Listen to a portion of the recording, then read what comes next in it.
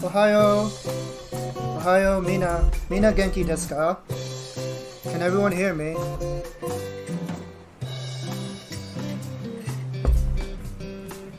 It's been a while, hasn't it?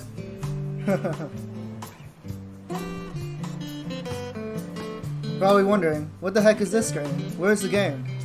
Well, I decided that before I start playing games, I should have a little chat for a bit, right? I just want to talk about some things that made me happy recently. Yeah, I want to do this like almost every stream, maybe almost, because well, you know, sometimes nothing happens, right? So yeah, how's everyone doing? I always get like super nervous before I start a stream. Do I sound okay? How is my voice? Normal? Normal like usual? Worse? Better?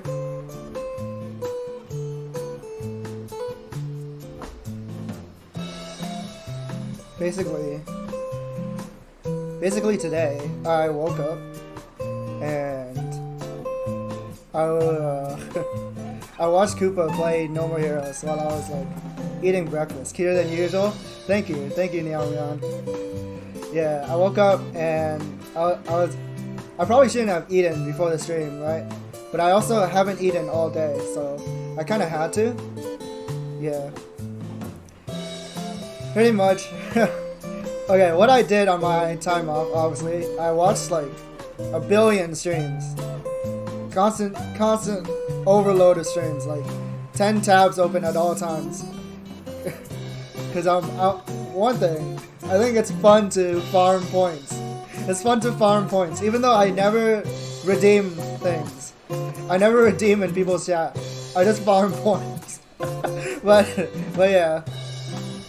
I'm also trying to be a little bit more active. Yeah. Yeah, I love numbers. I love numbers. Oh, speaking of numbers, right? So, before I took a break, I streamed like almost every day, and I didn't get any subs. I mean, any followers. I didn't get any new followers, right? But when I went on hiatus, I got a fuck ton more followers. So apparently, people like it when I don't stream. That's what you guys are telling me. People like it more when I don't stream. So maybe I should stream a lot less often. Yeah, that's kind of funny. Right now I'm watching Niaru on the side. He's doing like a cartoon tier list. Super nostalgic. It's pretty good taste, but she's never seen Mega's XLR, which is heresy. Alright, so anyways, things that made me happy recently. Let's see.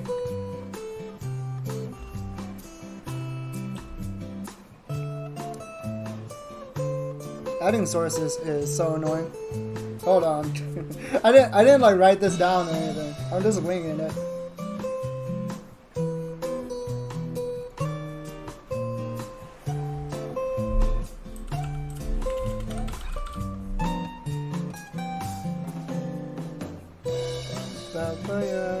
Oh yeah, I can't hear my own BGM.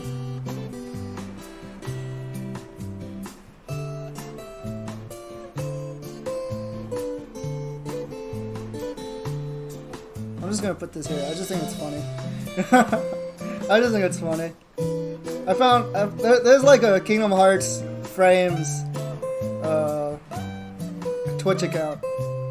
Oh shit! No, the background. There's like a Kingdom Hearts Twitch Frame account, and it's like super funny out of context shit.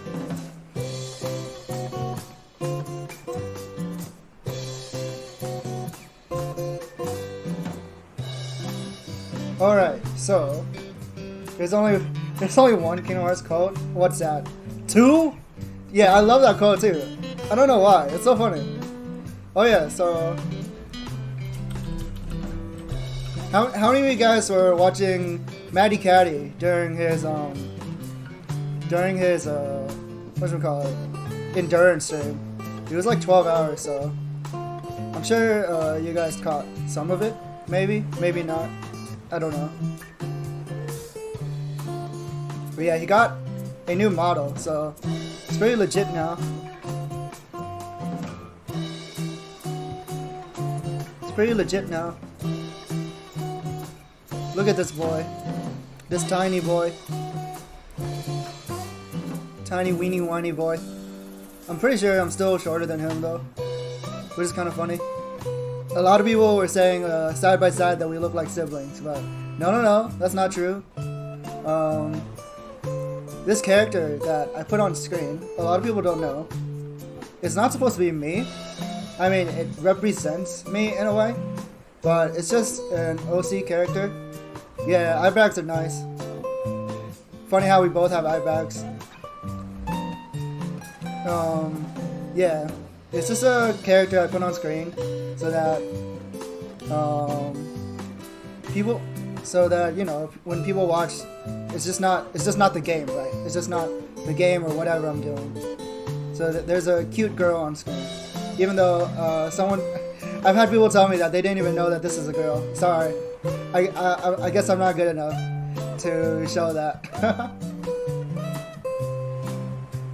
And yeah, the color scheme is similar, but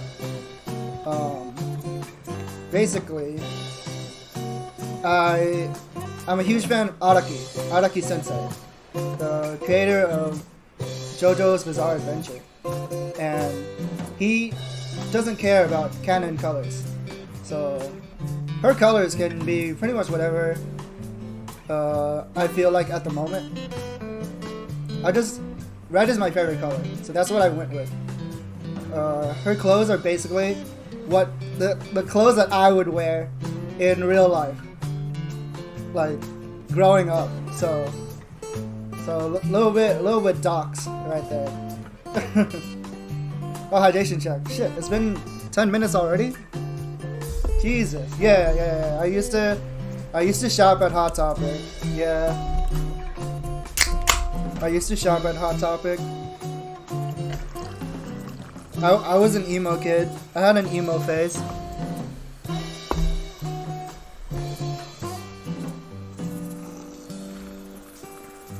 Oh yeah, speaking of JoJo's Bizarre Adventure, so I don't know how many people here are fans of JoJo's, but if you've been following the news, Part 6 has been finally announced, which I'm super excited about. It looks so good. The OST is so good. Let me try to find a visual so I can put it up on screen.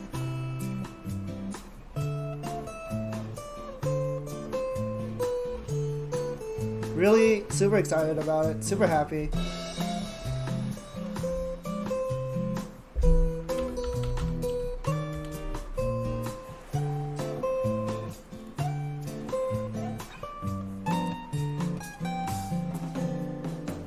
There we go.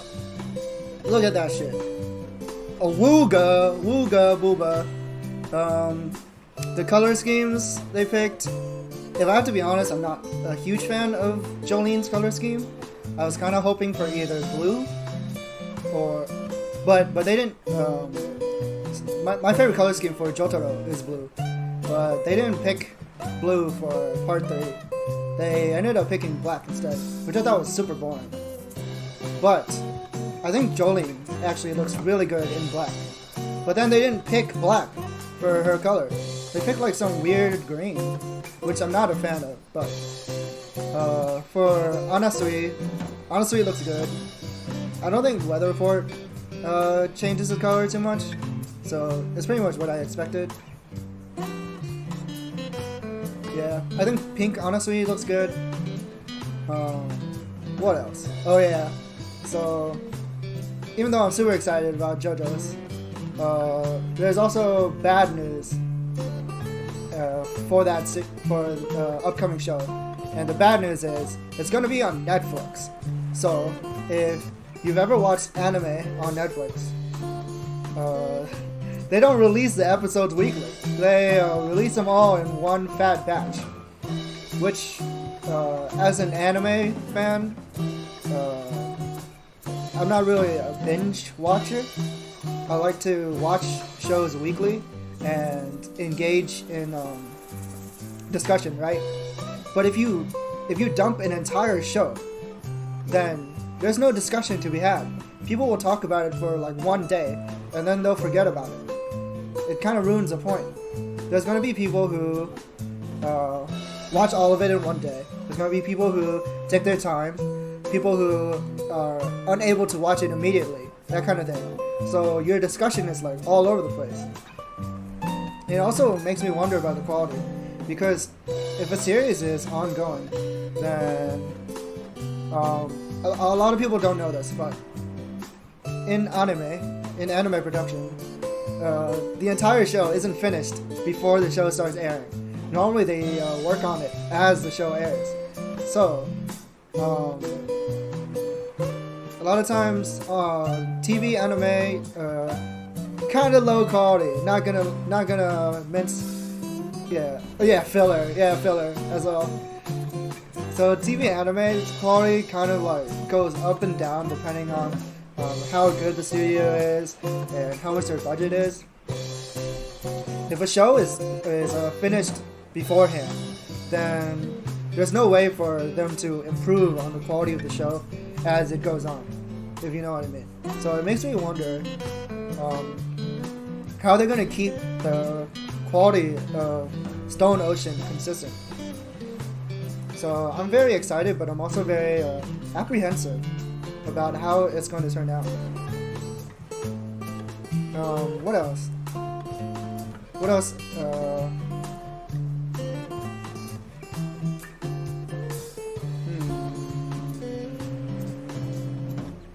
Oh yeah, so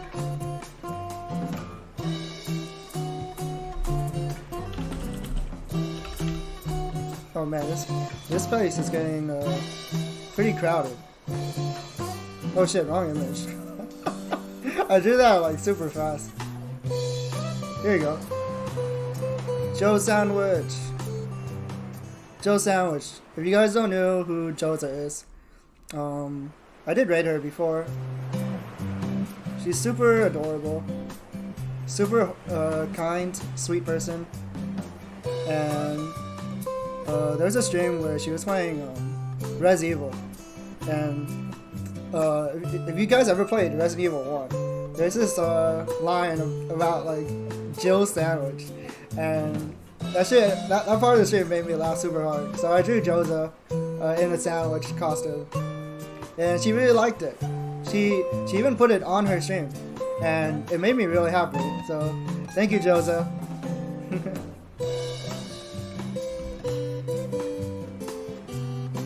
Yeah, she's super cool VTuber. So you guys should check her out if you guys ever have the time.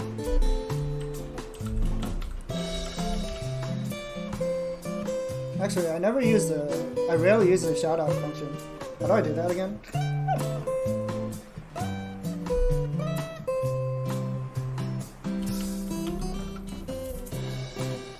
Alright, cool. Yeah, they were playing Super Paper Mario today.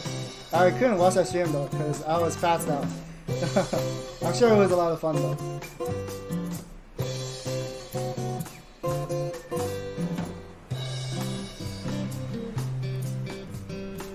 Oh yeah, I've been also watching a lot of Retsuval lately. Retsuval. If you don't know who she is, she's an albino lobster VTuber. She has a really, really cool design. She's actually on right now. She's actually on right now that I mention it.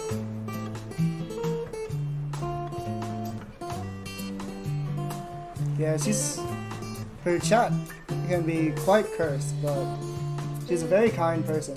At least from what I've seen, from my interactions with her. Yeah, she's albino.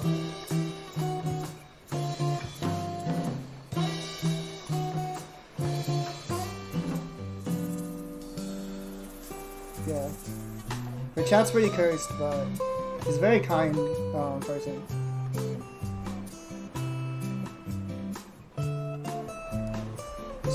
She's not normally like an art tuber, but every time I tune into her streams, she's always drawing. And I think like another reason why like she always streams like super late at night for me. So like after I'm done streaming, right? Because like my schedule, it's just like the perfect timing for me to capture streams.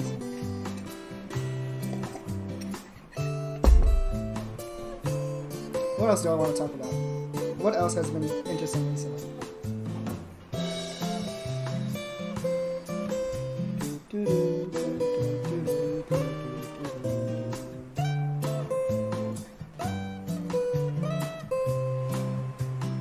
Is there anything that you guys want to talk about?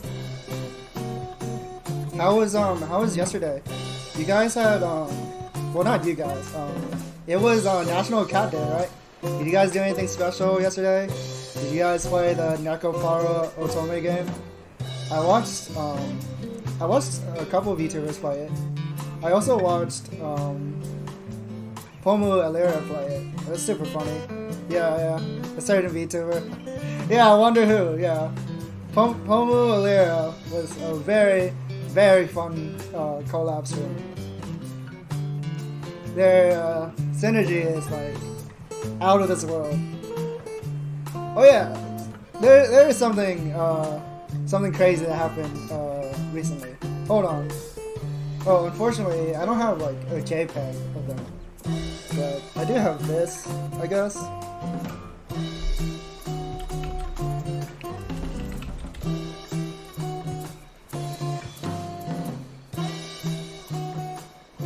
Did I save it? I think I saved it. Oh no, where did I put it? Oh, there it is. This guy. I think you know who this guy is. Is he in my stream? He's not in my stream today. Normally though, he's always in my streams, which is like a super blessing to me. I'm always grateful for people who tune in, so even though like he doesn't have any interest in Great Ace Attorney, he's always watching my streams. So thank you. He's yeah, Stinky Ninky. Shout out to Stinky Ninky. He finally made his debut. He's been very anticipated since last year even. So it's been a long time coming. Yeah, that was a great debut stream. Even though he doesn't call it a debut, it was a lot of fun from what I saw. How the hell do I spell his name on Twitch? I just want to make sure I get this right, because people, not everyone has the same name as their Twitch name, right? So I'm always scared that I shout out the wrong person. Yeah, here you go. He was playing Stalker yesterday. Yeah. I'm just really happy to have more VTuber friends that I can talk to, because when I watch VTubers, like especially indie VTubers, like it seems like everyone already has like their own cliques and friend groups, and I basically have to play catch up, right? I'm not good at networking.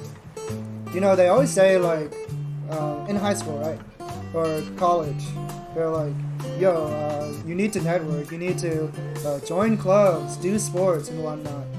I wasn't in any sports, I wasn't in any clubs. What is it?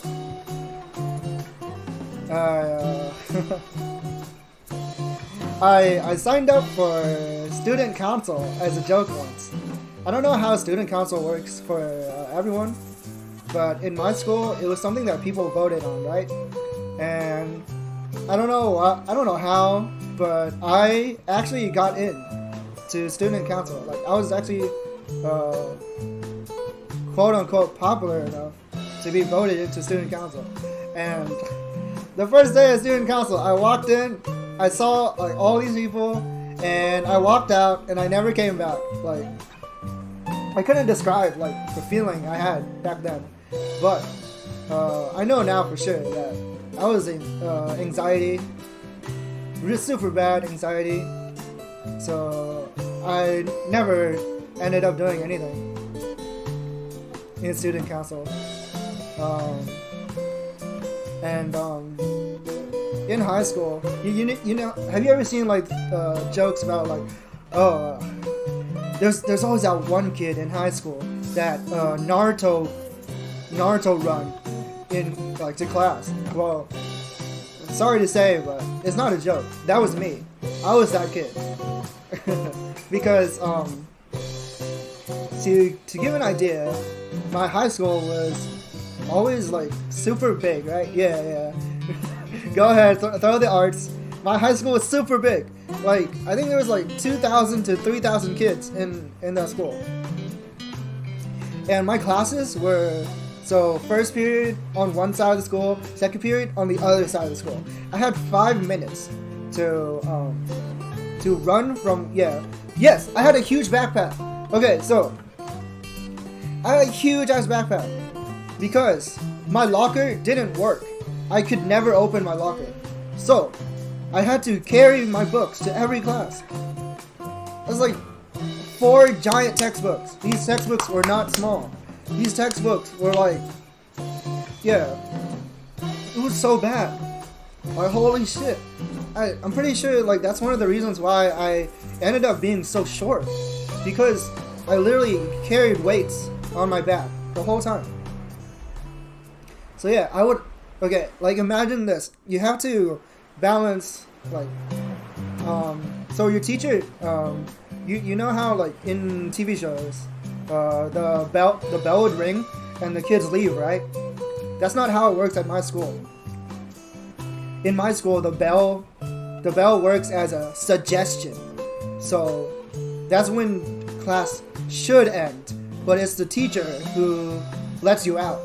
So it depends on whether or not they want to fucking let you out, or like if the kids are being like assholes or something, the teacher would be like, oh, you guys can't leave until you're quiet, that kind of thing.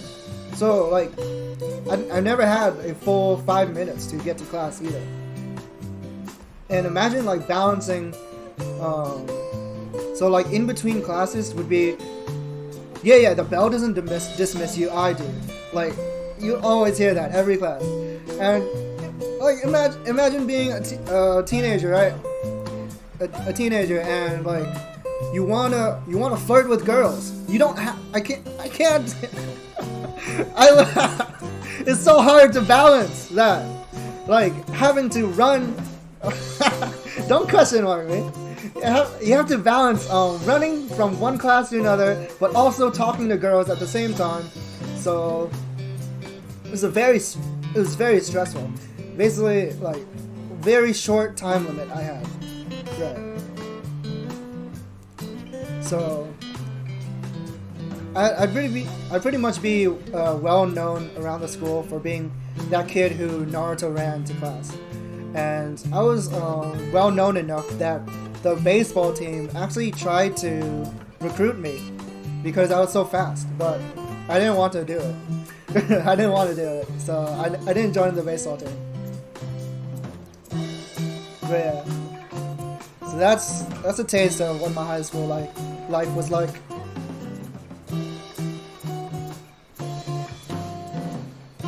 Also, a lot of bumping into. The school was really crowded, so a lot of bumping into booba because I'm so short and the girls are so tall. So always face full of booba. Good times. Awooga, yeah, awooga. Anything else I'm missing? Yeah.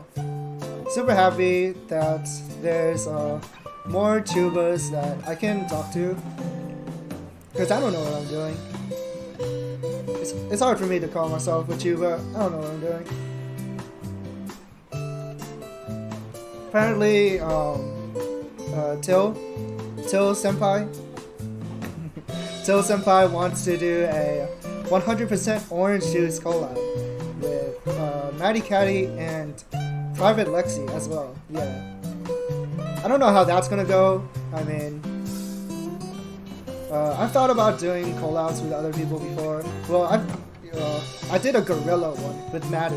I don't know if you count that one, but there's not that many games that I play that's multiplayer. And yeah, he never got to play 100% orange juice, so it should be fun.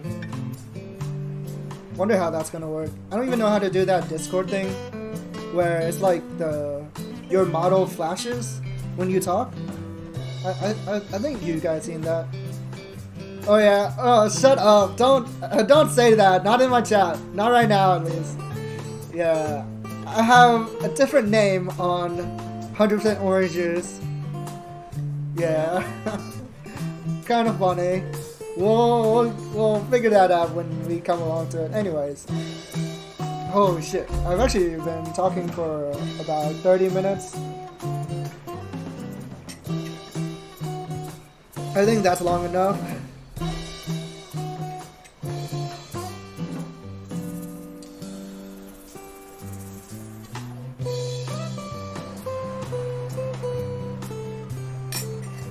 Don't forget my roots. I don't forget my roots.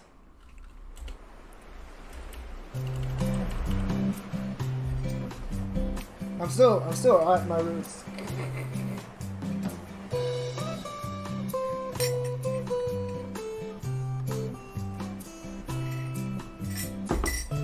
Everyone who's here right now, everyone who's following me, I really appreciate it. I want to keep growing. I want to like make you guys like trust me, you know, believe in me, right? I want to like make it so that you guys don't regret following me. Like you guys don't regret investing time in me. I want you guys to like one day be like, yo, that Art Sounds guy? Yeah, I followed him before he even had affiliate, before he even had 50 followers, you know? Like that kind of thing.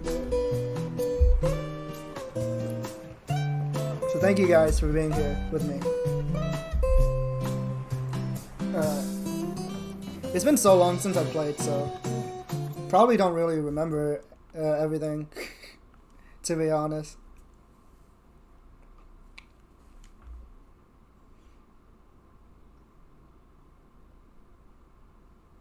Uh-oh. Where's the game?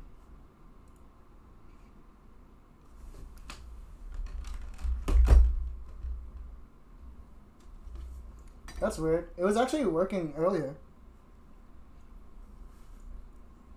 Oh, there it is. Oh no, my screen. It's not on the game. Hold on. Don't look. Don't look. Don't look. Don't look. Don't look. Oh shit. Oh fuck. I never changed my Switch name. Oops. That's an old username. Don't worry about that. Oh, let me start from the beginning, actually.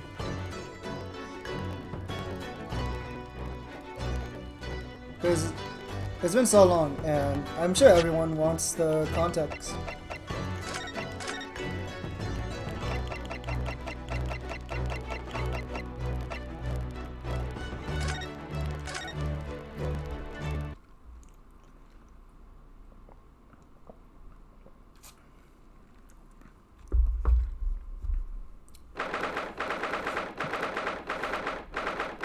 Can I even do a British accent anymore? There was like a point where, because I used that accent for so long, I couldn't stop thinking in that accent. Like when I would like read text, it was so bad. Anyways, 17th of April, 12:41 p.m. The Old Bailey, defendant's antechamber. Ah, Gina, how are you holding up? Shit, I don't think I remember how to do the accent. Fuck. Become one with London, yeah. I'm starting to feel quite warmly towards her frequent cold shoulders now. Ginny! Are you alright? Why aren't you saying anything?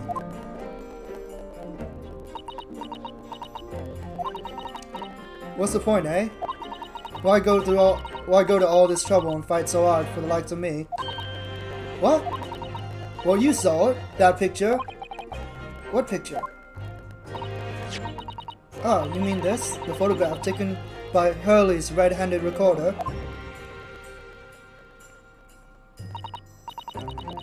Well, I didn't think you would have captured a scene like this, that's for sure. It's hopeless. Anyone who sees that's gonna think I did it, ain't they? Well, I won't pretend it wasn't a bit of shock when the prosecution first presented it to the court. Surely you've got to have your doubts about me now. You can't still think I'm innocent? Of course I can.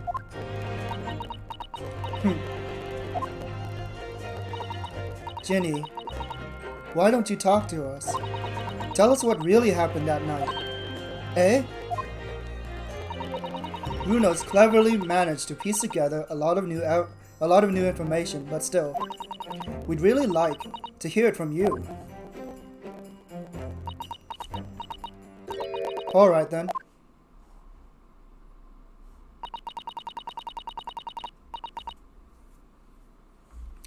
It was after we'd had that dinner together at your place, right, Iris? Then we all had a chat up in your office, didn't we? Yes, I remember.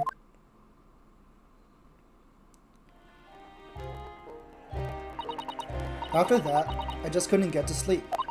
So I slipped out and went down the street to the 211, to Wunderbank's place. I had to know if Iris' story was there or not. If Iris' story was there or not. The Hound of the Baskervilles. I don't know what it's about or nothing, but if you ask me, there's something in it that Sholmes don't like. Something what he don't want people reading. So that's why he lied to Iris about sticking it in lug with Winterbank for safekeeping. Oh, like luggage, okay. At least, that's what I thought at the time. So you broke into Winterbank's. I just had to know if it was there or not. I mean, I had no idea all that was going to kick off, did I? I struck the lock and stuck inside. It was as dark as you like in there. So I gave the oil lamp on the counter a bit of wick. And that's when...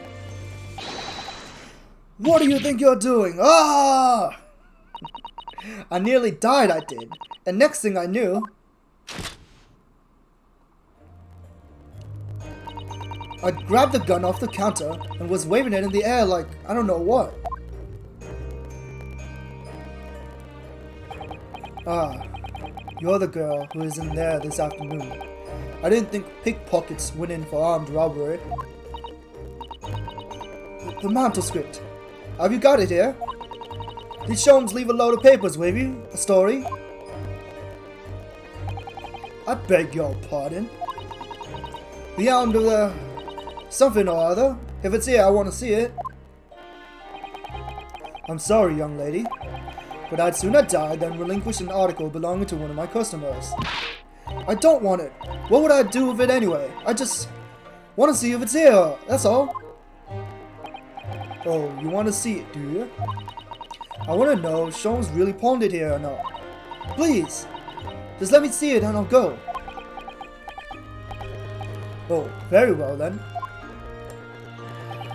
But for pity's sake, stop waving my gun around, would you?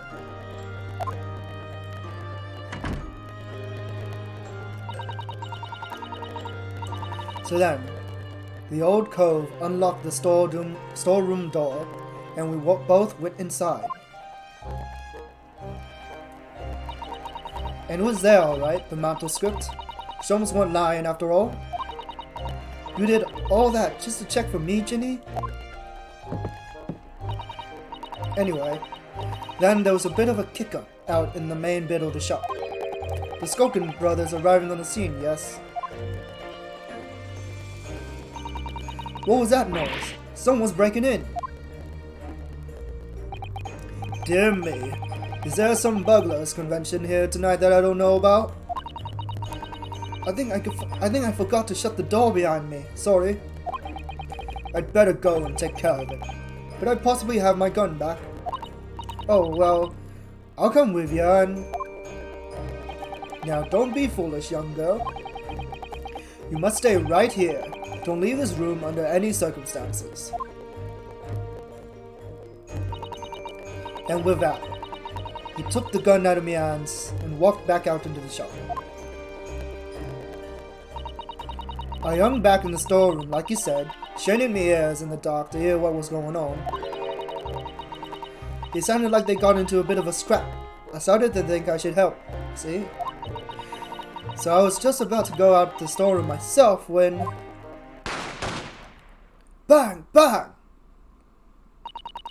I heard a couple of shots go off. 2, I think. Almost at the same time. And then there he was, right at me feet, lying face down on the floor. I was right next to the storeroom door, so I slammed it shut and locked it quick as you like. Because you thought whoever had shot Mr. Wonderbank might come for you. Yeah. So I went to grab the old cove's gun. I figured I'd put up a fight at least. But when I got a better look at him, I knew.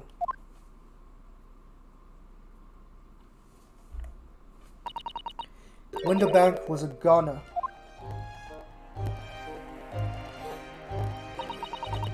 I felt funny in my head all of a sudden, kinda dizzy. And after that, I don't remember nothing. That must be when you passed out, Gina. If I hadn't done what I'd done, the old cove might still be alive. Did you tell the police everything you just told us? Of course I did, but they didn't believe a word of it, did they? All they said was, if I kept telling lies, it'd make things even worse for me.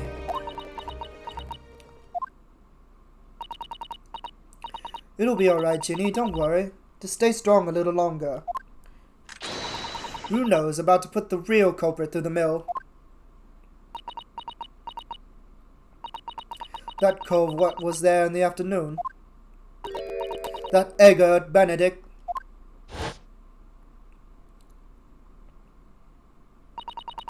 I still remember how he looked at me, like I was nothing. He was there that night.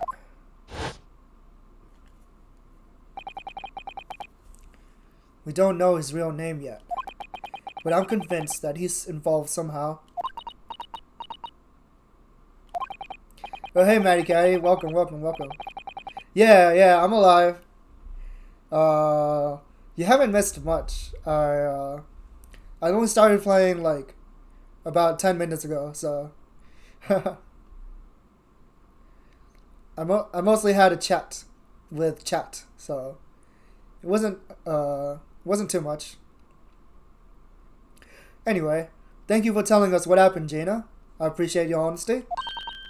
You what? You can leave it all in Runo's capable hands now, Ginny. Yeah, it's okay. There's always a VODs. Assuming I don't get copyright struck, which I doubt. I try not to use copyright music, so...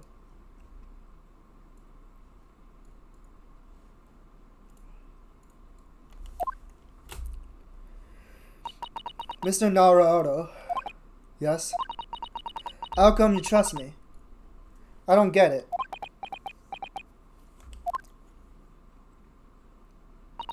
I mean, have you forgotten what happened here before? Come on. It was only 2 months ago. Me and McGilded, we told you a pack of lies. And you got the bog trot off with him. Everyone thought he was a killer. I mean, even though he was a killer. No. I could never forget that. I did what I thought was best at the time. But the pain of that error of judgment doesn't get any easier to bear. Still, don't forget that I also made you a promise. I told you that I'd be on your side to the bitter end, no matter what. But what if I'm lying? You could be working to get another killer off the hook for all you know. I was once in your position, Gina. I was the accused in the trial. You were? Before I left Japan, I was accused of murder. As strange as it might sound, the circumstances of the crime were pretty damning. I was sure that no one would believe it wasn't me who'd done it. Oh, Runo. But there was one person who stood up for me, who believed in me, and was prepared to defend me. My best friend.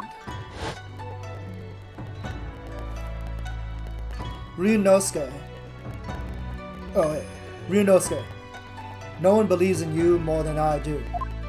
Leave this to me. All you need to do is put your faith in me, and I'll do the rest. I was so happy I cried. But even then, somewhere inside me, I couldn't help thinking, surely, he doesn't really believe in me, not completely. But I was wrong.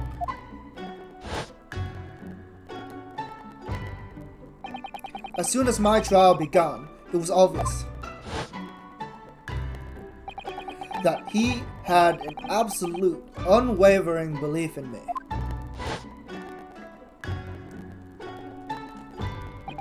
And in turn, I developed an absolute, unwavering belief in him.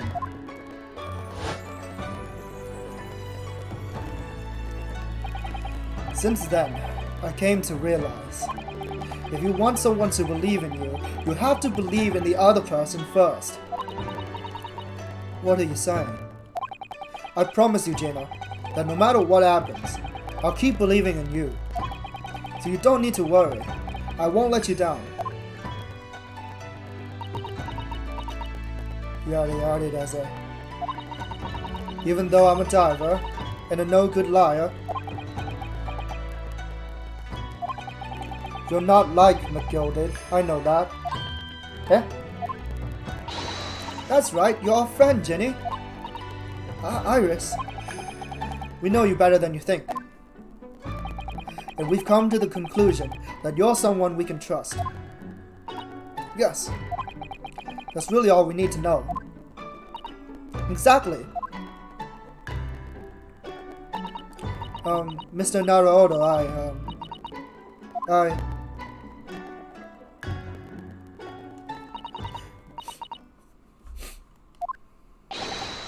Defendant Gina Lestrade and her legal representative.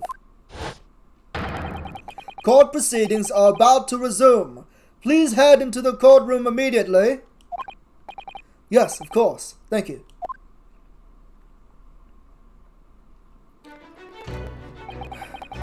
I'd been both a defendant and a defending lawyer in my time, so I knew only too well just how hard it was to put all your faith in another.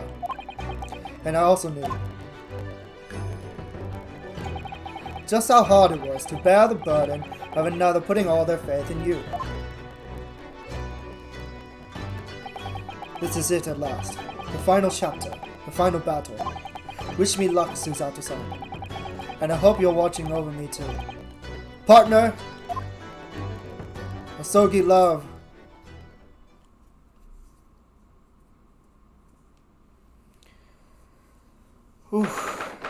Alright. We finally made it past the part that I was at last time. 17th of April, 1:41 p.m., the Old Bailey courtroom.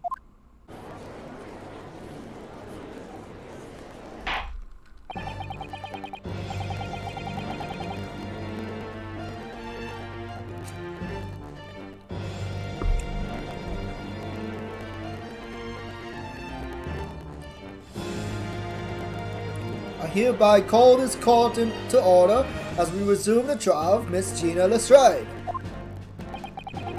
Lord Van Zeeks, have you successfully subpoenaed the witness? The subpoena was delivered to the communication station, where the man works immediately, my lord.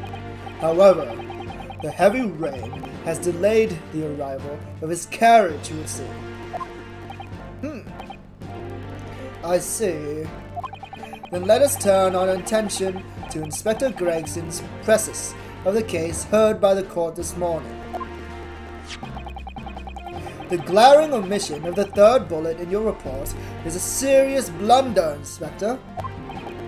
Yes, I can only apologize, my lord. And although the defense's chemical analysis of the blood at the scene makes for a compelling argument, I cannot permit such untried methods to be used as evidence in my courtroom. It's a big mistake to cross Hurley and me. A very big mistake. My lord, the subpoenaed witness had just arrived in the building. Thank you, officer. Show him to the stand without delay. Mr. Edgar Benedict.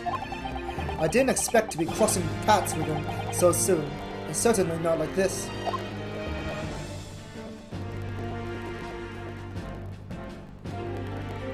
Oh shit, everyone's on the stand.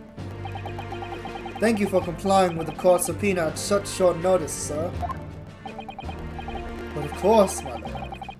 As an upstanding member of London society, it is my pleasure to oblige. Now, kindly state your name and occupation for the record. Ashley Graydon, Communications Officer.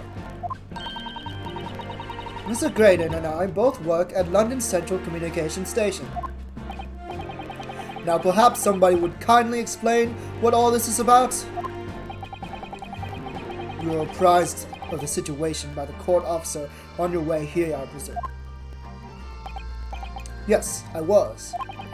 Something to do with a murder that took place at a pawnbroker's on Baker Street. And some nonsense about me having been there on the night in question? That is the accusation indeed. This really is beyond a joke, you know? Very well. Without further delay, the court will hear your testimony now, Mr. Graydon. You will respond to the accusation made against you under oath. Wow! Gladly, my lord, gladly.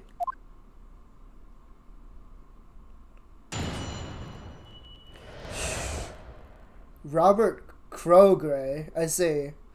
Robert. Yeah. Crogray is a good name because it also makes me think of chrome, or like chromium.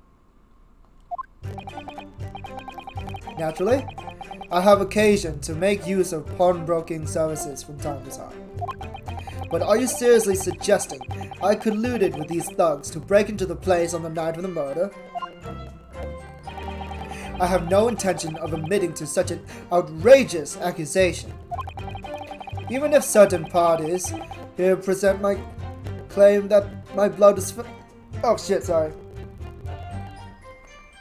Yeah. I really like that name. Oh, thank you. I need the hydration.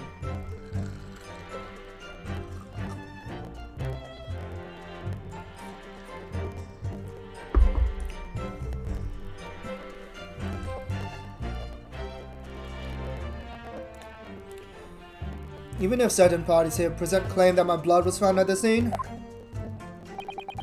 some Scaramouche detective's homebrewed tincture can hardly be taken as serious evidence.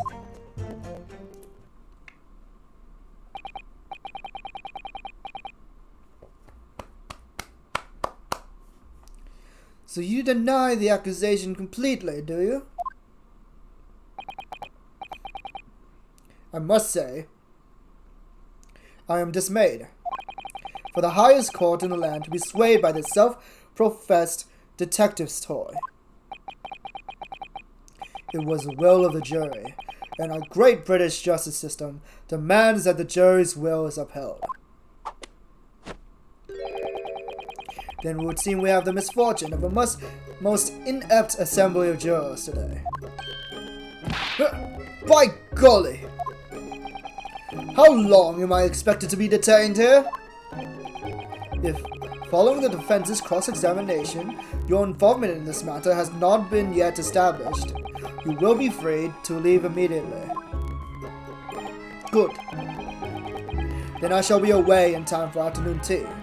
Some small consolation at least. Let us not hold up Mr. Graydon any longer than necessary, Counsel. Proceed with the cross-examination. So, we meet again, Mr. Egbert Benedict. Or is it Mr. Graydon? My apologies, you are? Ryunosuke Naruhodo, defense lawyer. We have met. If you say so, Ashley Graydon, Enchant. So. Oh, his hat's off! Ah! I trust we can conclude this quickly? Ugh. But I'm not holding your flashy hat while we do. Can we add that to the court record? The accusation.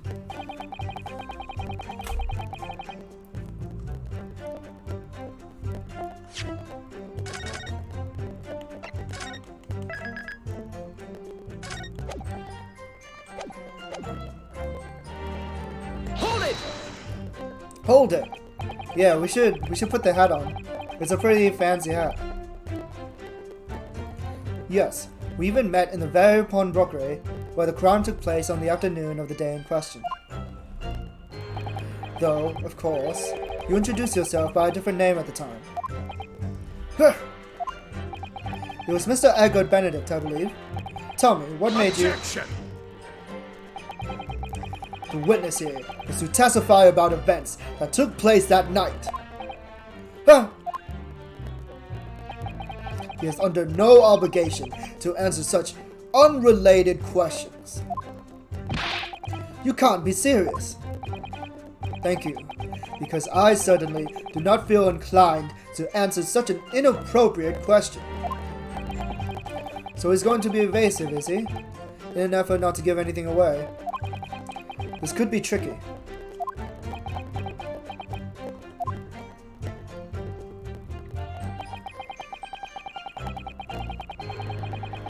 Hold it! Have you seen these two men before? This pair? No, I don't associate with criminals.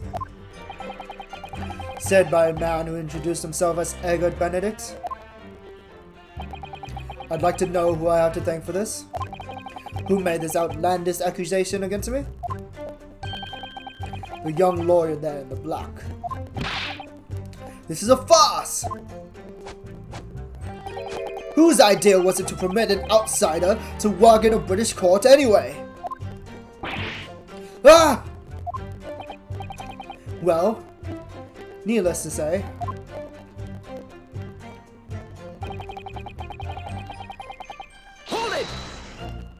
hold it! Where were you? Around 1 in the morning on the night in question, sir? That is past the hour at which I would normally retire. Certainly. I was not in the company of these rapscallions. You're able to prove that? Objection! Objection! Listen carefully, my learned Nipponese friend. For you appear to be under a gross misapprehension on this point. What do you mean? The witness maintains he was not at the scene of the crime. He has no obligation to prove his absence. If your accusation is that the witness was present at the scene, the obligation lies with you to prove your assertion. You will fulfill that obligation before... Wait, is that how you spell fulfill? I think that's... Is that not a typo? Yeah, that's a... Wait, no. Apparently, you can spell fulfill with one L. Yeah. You spell fulfill like that in the UK and Australia. Yeah, English typing. I've never seen it before, so I just wanted to make sure it wasn't a typo. Yeah, like armor. Armor is the one I've seen, I think. Or words that normally have Z's, but instead have a S instead. A silent victory wiggle. Thanks. Hold it! Hold it! Blood was found at the scene of the crime. There's no question of that.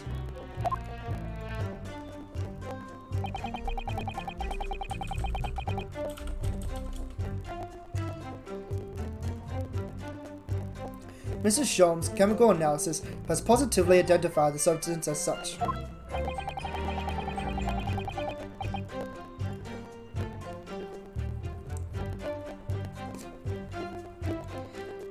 But I am not the only human to have blood running through my veins, am I? Gaol? Is it pronounced as Gaol, or is it also pronounced as jail?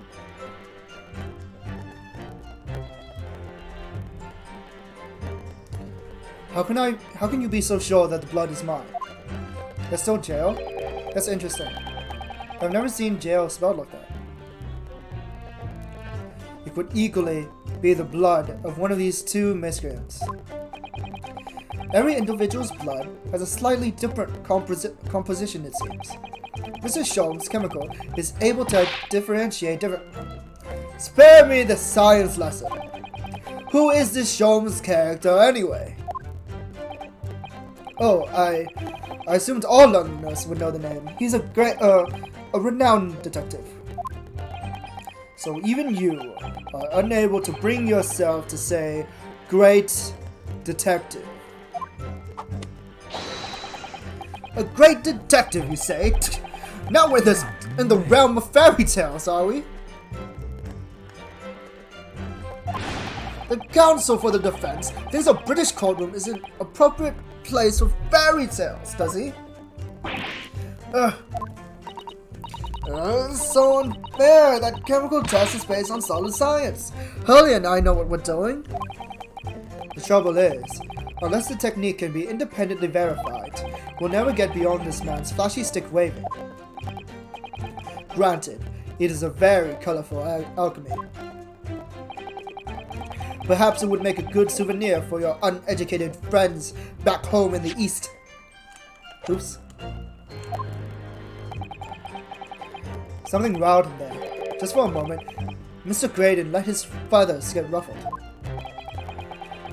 But a souvenir is all it's good for.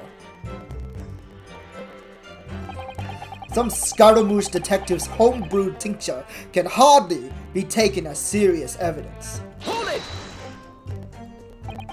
Don't forget, sir, that Mr. Sherlock Sholmes is the most famous detective in the world. And the most famous detective in the world tells the truth, the whole truth, and nothing but the truth? Oh no, I can't think of how to answer that. I once saw the world's most famous swindler thrown into jail. He allegedly told the truth, the whole truth, and nothing but what turned out to be a pack of lies. Quite. Now, as you are no doubt aware, the Central Communication Station is a heart to this country's information network. My work there is of paramount importance, and you have kept me from it for long enough already. That's all he's gonna say on the matter, is it? What do you think, Bruno? Who's this hot dude? He's our bad boy. He's our villain. He dresses a lot like William Zeppeli.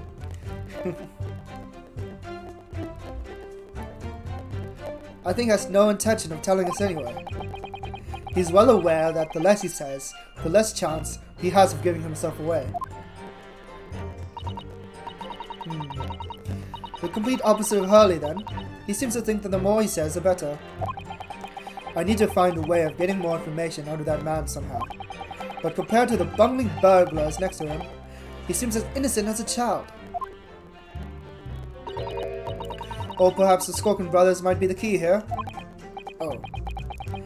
Could they be somehow? Remember, if you don't prove this witness has some connection to the incident here, he'll be free to leave. I know. I can't let that happen. Let's listen to those statements again, and see if there's any way I can make one of them tell us more.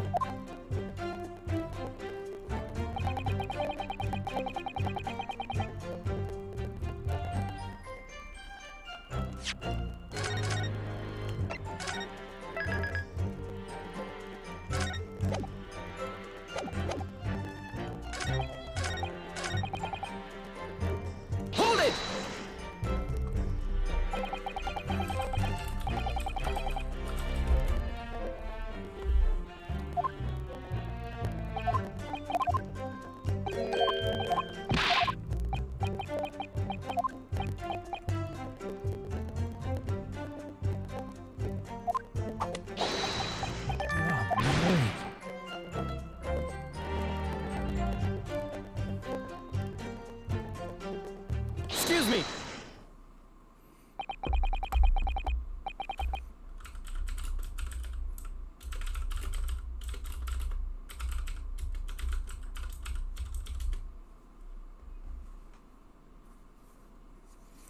Do you have something to say about that, Mrs. Skulkin? What? Me? No, not you, you idiot! The one next to you! Fuck! Oh, my stomach!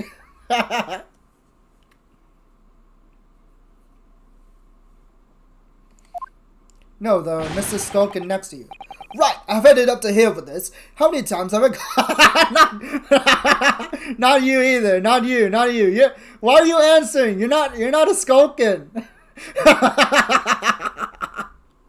Fuck, I have tears in my eyes.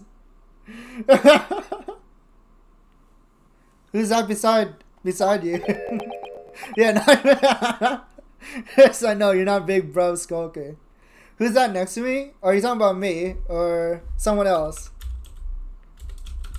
Are you talking about Wilson?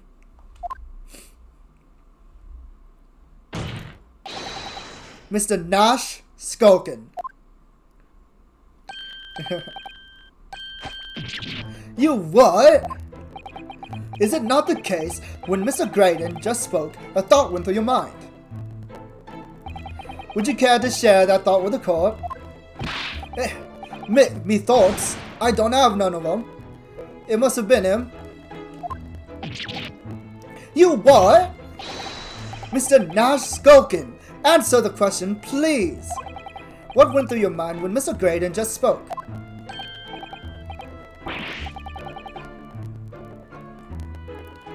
Nothing, honest Gov, nothing. I was just thinking, if he waves his arm around like that much more, it'll open up the wound again, that's all.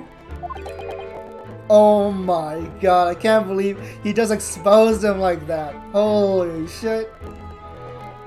What wound? Well, he took the bullet, of course. It was only 2 days ago, and it ain't gonna be healed up yet.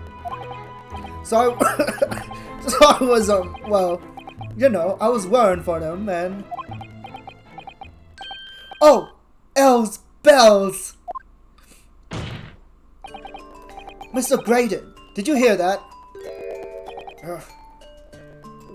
What? Your comrade is worried about you, it seems. On account of your injured arm. My lord. Yes, Mr. Graydon? I have no idea what these 2 wretches are talking about. Certainly, I shouldn't be expected to answer anything in relation to their mindless insinuations.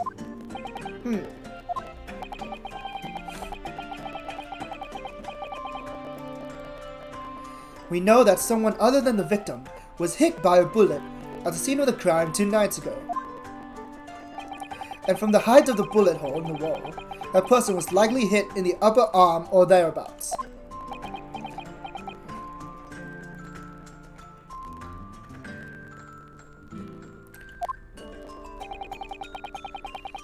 Perhaps you'd allow a court official to examine your arm, sir. The left arm that you're currently clasping with your right hand, as if in pain. No. I refuse.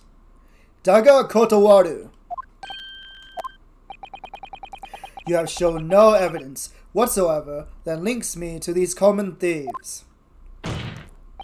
Accordingly, I am not obliged to permit any such invasion of my privacy.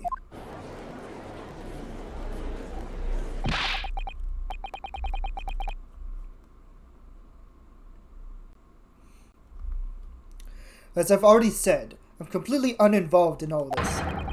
I've never had anything to do with the pawnbroker where this fellow was killed whatsoever. I take offense at this insinuation that I was in any way involved.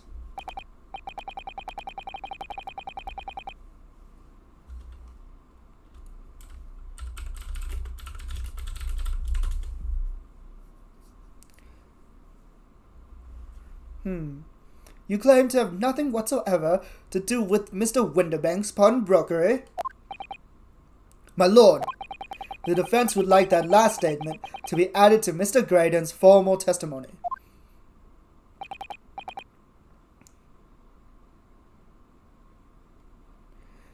Very well, counsel. Continue with your testimony, Mr. Graydon.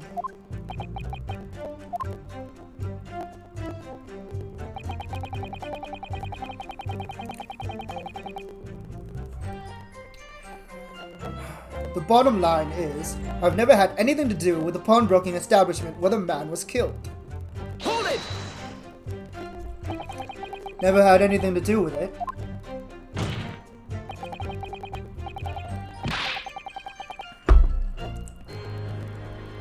You forget that I was there, Mr. Graydon, on the very afternoon of the incident.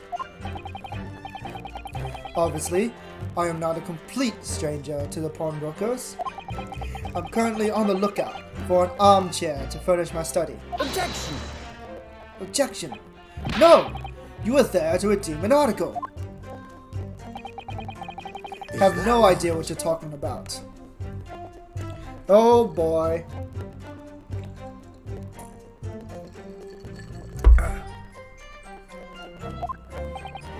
Sorry. You must be confusing me with somebody else. Look at that pose! I wasn't there for any such purpose. But, the redemption ticket!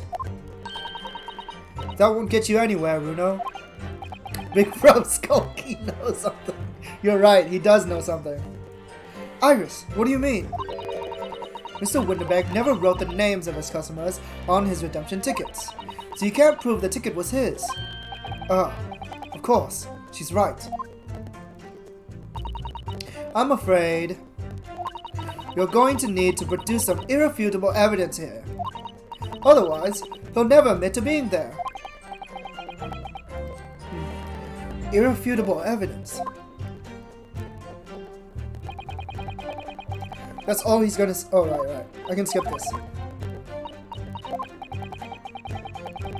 Well, at least I managed to prize a little more information from these witnesses' lips. All thanks to the Skulkin brothers. Yes, they were the key to it after all. So he says he has nothing to do with Winterbacks. Well, we know that's not true. Perhaps now would be a good time to have a proper look through the court record. Good idea. You never know what tiny scrap of information could be a valuable weapon. Is it really? Christ, I have so much evidence. It's been so long since I've played. Fuck. Well, let me pursue that statement. And then we'll present evidence later.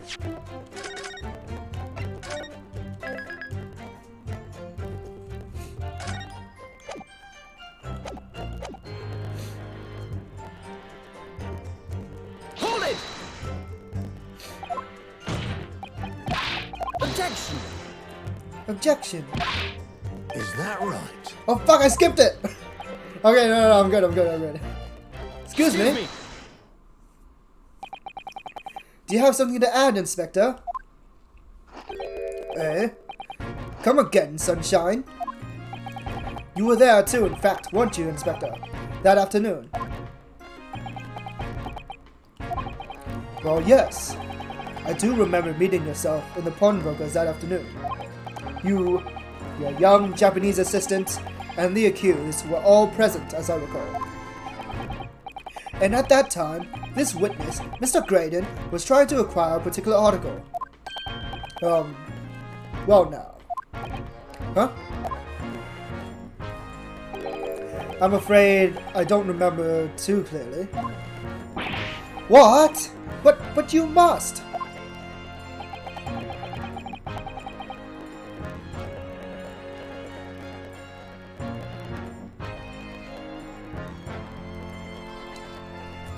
I'm not going to lie and pretend I remember something that I don't. Huh. What's going on here? Oh boy. Could this guy have... Could Mr. Graydon have more power than we realize? Does he have power over the police? Grexy showed us a picture before, didn't he? You know, from the cameras that Hurley installed in Winterbanks. Yes, of course. Indeed. And the gentleman pictured bears a striking resemblance to the witness, I must say.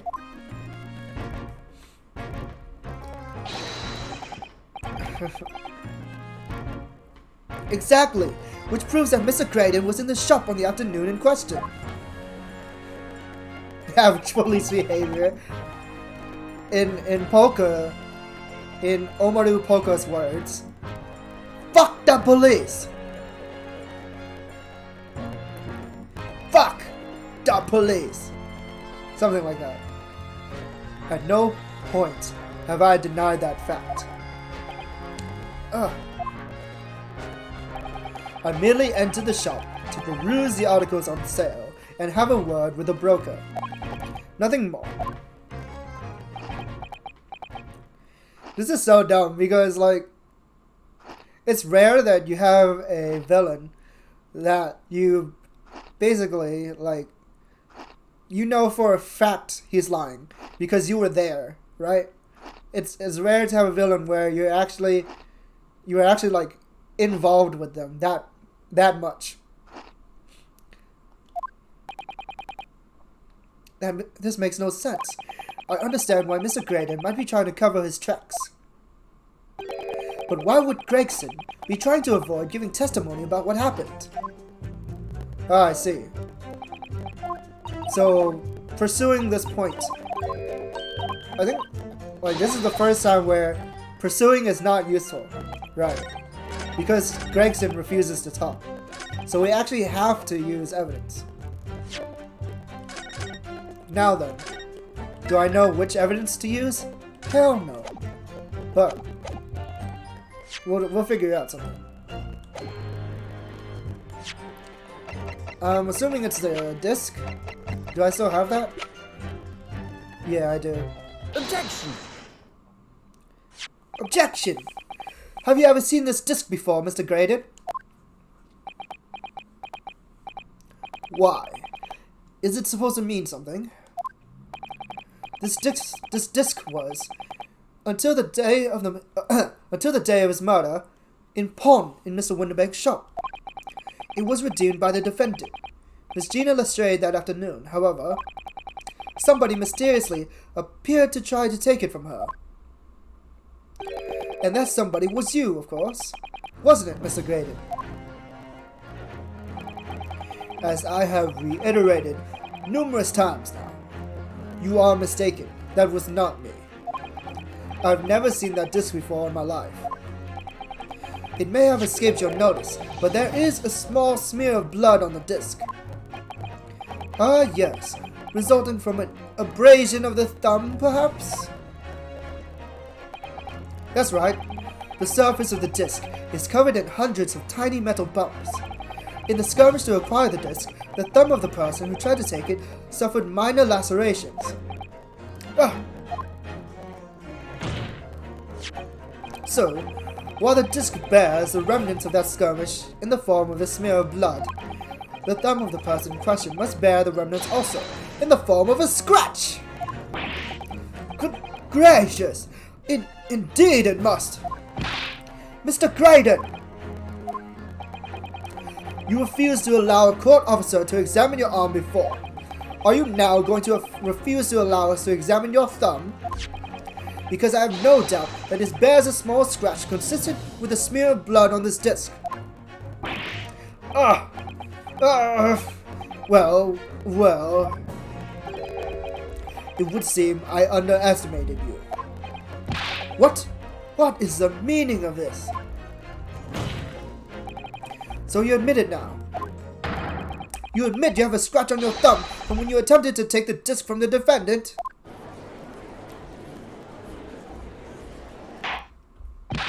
Order! Order! Well, Mr. Graydon, it would appear there has been something of a misunderstanding here. I did not attempt to take the disc, as you put it. No, quite the reverse. What are you trying to say? It's really quite simple, you see. That disc was mine from the outset. Is there some crime in taking an item that you own out of pawn? What?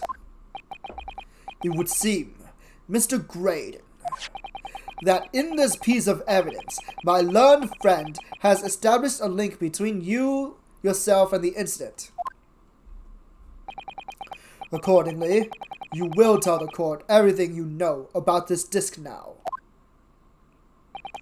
As you wish, though I'm quite sure it has nothing to do whatsoever to do with the pawnbroker's murder.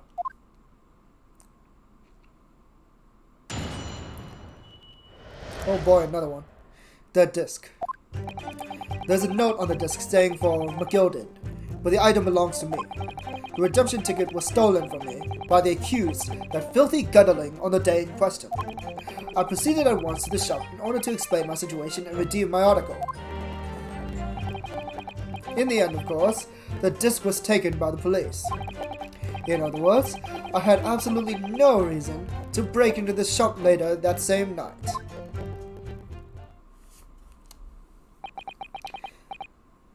Did I hear you correctly, sir?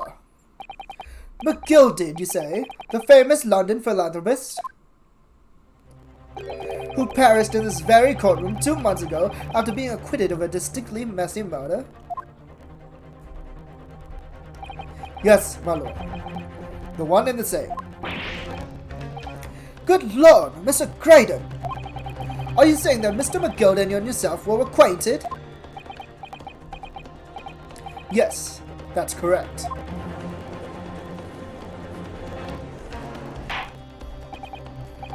Order? Well, certainly I didn't expect to hear that name uttered here in my courtroom again. According to what Gina told us, this disc was placed on pawn on that fateful night 2 months ago.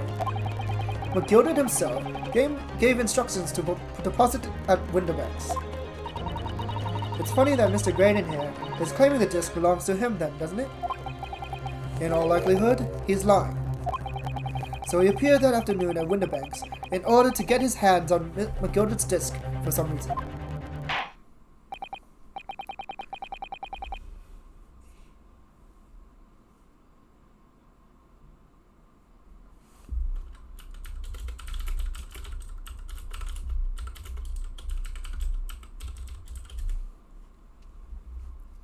Counsel, you will commence a cross-examination, please.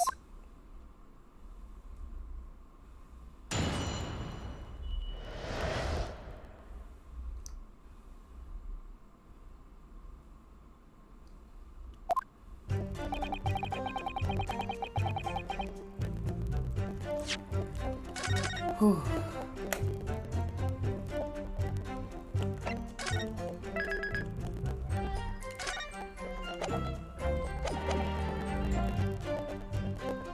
Hold it!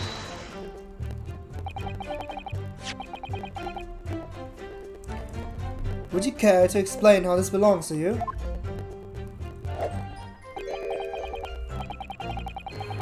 as you will observe, a communications officer such as myself commands a fine salary. You are certainly exquisitely dressed, sir.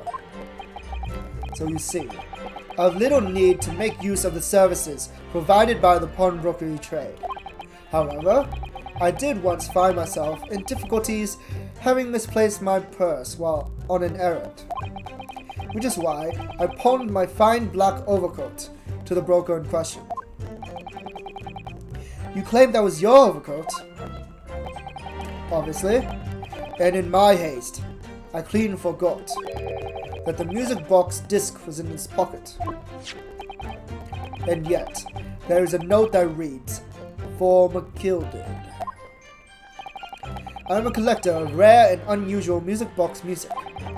I first met Mr. McGilded at a gentleman's club in the city, and was interested to discover that he shared my penchant in that area. So, the disc in question, it's a pre-production sample. I promised to let Mr. McGilded hear it. But then you forgot that it was in the pocket of the overcoat you are forced to pawn." Yes, exactly.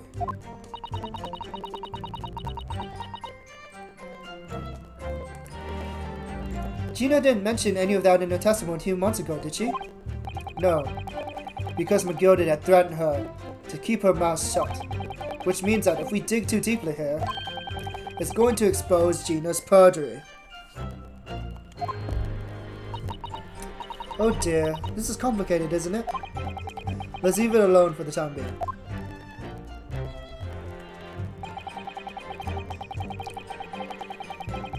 Hold it! So you're saying that Miss Lestrade lifted the ticket from your pocket or bag? That's right, despite being mindful of danger when walking the insalubrious areas her kind frequent. Objection! Objection! Miss Lestrade did no such thing. Well, of course you would take that stance. The girl is a regular offender. You came to the pawnbrokery that day, prepared with all the information you needed to identify the defendant. You were looking for her. That's what brought you to Winterbanks. To get your hands on Mr. McGilded's disc. Objection! Objection! My learned friend is a veritable font of nonsense. Nonsense?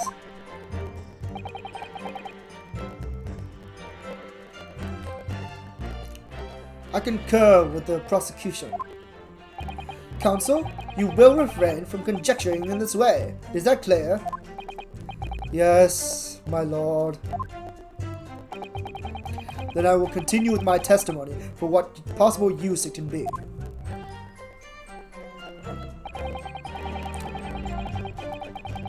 Hold it! Had you ever been to Winterbanks before? Only once for the purposes of pawning something, but like many, I enjoyed browsing in such establishments. So when you noticed that the pickpocket had taken your ticket, you chased after her. Is that correct? Yes, that's correct. I didn't notice at first, of course. Such is the art of the pick purse. But when I did, I headed to the pawnbroker at once, in order to reclaim my coat before the thief could. I was merely trying to recover what was rightfully mine in the first place. He can say what he likes because he knows we have no evidence to contradict him on this.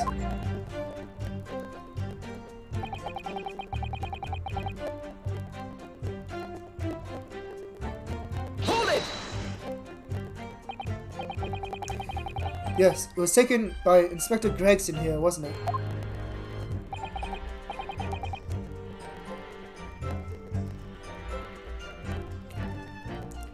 That's right. That was the very man. Apparently the police are collecting anything that has a connection to Mr. McGilded as evidence. Oh boy. That's what the inspector said, at least, as he seized my disc. And thanks to the skirmish with our wastrel, I snagged the end of my thumb at the same time. And the disc in question is this disc here. Yes, it is.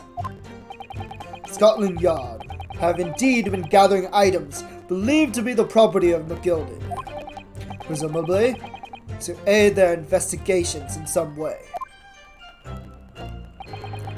Not something I would be aware of.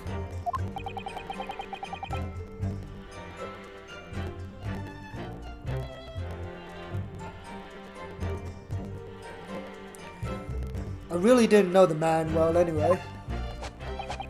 After all, I'm merely a communications officer with a penchant for music boxes and flamboyant poses.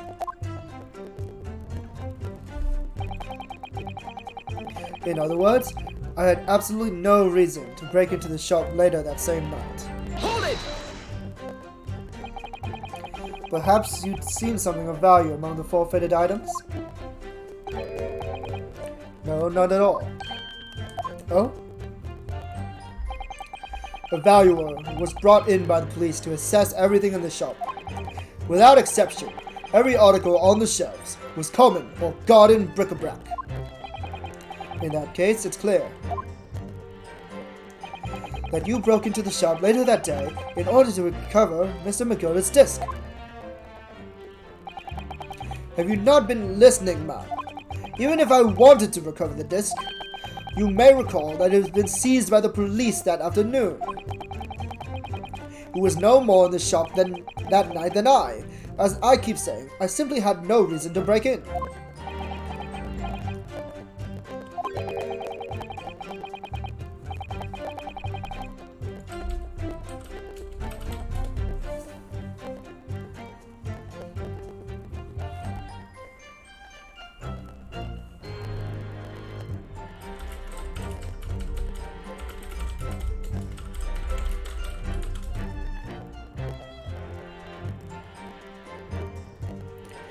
So there was nothing of McGilded's left in the shop that night. Nothing this man might have been after. I wonder if that's really true. That can't be true. I think he's looking for another disc. He mentioned that there's 2 discs, at least. I think. Bruno, if you have some evidence, then let him have it. I'm dying to see that irritatingly assured expression of his crumble. McGilded slipped the disc into his coat pocket and had it deposited at Wunderback's. Then, when he realized he was going to be arrested on suspicion of the omnibus murder, he threatened Gina and forced her to take the redemption ticket. There's no doubt about it. That witness is lying through his pearly white teeth. The police were obviously after anything left behind by Mr. McGilded as well. That's why Inspector Gregson ended up taking the disc into custody that day. But Gregsy's being very strange about all this. There must be a reason for that, I'm sure. I just don't know what it is. Hey Manny, what's up? Your sister? Which one is your sister? Which of your sisters are you talking about? Because you have 2, right?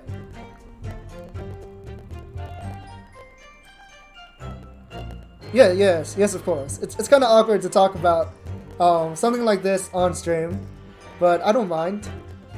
If she thinks my work is of quality to her, then I'm very flattered. So I don't mind drawing emotes. Which one? V2 or oh crap! I forgot your other sister.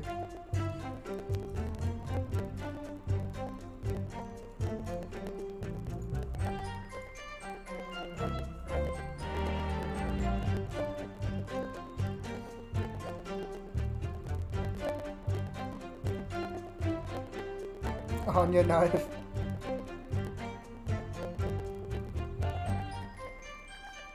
The cyberpunk one. Yeah. I know it's the cyberpunk one. But what was her name again? Oh, Q-on! Shit, I thought you were like making a vampire noise. Sorry. Yeah, I see it. Don't worry, I see it. I thought you were making a noise. Okay. Sorry. Actually, I'll be right back. Give me a second. Tell me hard. I think you made me nervous. I'm sorry.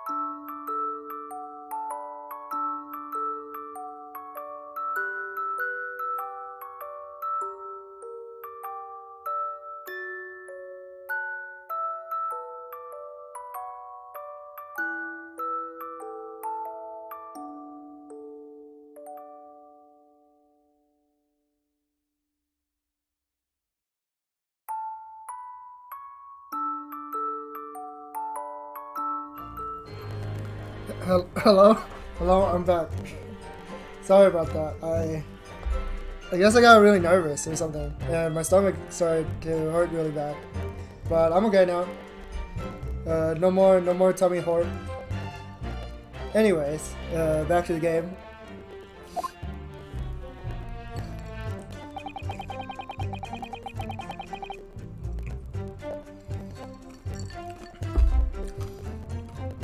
Alright, I must pursue. Hold it! Oh yeah, I guess while I'm here, so I'm actually running out of room for emotes. Which, okay, let's say I had to replace one of those two, Just Pet or Just Abuse. Which one would you rather have? Just Pet or Just Abuse? Just Abuse is very, very powerful. Abuse? Okay. So, theoretically, if I get more BTD emotes that I want to add, I'll replace Just Pet. So Just Abuse will just be the new Just Pet.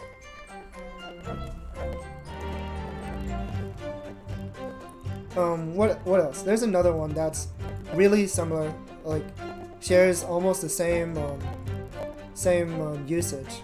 Oh yeah. I might replace Jess Coom as well. So Jess Hyper will be the new Jess Coom.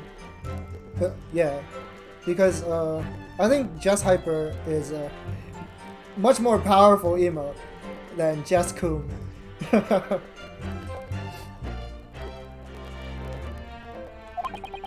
Is that right? Is that right? Excuse me. There's something wrong, Inspector. What do you mean? The last remark Mr. Graydon made in his testimony seemed to trouble you in some way. No, it didn't. It's nothing. Leave it alone. Yeah, I still have slots on FFZ, I think. Actually, let me check right now. The problem is with FFZ. Yeah, I still have slots on FFZ. I guess I could use FFZ. Yeah. I could use FFZ. So a lot of people don't know this, right? The account that I'm using right now isn't actually new. And it's kind of a weird detail to mention during a gaming stream, but this account isn't exactly new. It's actually relic. There's a bunch of relic things from a previous account. Puchigire. I'm sure you guys know who Puchigire is. He actually renamed his old Twitch account to Art Sounds to mess with me, I guess. So he was using the Art Sounds name for a while, and when I wanted to stream, I was thinking, like, should I make a new name? But then he was like, but then he gave me the account instead. He just straight up gave me his old Twitch account. So yeah, that's how I was able to have the Art Sounds name on Twitch. Because I think it like takes a month. Yeah. Of course, I didn't buy my account. I deleted every single follower and whatnot. So I started off completely brand new. The only thing that remains is Franker Z emotes. So yeah, if you look at my FFZ emotes and you see a bunch of emotes that you don't understand or you wonder why they're there, well, that's why they're there. It's because of Puchigire. Puchigire's former Twitch account. Because I think it takes like a month or something to change your name. So he wouldn't have been able to change his name from Art Sounds to something else. But yeah. Art Sounds, that's my name, that's my creation. But a lot of people like to use my name to impersonate me and make jokes, I assume. So that's why this exchange happened.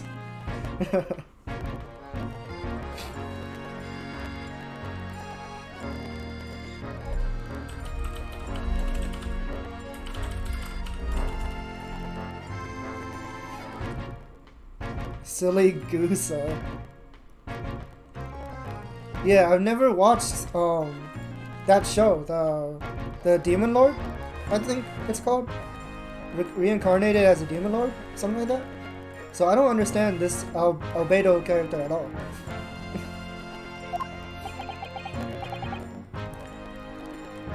Let me ask you this, Inspector. Why is Scotland Yard gathering Mr. McGill's possessions? Oh yeah, Overlord. I can't tell you something like that, Sunshine! What is it, Inspector? Investigative secrets? Yes, exactly! Should know all about that.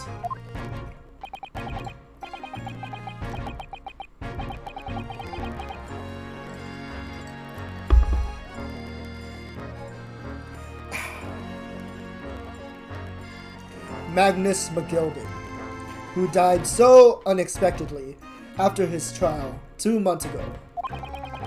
A man renowned throughout the capital for his great contributions to public life.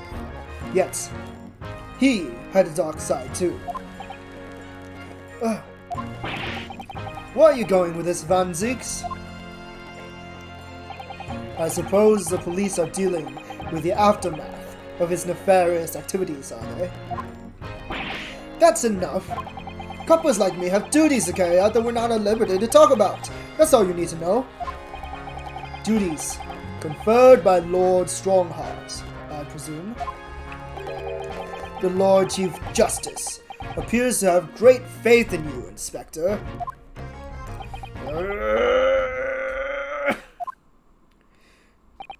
The bottom line is, if you want to get more out of me, you're gonna need Lord Strongheart's paw print first.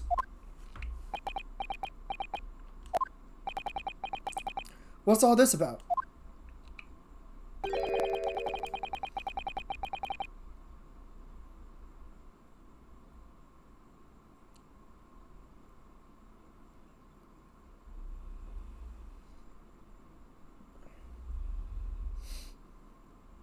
It's like there's something going on between Gregson and Lord Van Zieks here. Well, it would appear that the Inspector has revealed all he is at liberty to reveal. Mr. Graydon, let us return to your testimony. Gladly, my lord. In other words, I had absolutely no reason to break into the shop later that same night. So, what the heck do I do here? I didn't get any information out of him.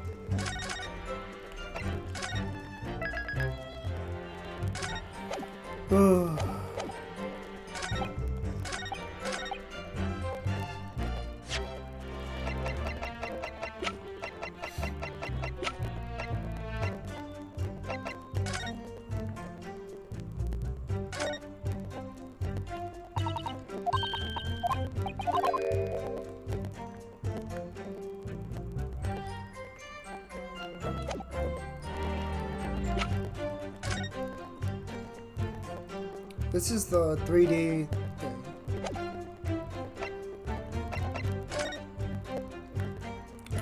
Skulkin's gone.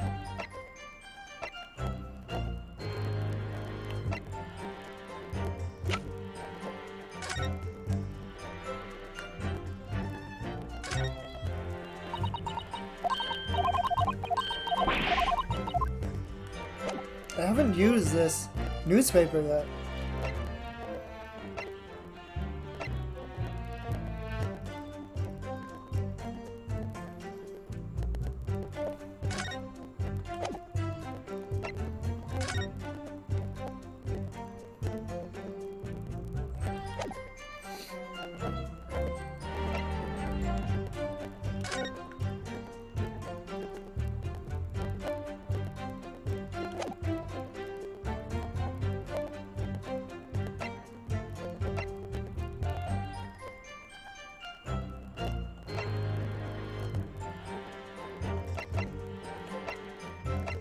Box. What box? I don't remember this at all.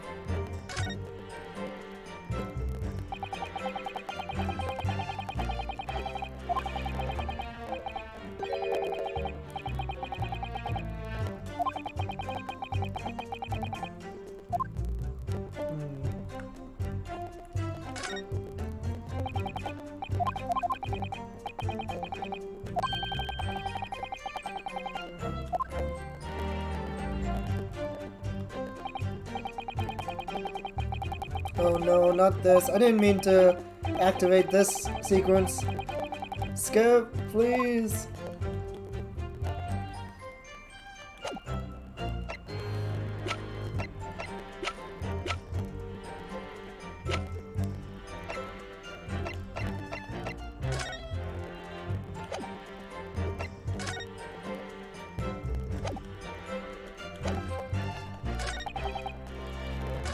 Oh fuck.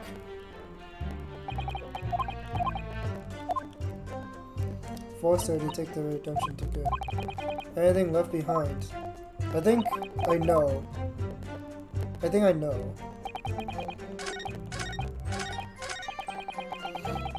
Okay. I think it's this one and this one. Objection! Okay, I got it. Nice. Ooh. Holy shit. This disc was deposited at Winterbanks on Magnus McGilded's instructions. You knew that, and you went there with the intention of obtaining it for yourself. Objection! Objection! Conjecture again. And in any case, the disc was taken into custody by the police that afternoon. The witness had no reason to visit the pawnbrokery again that night. Objection! Objection! Sorry, my learned friend. Oh shit, let's go. But that's not true. What? Mr. McGilded had another article in Pawn at Winterbanks, as this second pawnbroker's ticket proves.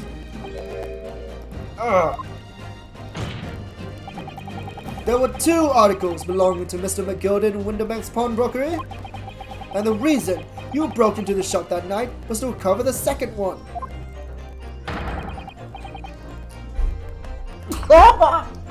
Sorry, I had to sneeze.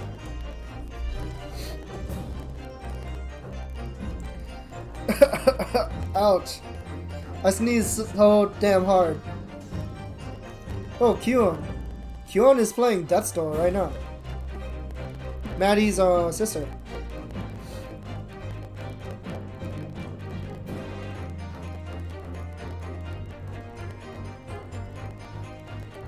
Tell me.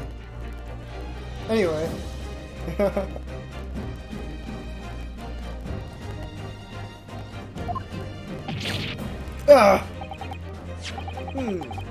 This is the second ticket, is it?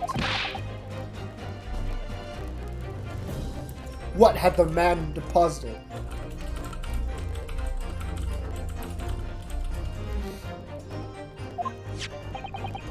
The article description reads, "One small box."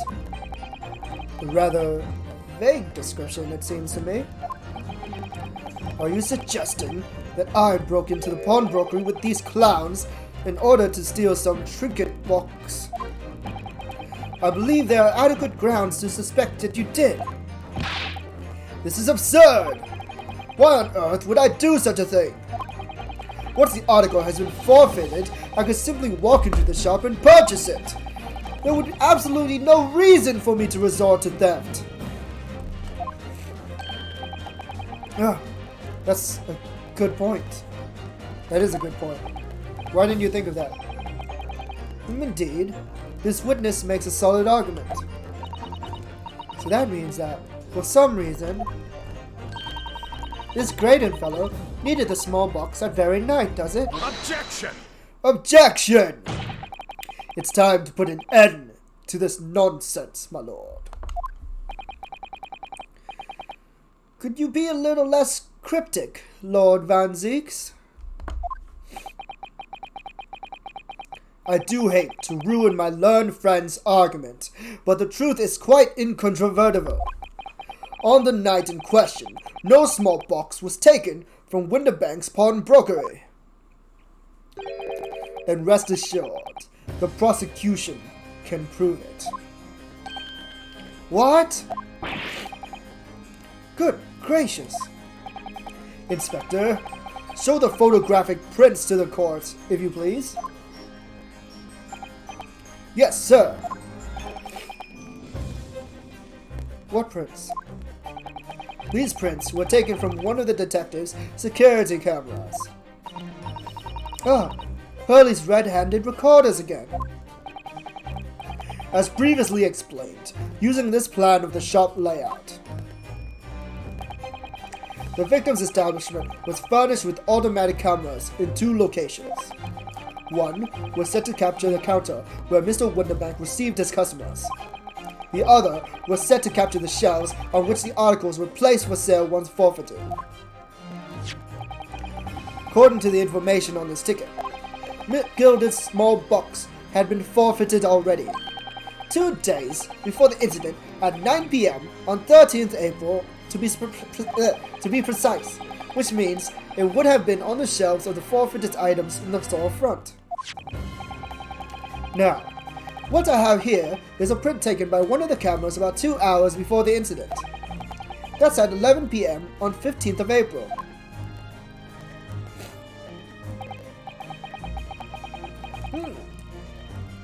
The victim certainly had a very full shop, it would appear. And then, we have another print. This one was taken about 2 hours after the incident. I see. So we have 2 pictures to compare.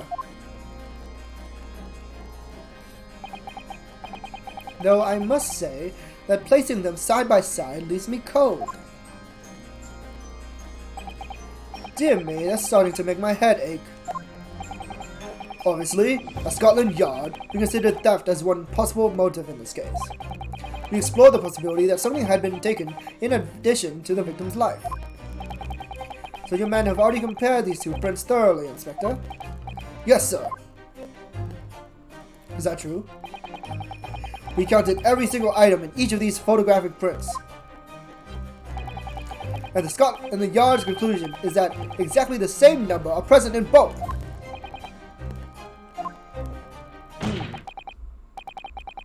In other words, nothing was taken from the pawnbrokery on the night in question. And my learned friend's assertion is nothing more than a hopeful fantasy. Ah! I don't believe it. If I could have just shown that he's stolen Mr. McGilder's prawn box, I might have been able to break him down at last.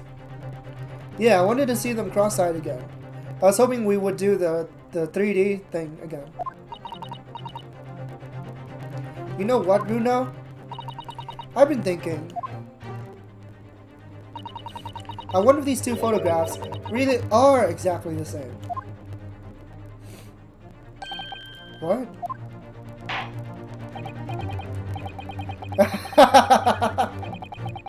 So, counsel, in the light of the evidence put forward by the prosecution, what is your position?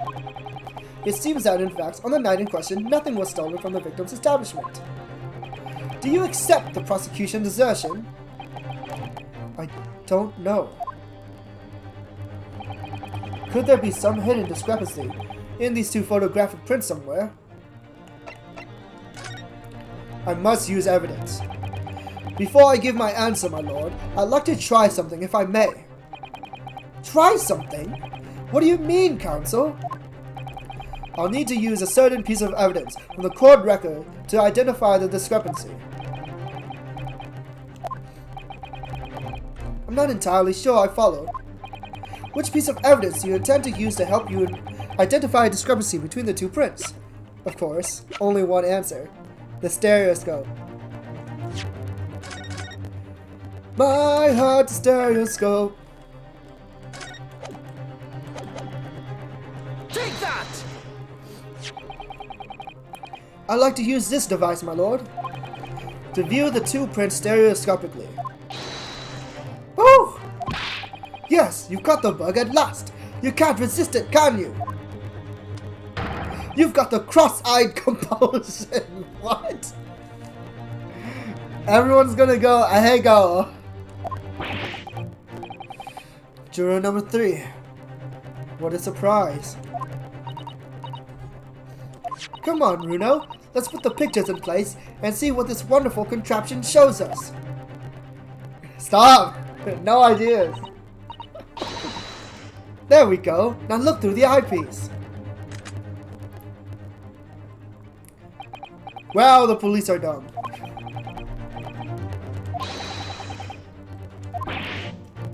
What?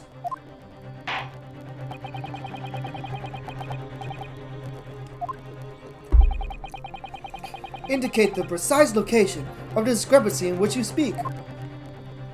Jesus Christ, it's right there. Take that! Granted, these prints are almost identical. However, there is one minor discrepancy between them. What?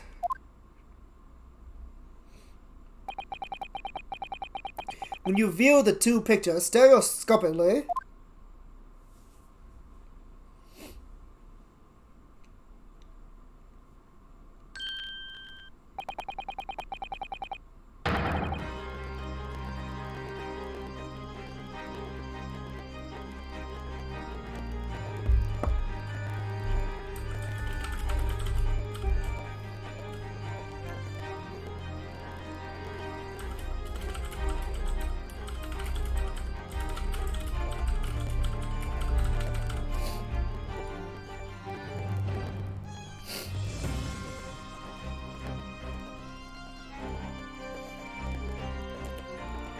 a single area stands out as being different. The location of this small box. Yeah, it would be a lot cooler on the 3DS.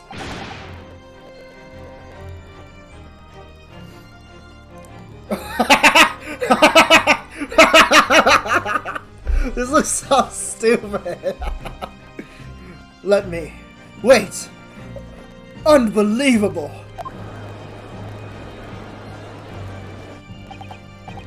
By Jove, you're right! How extraordinary! What this tells us is very simple. Mr. McGilda's small box was indeed not stolen from Windibanks on the night in question. However, there can be no doubt that somebody picked up this particular box and then returned it to its place on the shelves.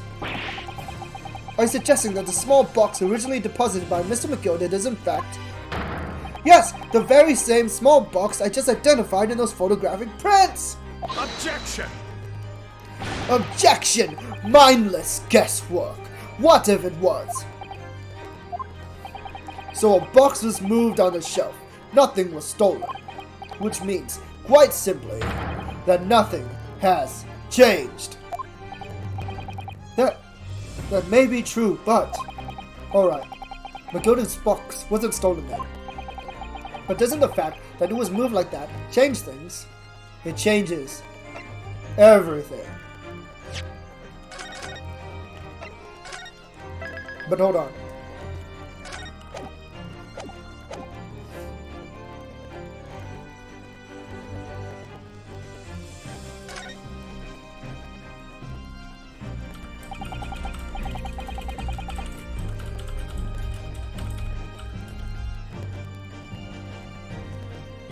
I believe this changes everything about the case. How can that possibly be?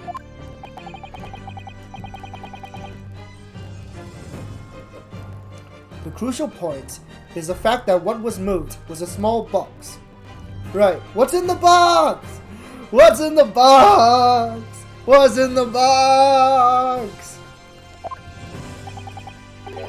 In other words, we have to consider what might have been inside that box. What are you suggesting?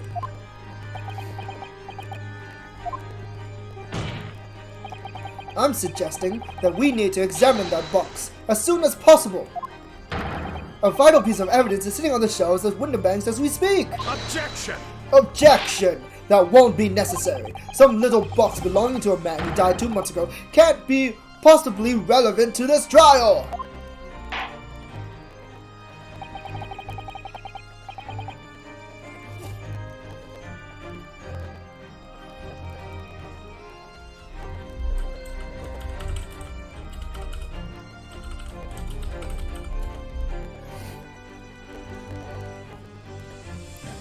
The court does not uphold your objection, Lord Van Zieks.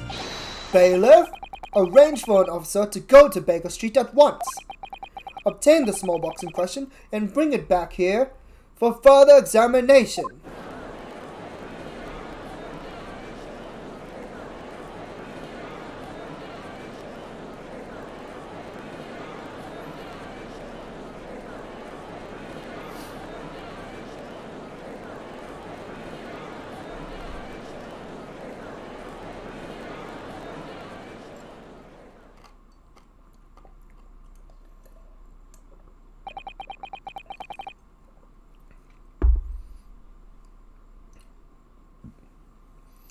We should have a report within the hour. I think perhaps we should recess for a short while until evidence is brought forth. To be hoodwinked by such a farce. Disappointing. I beg your pardon, Lord Van Zieks. This is nothing but a smokescreen. A Nipponese specialty, it would seem. What are you trying to say? My learned friend has persisted with the same line of reasoning from the very beginning. That this witness's intent was to steal an article belonging to Mr. McGilded from the pawnbrokery. Yet, common sense tells us that none of the articles have value enough to be worth stealing in the first place. Exactly! It would be beyond absurd to break into a place for the purpose of stealing such commonplace property.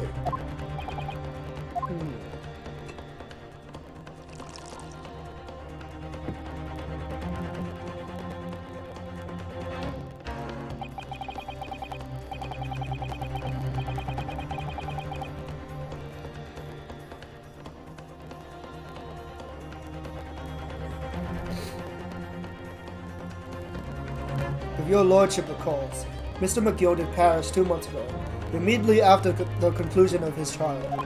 A trial in which he was found not guilty.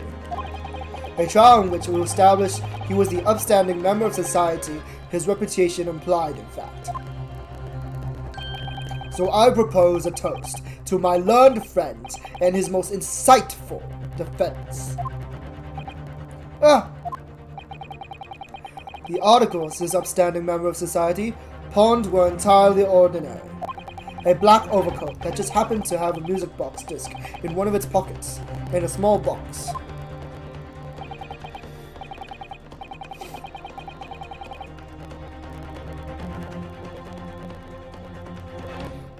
I assure you, I wouldn't accept even if the man tried to make a gift of such things to me.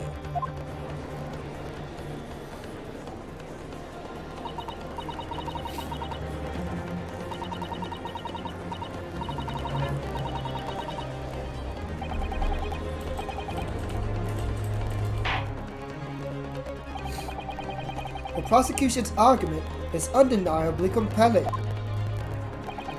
It is incumbent on the defense now to bolster its argument.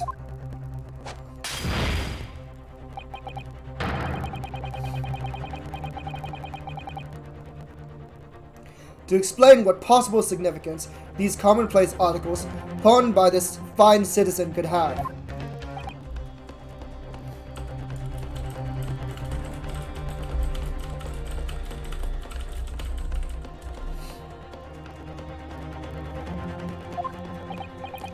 Well, Counsel, is your argument in fact demonstrable? Are you able to show proof that the disc or the box are in any tangible way related to this case? Well, shit.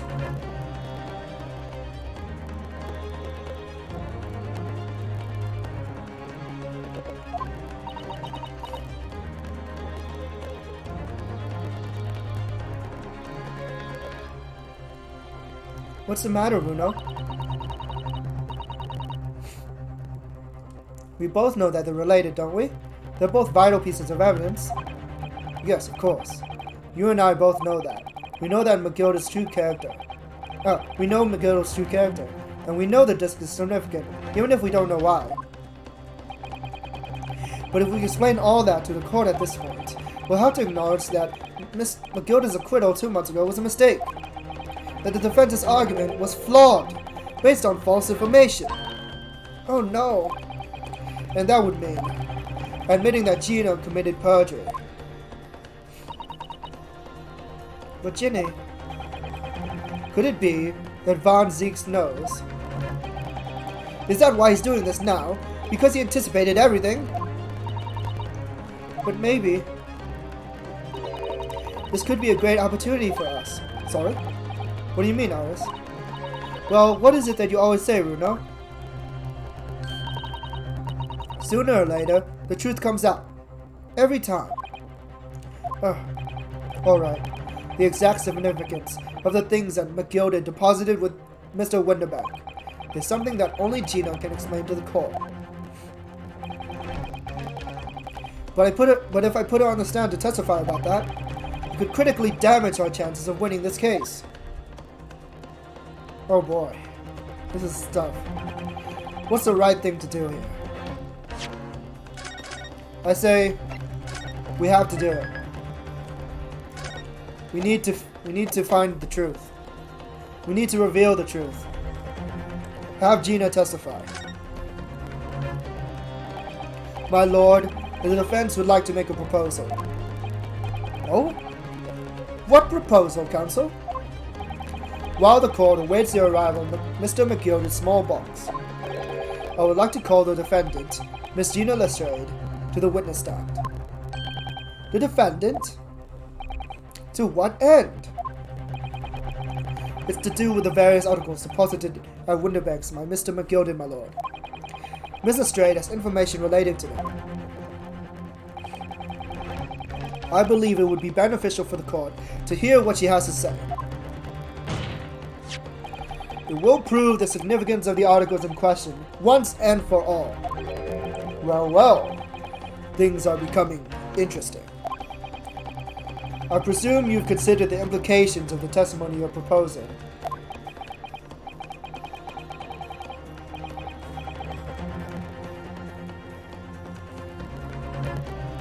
In particular, the impact it will have on the accused standing, and indeed your own.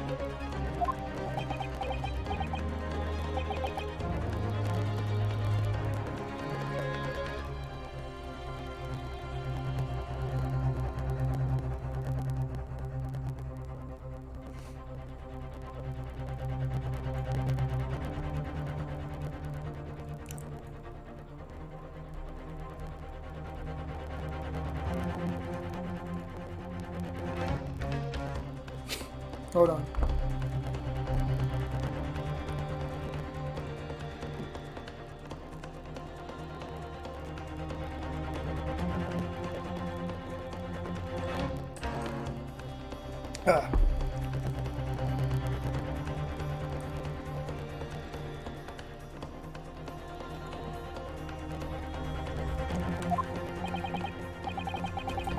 Lord Von Zeeks, would you care to explain that last remark?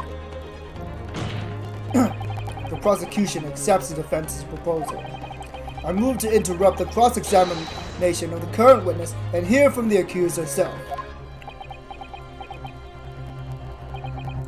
Very well, if you have no objection. So the court will now hear the testimony of the defendant, Miss Gina Lestrade. You witnesses currently in the stand may step down until further notice.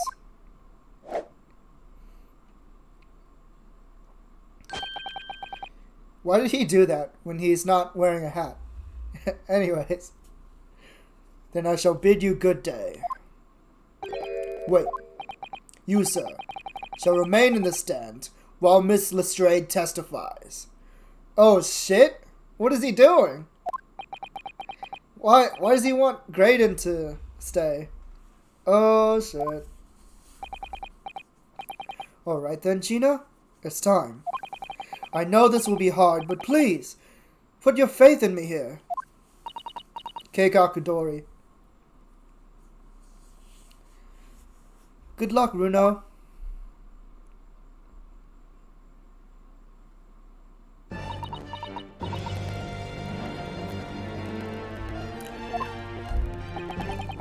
The articles that Mr. McGilded had deposited in Winterbank's pawnbroker are intimately related with the omnibus case, the trial of which was heard in this courtroom 2 months ago. Yes, and I remember this young lady being brought before me in that trial as well. That's right, my lord. Her testimony helped to establish the innocence of the defendant, Mr. McGilded.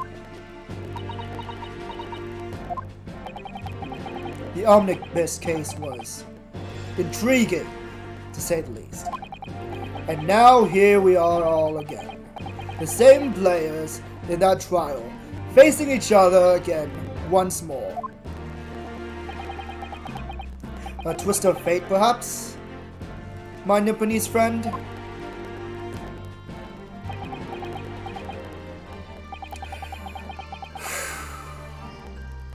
Allow me to recap the events of 2 months ago.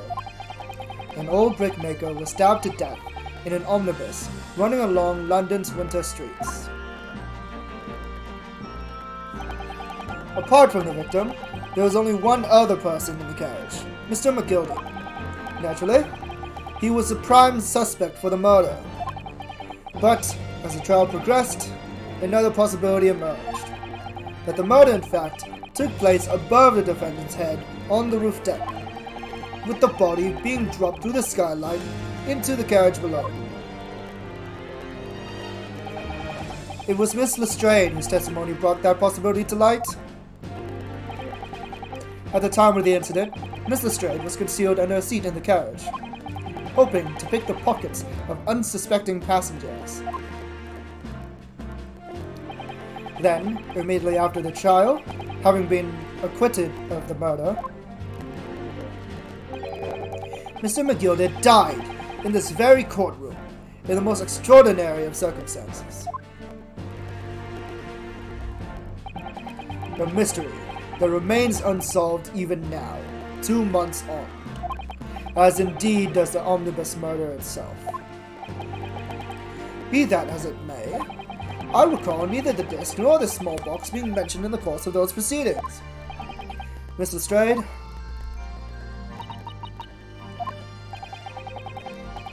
Would you tell the court now, please, what really happened in the omnibus 2 months ago, I mean? I don't know what you mean. I already said all of what I know. And what about everything you told us yesterday from inside your prison cell? Huh? Please, Miss Lestrade, this is extremely important. But remember, little girl, if it transpires that you willfully withheld information in the trial 2 months ago, the Home Office will seek to prosecute you for perjury. Huh? And naturally, you will lose all credibility as a witness. Although, let's face facts, you have little credibility to lose. Ginny, don't listen to him. Please, you have to trust Runo now. Iris, we're on your side. Alright then. I'll talk. It's the right choice, Gina.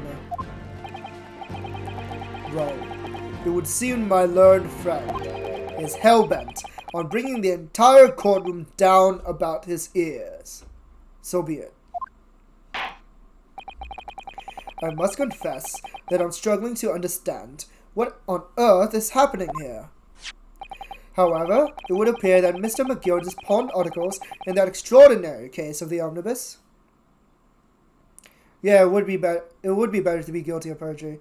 But the problem with being guilty of perjury is that it makes it harder for people to believe what you're saying right now.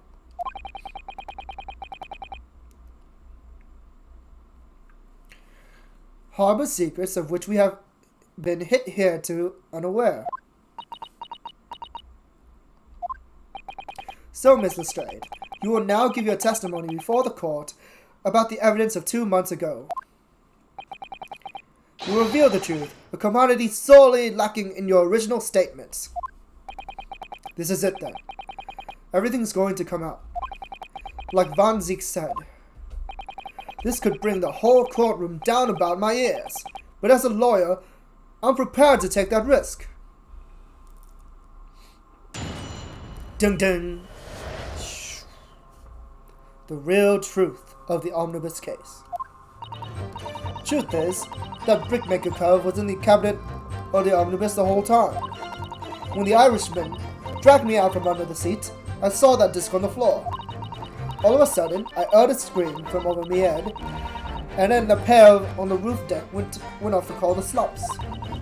That's when McGilda slipped the driver some tin to do a run to the pawn shop roundabout. He threatened me not to snitch, not to say nothing to no one about what I seen or heard. Good grief, this is outrageous. What you've just told the court bears almost no resemblance to your testimony 2 months ago.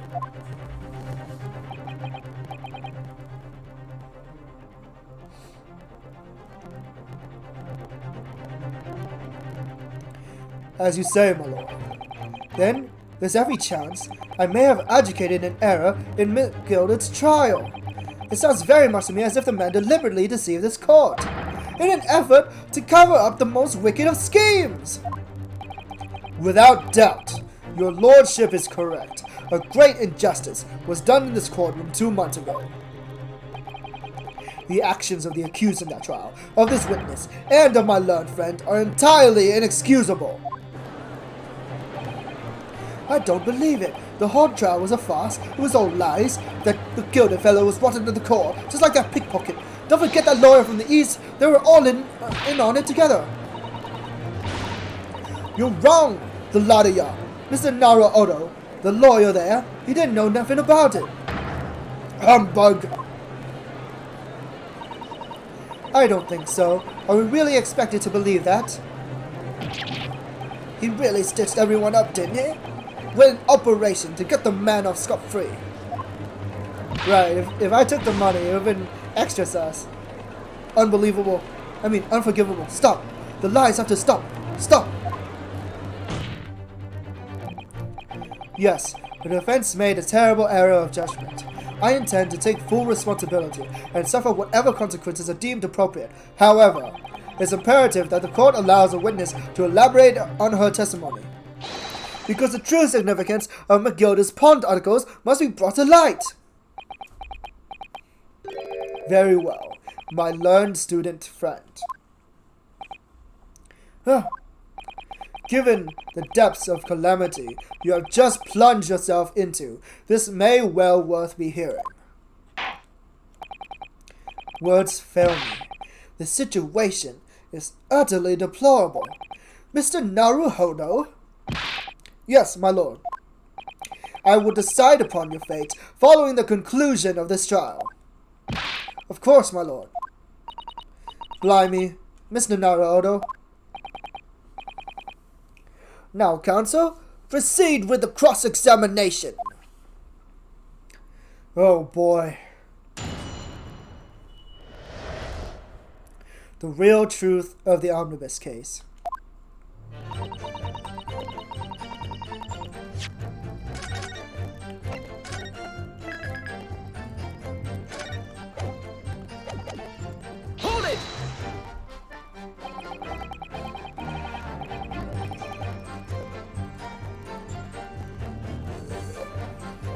Ah.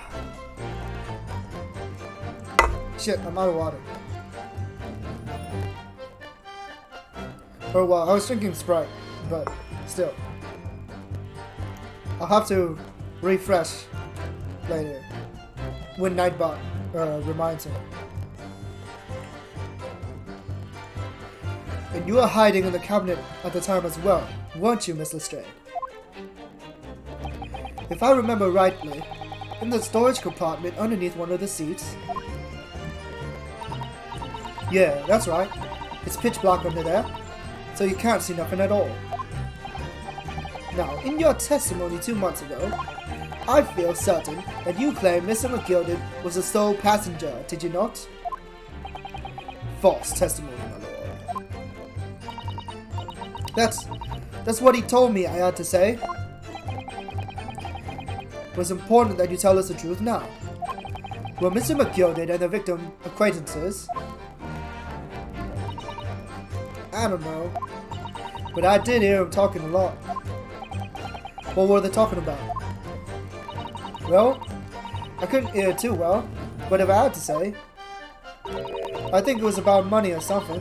They kept talking about buying and not buying. Perhaps business dealings of some kind. Well, anyway, they got louder and louder. It started to sound like a proper fight. I was pretty scared by then. I hardly dared to breathe, and then all of a sudden, I heard a noise, like someone keeling over on the floor. It was blooming loud and all. And I believe you let out an involuntary scream. Yeah. That's what gave me away.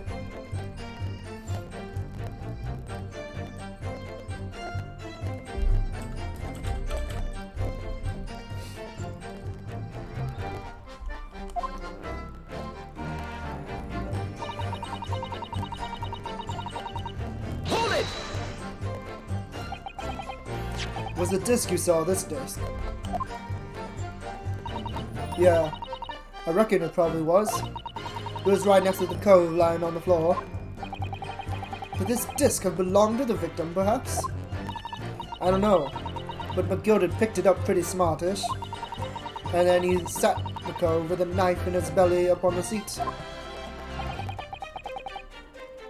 What did he say to you at that time? He told me not to say a word about what I seen or heard to no one. About the disc and all. I was dead scared. The way he was looking at me, I thought. If I didn't go along with it, I'd get stuck with that knife too. Then he started asking me a lot of questions. Like what my name was and where I lived and all that. He asked me about being a diver too. And after a while, what happened in the carriage was noticed. Yeah, that's right. First there was a kind of rapping noise.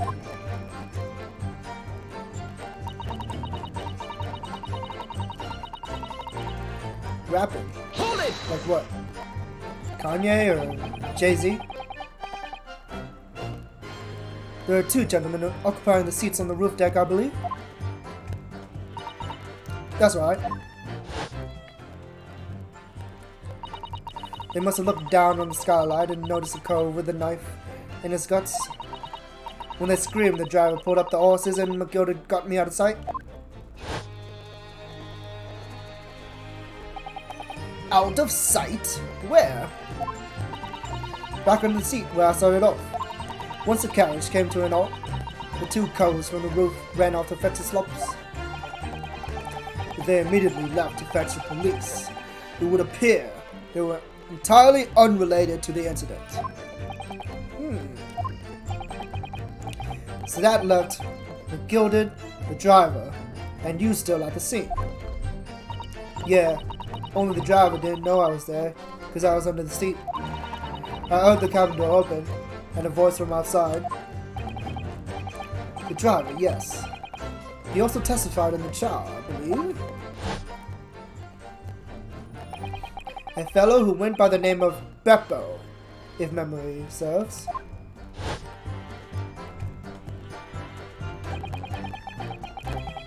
What did McGilded and the driver say to each other?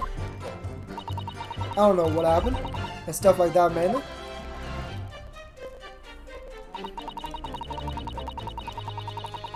That's when McGilded slipped the driver some tin to do a run to the pawn shop roundabout. Hold it! That pawn shop obviously being Winterbanks on Baker Street. Just a moment, counsel. Do you mean to tell me that the driver gave false testimony in that trial as well?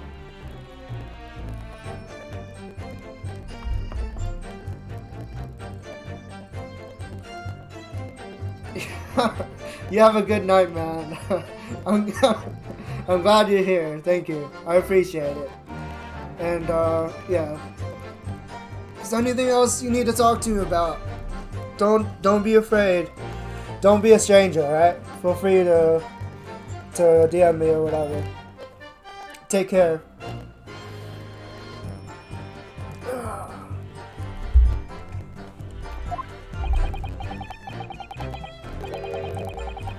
Perhaps the excursion to the pawnbrokery slipped his mind when he was in the stand. Indeed, Lord Van Zeeks. McGilded took off his coat and gave it to the driver. He folded it up, all careful-like, before handing it over. When I saw him do that, I remember thinking, that coat and what's in it has got to be worth a few bob. Yes, Gina was sure the disc must be worth more than Mr. Winterbank was suggesting, wasn't she? I remember quipping with him over the price that afternoon at the pawnbrokery. The driver looked pretty happy when McGilded flashed some brash in his face. He went running off at a lick. Then the bog trotter called to me and told me to come out from the drag's cabin. He threatened me not to snitch, not to say nothing to no one what I seen or heard. Hold it! Threaten you how exactly? Told me I'd only be able to scalp her if I did exactly what he said. Which included giving false testimony in court 2 months ago. Yeah, that's it. And there was one other thing he said. Which was, he told me I'd have to hang on to the ticket from the pawn shop and make sure not to lose it.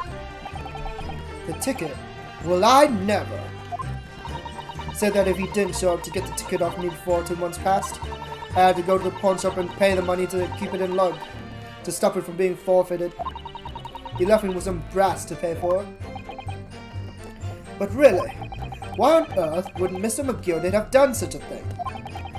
Depositing his overcoat with a pawnbroker before the arrival of the police, it makes no sense at all. There would seem to be only one logical explanation, my lord. What McGilded had the driver deposit at Winterbanks was something he didn't want the police to see. Something very important that he needed to hide at all costs. Anyway, after that, he let me go. So I legged it before the couple showed up. Well done, Gina. It can't have been easy to tell the truth like that. Gina's really putting her faith in you, Runo. Yes, and to thank her, she'll have to face a charge of perjury once this trial's over. So I need to use the time we have now to get as much information out of her as possible. It's time to really go for it. Press her on every statement. I suppose I should. Oh, and another thing. What's that? Take a look at those two. Isn't it strange they've been whispering to each other the entire time? Oh. Yes, that is strange. It looks like they're having a secret discussion about something. I'm not sure I'm completely comfortable with... Oh, Gato! I wonder if there's anything I can do about it. I wonder.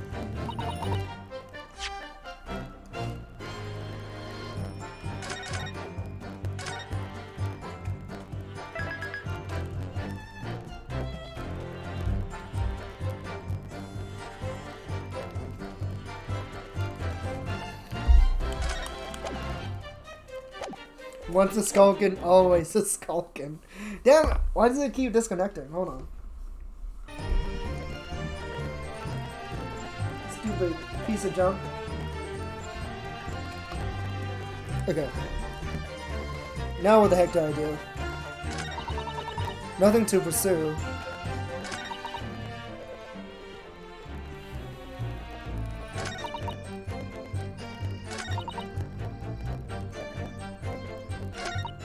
I don't see any contradictions. Everything she says seems reasonable to me. Take Iris's word to heart. Do I have to press some more? Because I didn't see any reaction.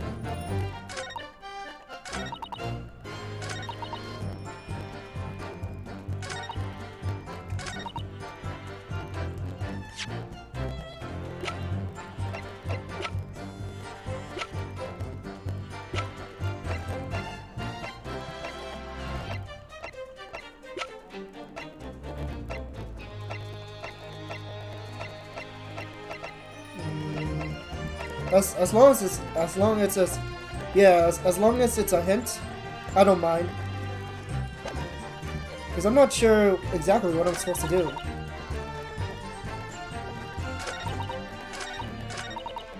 Is it something like I have to press again? Do I have to press the statement again? Okay. Hold it!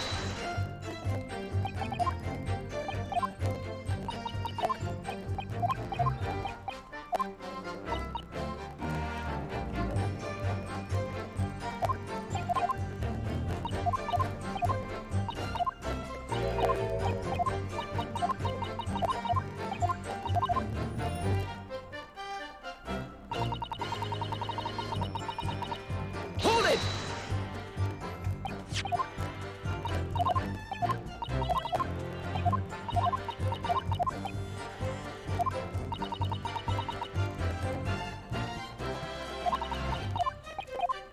Yeah, what about it? Huh? It did? It did? I didn't see Hold it. it! Usually it's pretty obvious when it shows up. I didn't see it.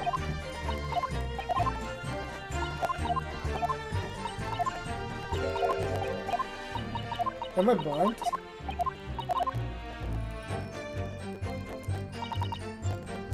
Okay. Hold it! I'll just look extra hard, I guess.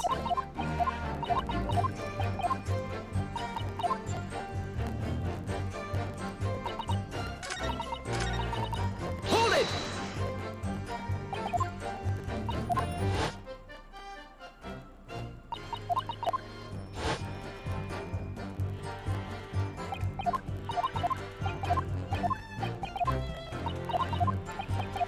What?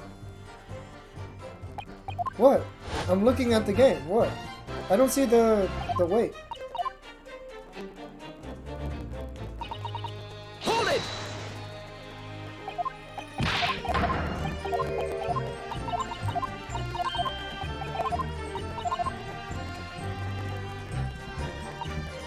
Hold it!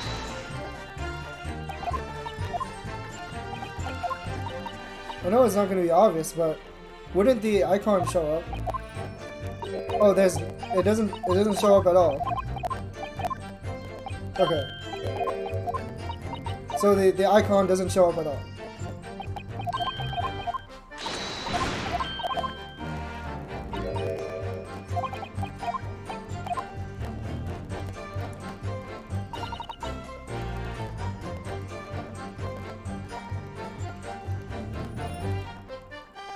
Hold it!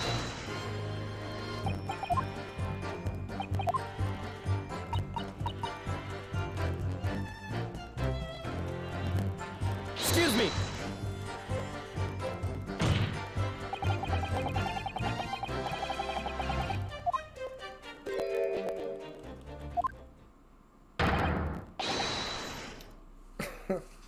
That's it. That's all I had to do. That's so dumb. Whatever. Ah! Blimey, you trying to give me a heart attack? Yeah, I don't like it when the game breaks the rules, especially like when they've been doing the same thing the whole game, right? So if they break the rules all of a sudden, just like that, it's a little bit confusing. You've been whispering to each other for quite some time now. Tell us, what is the discussion about? Discussion with this fella? Pull the other one, sunshine.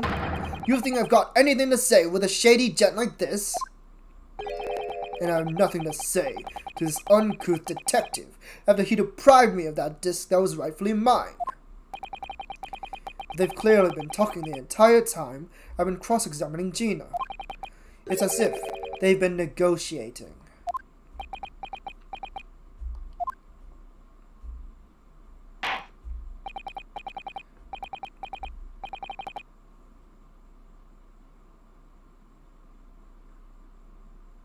Yeah, I know. It's just that, like, I've pressed pursue when there wasn't anything going on before, right? And it penalized me. So that makes me not want to try unless I see the wait icon.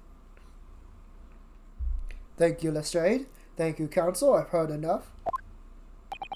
I believe we now have a reasonable understanding. Oh, shut up. Yeah, I know rules are meant to be broken, but...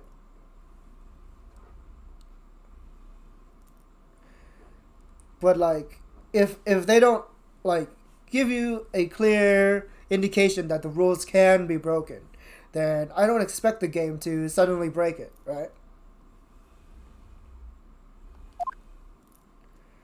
It would appear that on the night 2 months ago, a negotiation is taking place on the omnibus. Well, a lot of the times, your assistant is quite useless, so I didn't believe her. A negotiation concerning this disc, however, matters did not run smoothly.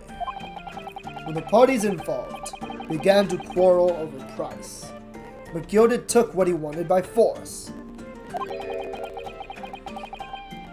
I'm not gonna let Wilson backseat me, alright? At the expense of the other man's life. Which proves my point. The disc is clearly extremely valuable in some way. Although I don't understand why as of yet. And 2 days ago, precisely 2 months after the omnibus incident, McGilded's coat and its contents were due to be forfeited. I didn't know what I should do with the ticket. I mean, the Cove died right after his trial. I knew that. So you decided you would try to reclaim the articles as your own.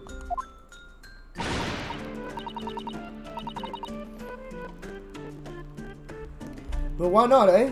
They're only gonna be forfeited. Why shouldn't I have got them?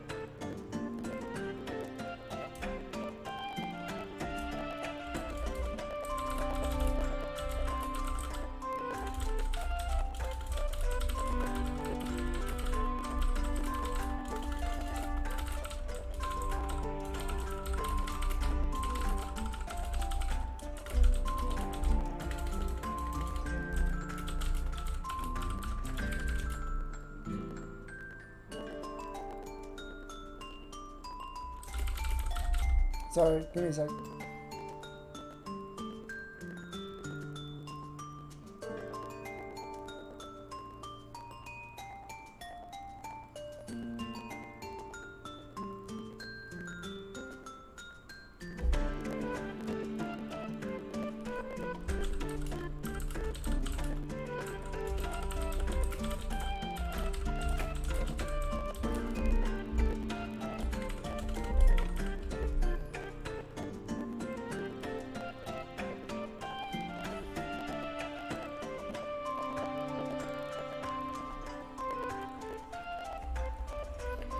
Anyway, you can't blame me for thinking about it. Thinking ain't no crime. But actually, good time to take a break. I want to get some more water. Thinking it's a crime involved. Oh no, not a think crime. Not 1984.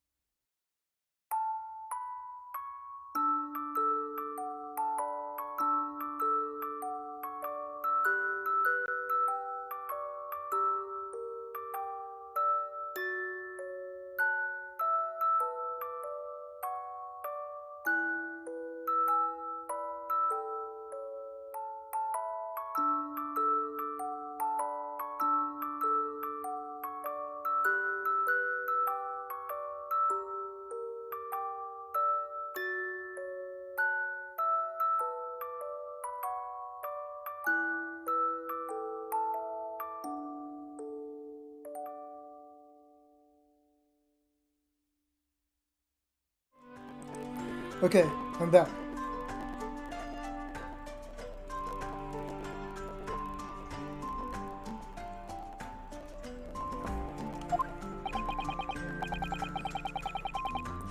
Mr. Strayed, it would appear Mr. McGilded was prepared to kill in order to take possession of this disc.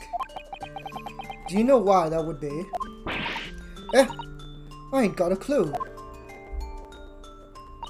But I reckon it must be worth a fair bit of brass. He was probably gonna sell it. And you can't blame me for thinking that. Thinking ain't no crime. My lord. Oh, wait. Oh, it's him. My lord, the evidence your lordship requested has been located and is ready for the court's inspection, sir. Oh, shit, the box. What's in the box? What's in the box? What's in the box? What's in the box? What's in the box? This mysterious little box, deposited by McGilded 2 months ago. There's no doubt in my mind that it's a key piece in this far-reaching puzzle. It's a music box, isn't it? That's the only thing I can think of. The music box. Oh shit, to be continued. I was like this close to a break already. I should have kept playing a little bit more.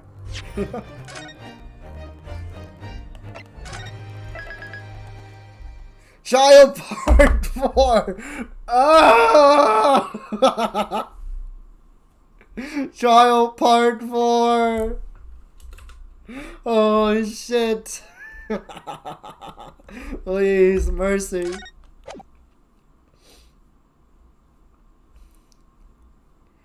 Oh, I'm not ready. Oh, I'm not ready. So this is the article in question, is it?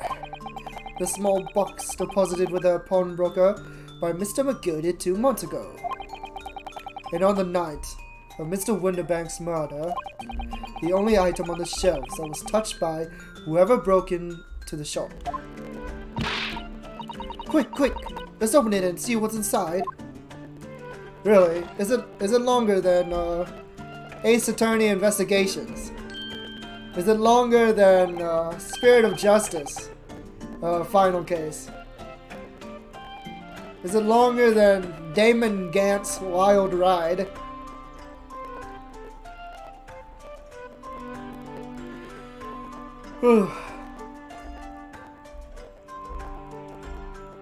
Good gracious! This is no ordinary box, it seems. Wow. Although in truth, I had an inkling that might be the case. It would appear that the box houses a miniature music box movement. I knew it. It is a music box. Then, is it too much to expect? I think it would be reasonable to assume that it is a device for the playback of this disc, my lord.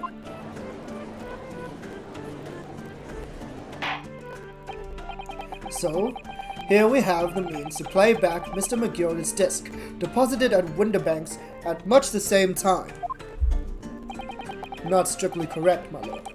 It was not McGilded's disc. It was the disc of his victim in the omnibus. But why, for heaven's sake, are we to understand that the brickmaker was trying to sell this music box disc to Mr. McGilded?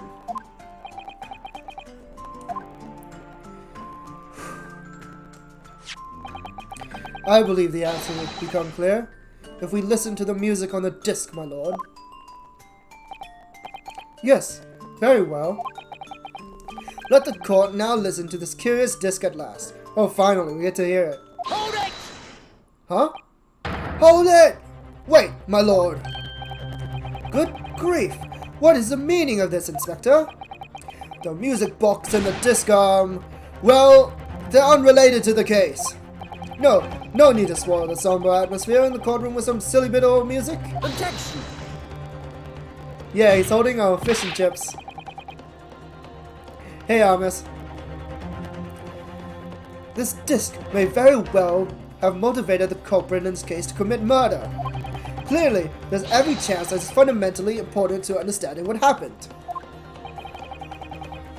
The prosecution has no objection. But no! That piece of evidence is police property and... Clearly, Scotland Yard has some vested interest here. But it is policy of this prosecutor to leave no avenues unexplored. And you, Inspector, have no jurisdiction here to prevent that from happening. Ah! No further delays, please. Play the disc.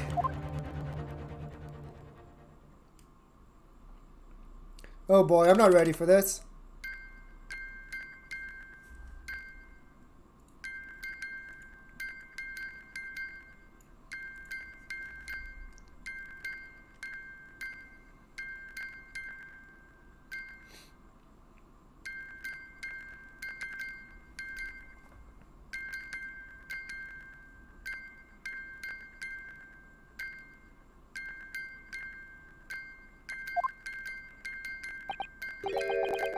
What on earth?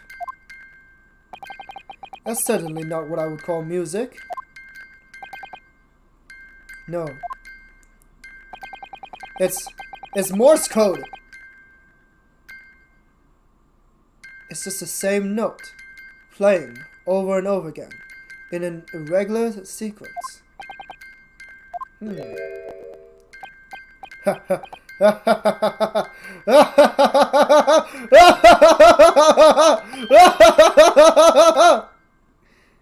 Mr. Graydon, this really is priceless. Look at him dance. Yeah, he's a communications guy. So it's a perfect evidence for it. After all that, the music box is broken. Broken? It can't be, can it?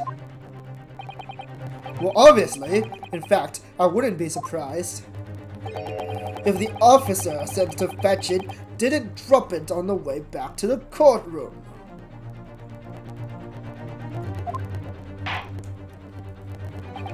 Well, with much regret, I feel the court must accept that this music box offers little in the way of clues.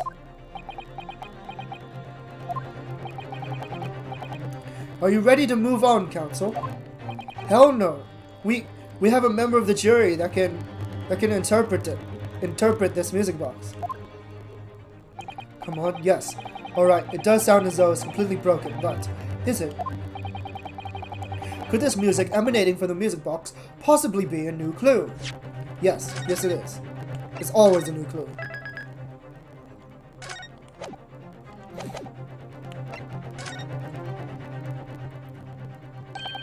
I believe that it could be relevant, my lord.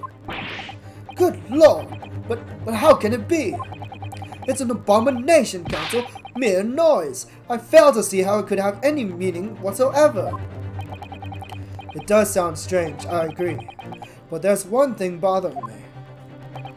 While Graydon stands there chortling victoriously, the inspector beside him has a rather telling expression on his face. It's as if Gregson recognizes the sound, as if he's familiar with it somehow, and that is making him appear extremely on edge. If that's the stance of the defense, my Nipponese friend, answer me this. Oh.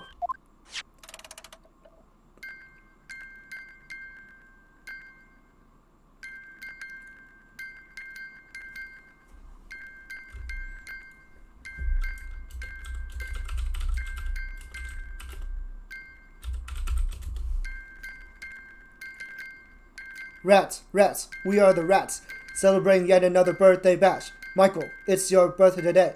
Cake and ice cream are on its way. And Michael, been such a good boy this year. Open your gifts while we all cheer. Rats, we are the rats, celebrating yet another birthday bash. Michael, it's your birthday today. Cake and ice cream are on its way. And Michael's been such a good boy this year. Open your gifts and while we all cheer. And Michael, been such a good boy this year. Open your gifts while we all cheer. Okay, that's enough. Just what relevance do you propose this woeful chiming has on this case? It's the defense's belief that the sound emanating from this music box is not supposed to be music.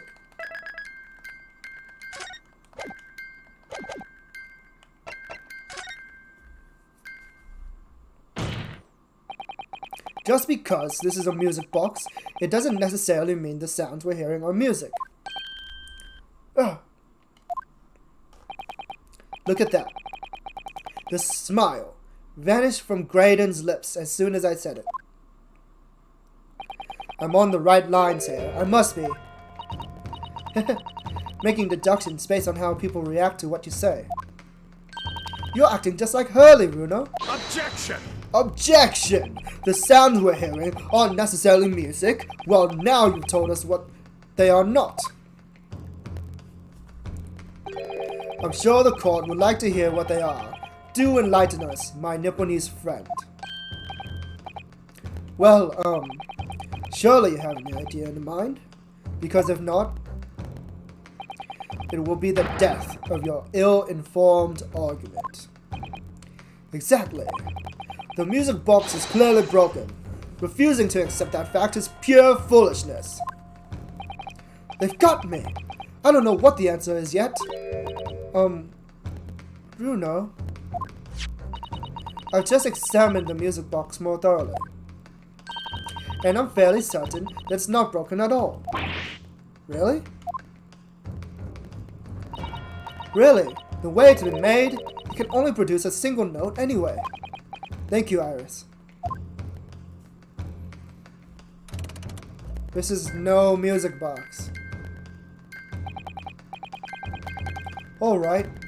Well, if the music box isn't broken, it must mean that the sounds it's producing have some significance that isn't musical.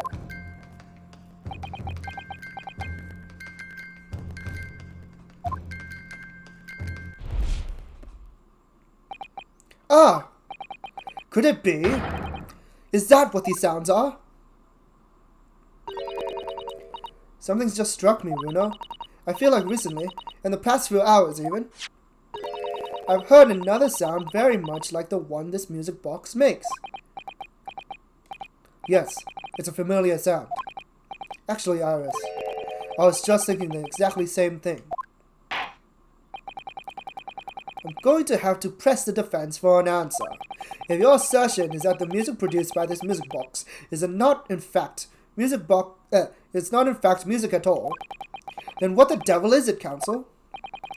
All the evidence we've seen so far, all the testimony we've heard, is all pointing to one single answer now.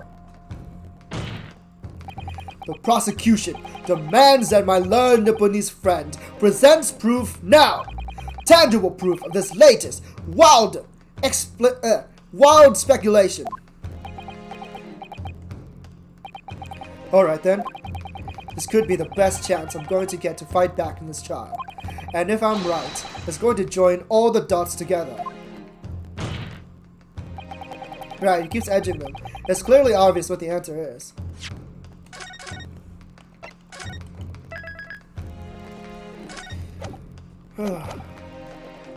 Now, what do I present?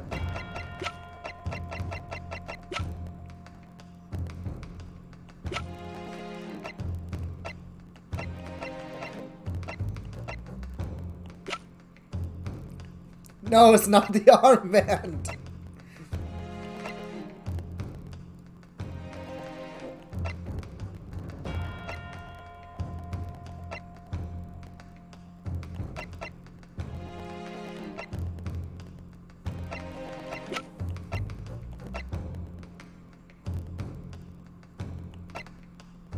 How do I explain this?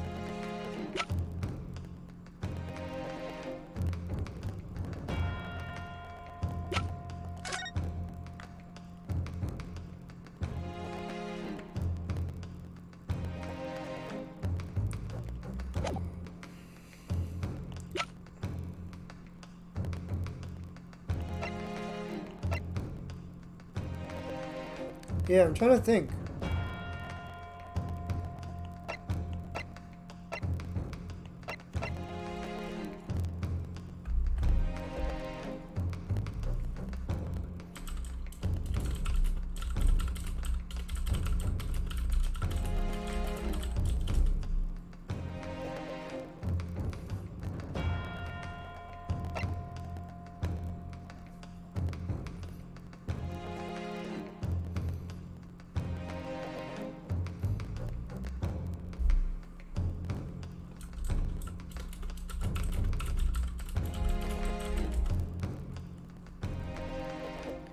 Yeah. I'm trying to think. Something that Gregson would recognize. Oh. Is it that?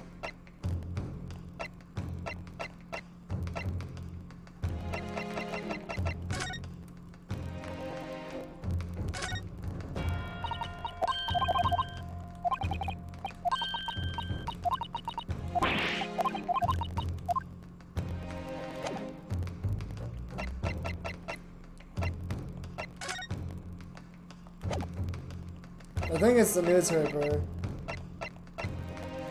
Take that! Today's paper, Council. The headline is Pawnbroker perishes in Pigburst plunder. Hardly supportive of the cause.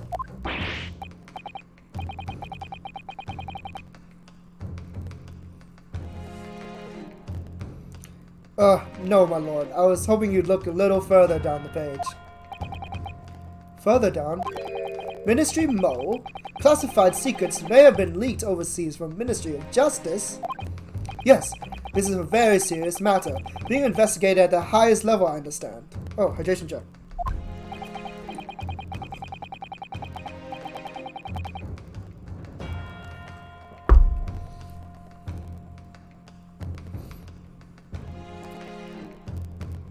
I've heard that international transmissions along supposedly secure lines are somehow being intercepted and leaked to various other countries. And presumably, those transmissions are in the form of wired telegrams. Of course. Juror number 5, your input, please. Stop. Oh, me, sir? Whatever's the matter? You told the court before that you worked at the same communication station as Mr. Graydon, did you not? Yes, that's correct. And the particular station where you work deals with government communications and newspaper reports. Oh yes, we're not your run-of-the-mill communication station at all. Our work is extremely important. Then tell me, is this not a very familiar sound?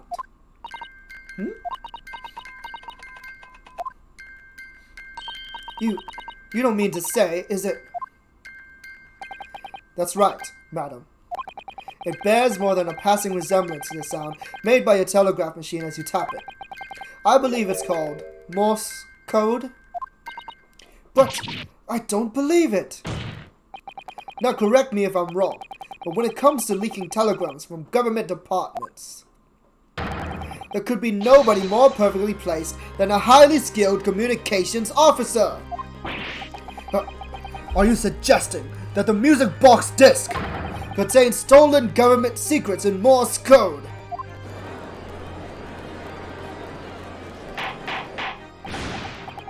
Order! Order! Please everyone, order! But this is high treason, Council, deserving of capital punishment. Too much new vocabulary. What is treason? And what is capital punishment? The sorts of words I'd half expect you to know. For a sovereign government confidential information, hostile nations would surely pay almost any price. Yes, and on that night 2 months ago, there was the very negotiation that was taking place inside the omnibus.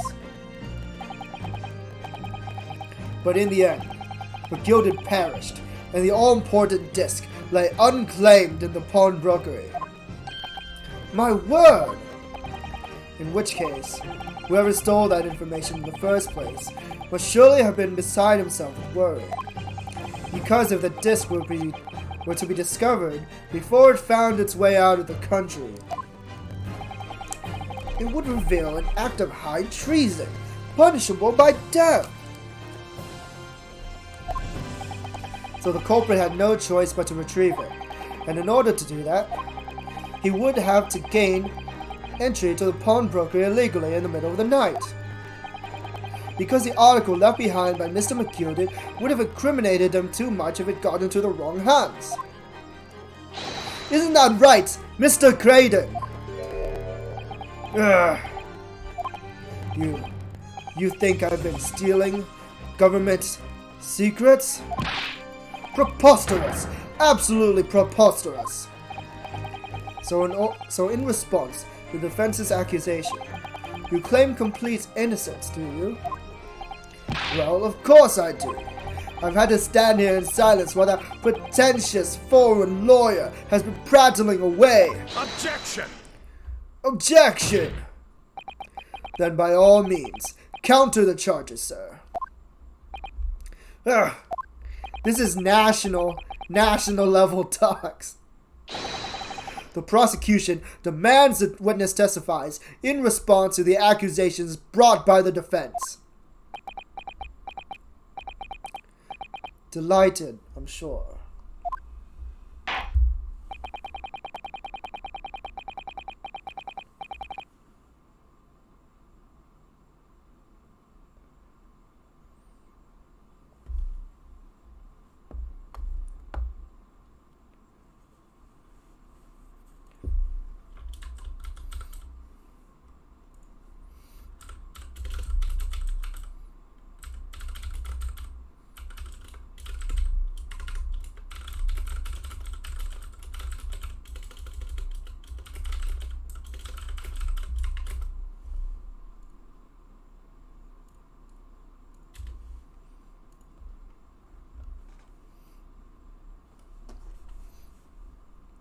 The witness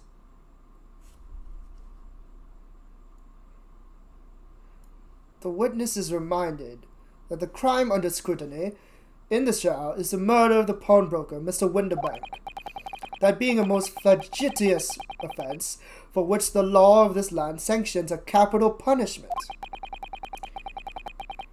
But the heinous act of high treason is in no less serious a crime.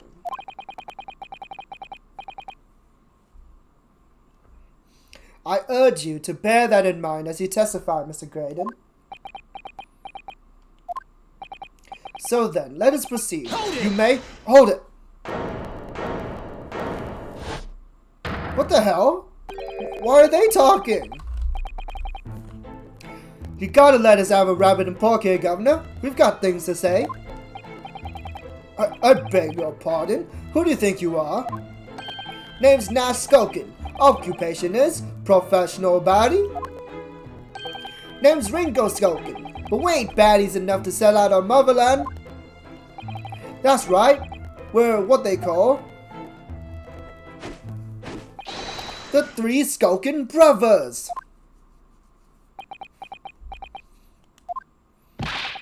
Bad timing, fellas, very bad timing. Wait, that's it? What the fuck? They just interjected and then nothing comes out of it. A mere communications officer couldn't possibly steal confidential government information. Besides, the sounds produced by that music box aren't even Morse code. It was some low-class brickmaker negotiating with Gilded anyways. I can't. The Skulkin brothers are killing me. I have no relation to the man. Look, all we done is break into the gaff the other night like what he told us to do.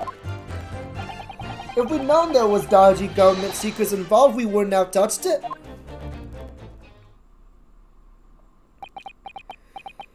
Oh boy, I can't breathe. Mr. and Mrs. Skulkin. One Mr. Eldu, Governor, what's up? Do I take it that you now admit to the crime? That on the night in question you did indeed gain entry to the premises illegally? And moreover, you did so as a party of 3, in collaboration with Mr. Graydon here?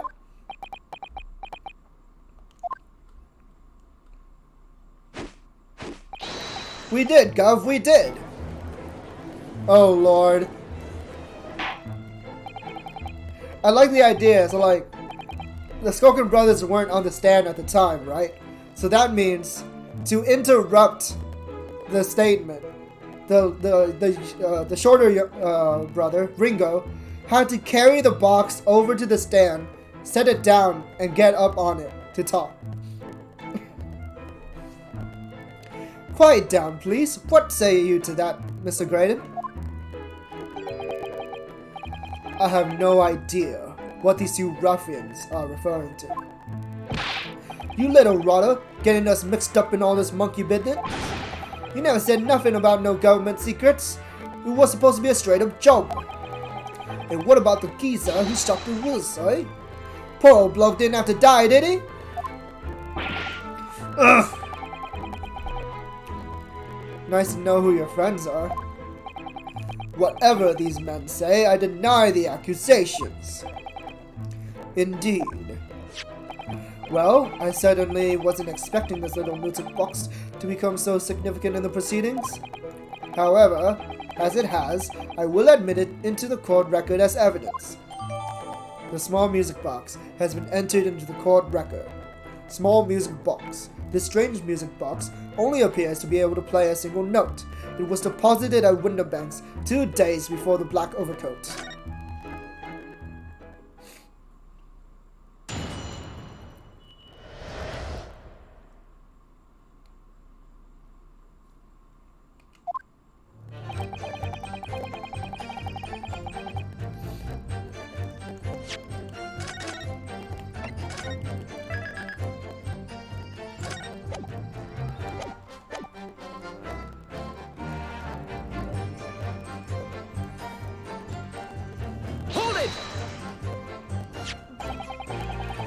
So is this newspaper headline accurate?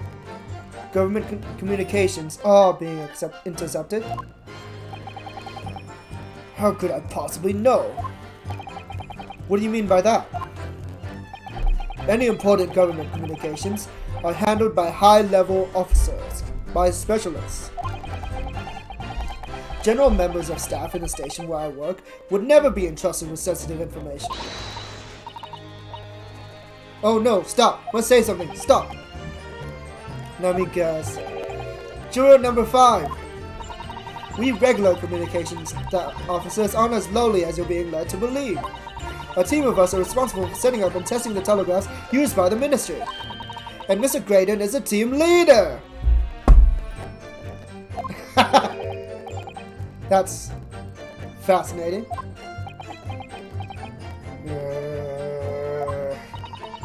Graydon is a highly skilled operator. Stop. Currently in presence of idol. Stop.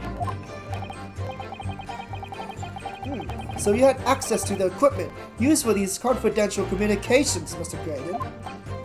Well, what of it? The transmissions are always made behind closed doors so they can't be heard. In any case, all messages are sent enciphered. Normal employees couldn't possibly understand. Oh no, stop. Must say something, stop.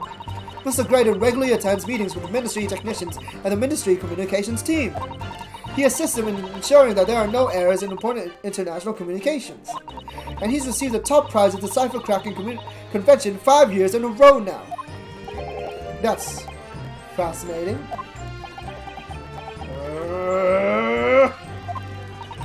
Graydon is highly skilled operator. Stop. Currently in presence of idol. Stop. Well, your idol would appreciate it if you keep your mouth shut. She should really pick her idols more carefully. I tell you, this lawyer's accusations are completely unfounded.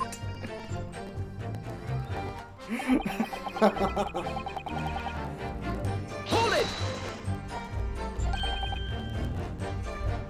They're not? To anyone with a brain, that would be blatantly apparent on listening to that music box for even a few seconds. Of course.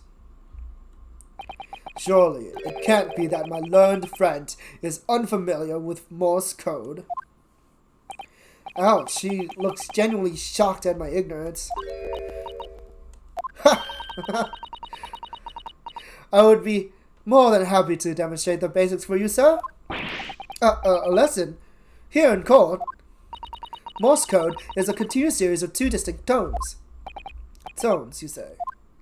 Yes, a short dot and a long dash. By combining those in different ways, you construct letters.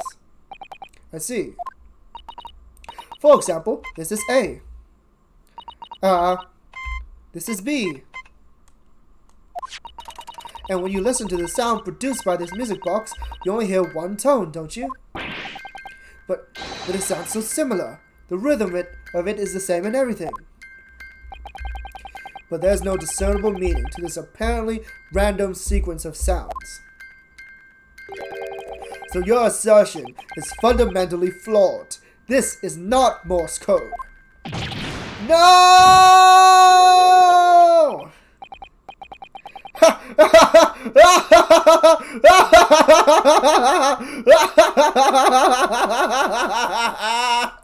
Really? You shouldn't be so surprised. What did I tell you? That music box is nothing but a worthless piece of scrap.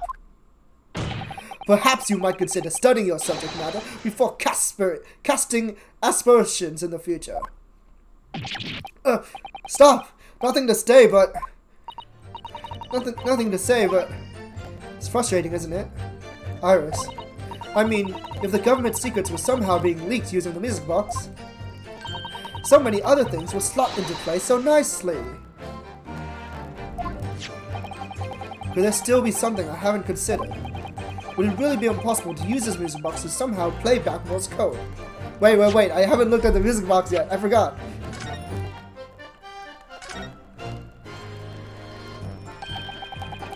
See how the form a gilded disc sits in the music box the man deposited in window banks? It couldn't be a more perfect fit. So there's no question then. The disc was designed to be played in this music box. Yet, despite that, the sounds it produces are neither musical, nor do they appear to have any meaning. It just doesn't make any sense. I wonder if perhaps there's more to this music box than meets the eye. Maybe we haven't discovered all its secrets yet.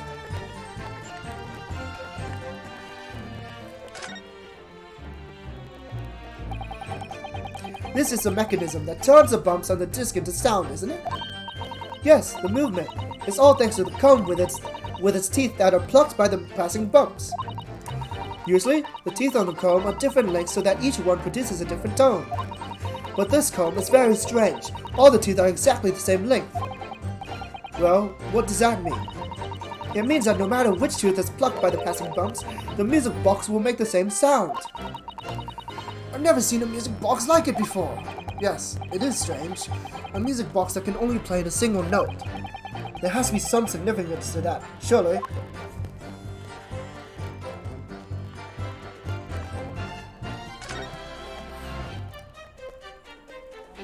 Oh! What is it, Runo? I just noticed something about this music box. It looks like the bottom of it opens up as well. Ah! You're right!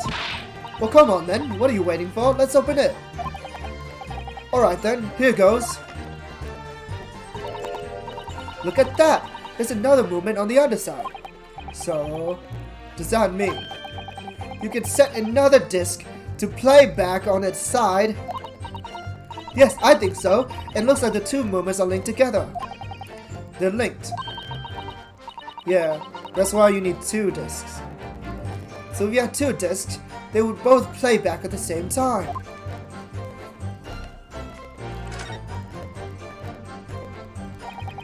Who would have thought there was a second movement on the underside of the box? And this movement is like the other one. The comb's teeth are all the same length. So, this movement also only produces a single tone like the other one.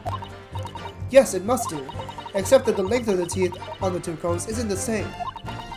So the single tone produced by this movement will be different to the single tone we've already heard. What? Basically, each movement can only produce a single note, but the notes they produced are different. A music box that can only play two tones. Alright, it's all coming together now.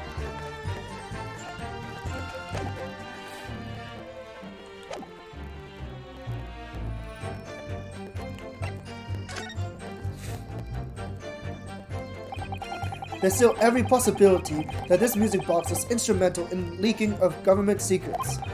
That's the belief of the defense. Objection! Enough! Enough!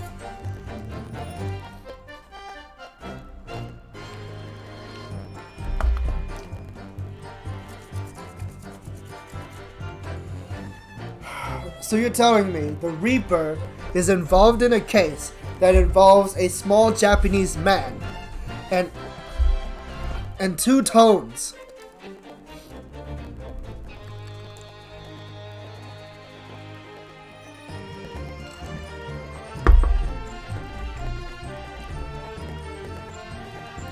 Does it please you in some way, my Japanese friend, to repeat the same line of argument ad infinitum?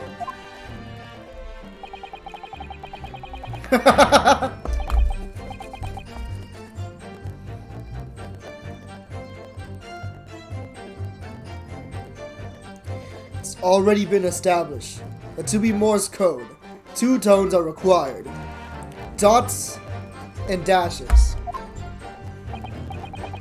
Yes, I'm well aware of that. Then what? Well, it would appear that the defense has a hypothesis to put forward. It's all coming together. Yeah, that's it, baby! That's what we've been waiting for! Woo!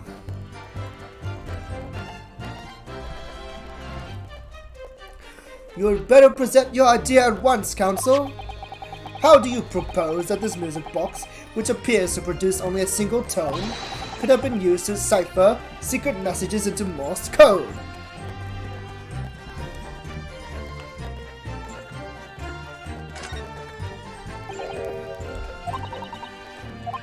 Huh? Damn it, it won't let me skip this, even though I've already read it.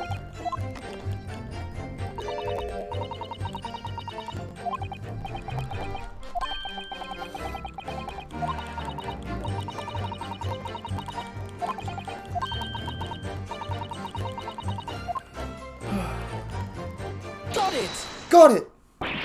Good gracious, what am I looking at here? Another movement on the underside of the music box?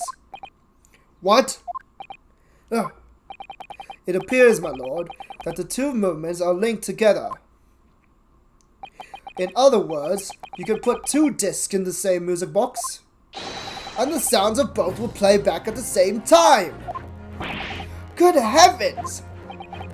As the court has heard, Morse code comprises of two tones, a short dot and a long dash. With a second disc in place, this music box could be used to generate Morse code and convey a message.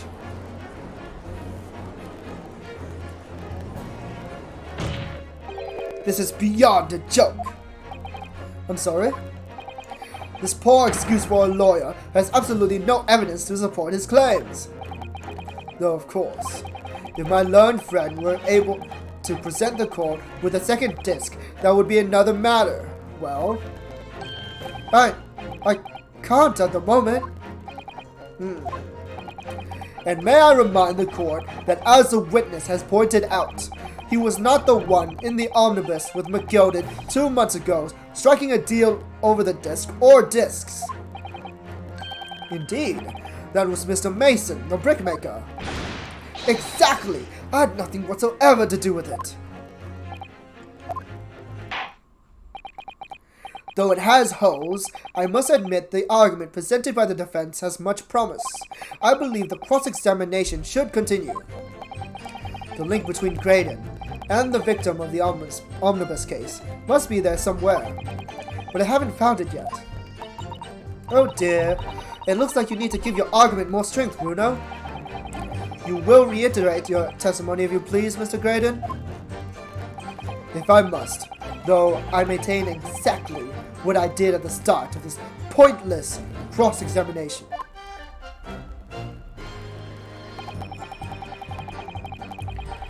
It was some low-class brickmaker negotiating with Mr. McGilded anyway, was it not? I have no relation to the man. Hold it! Hold it! So 2 months ago, in that omnibus, McGilded killed the brickmaker and stole the disc. Mr. Mason was a single man with almost nothing to his name. It seems he lived in an artisan quarter some years ago, but people there remember little about him. But that doesn't make much sense though, does it? Fuck, my Elgato. How would a humble brickmaker come to acquire secret government information? How indeed. There must have been someone else involved behind the scenes in all this.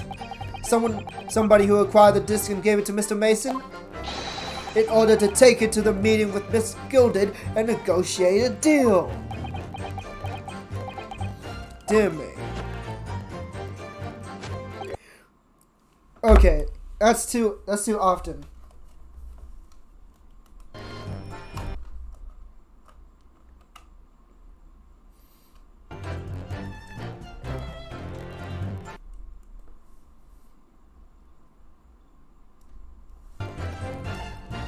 Okay.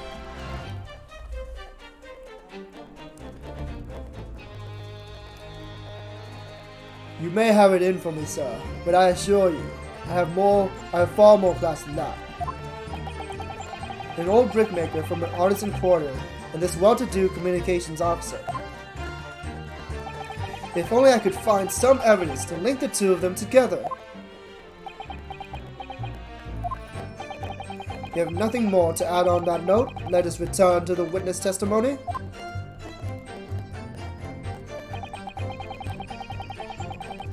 Look, all we done is break into the gaff the other night like he told us to do. Hold it!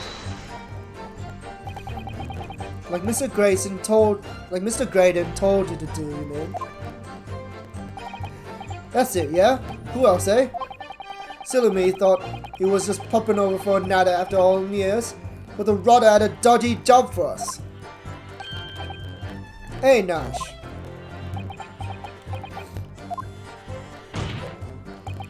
Let me stop you there, Mrs. Falcon. After all them years, you say? You mean to tell me that Mr. Graydon is an acquaintance of yours? We're the sociable kind of baddies, you know? Sure, let's say Graydon's an old China.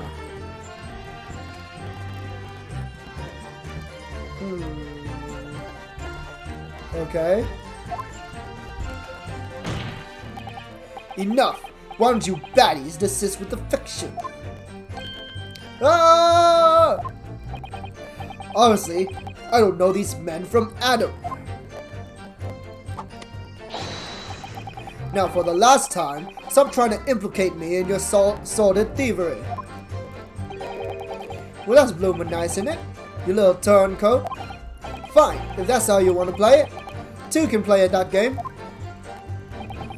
We ain't never heard of the skeezer before either. Don't know him from Adam. Never spoken to him before in my life. Never even seen him. Never, Nash, never. Good grief, such a blatant lie would not stand in my courtroom. Well, well, all I'll say is this.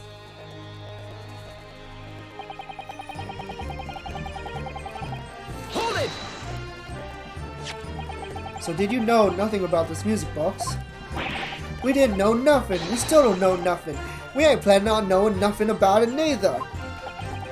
But 2 nights ago, you did indeed break into Winterbank's pawnbrokery, did you not? In your original testimony, you said that the door of the shop was ajar, and that it was like some kind of sign, begging you to go in. But the truth is, you were planning to break into Winterbank's all along, weren't you? We were, Gov, we were! You're right here, you're right there! Because that's what he told us to do. It was his plan. And why was it Mr. Graydon's plan to break into Winterbanks that night? Did you not ask the reason? Well, he said the place was full of stuff worth nicking.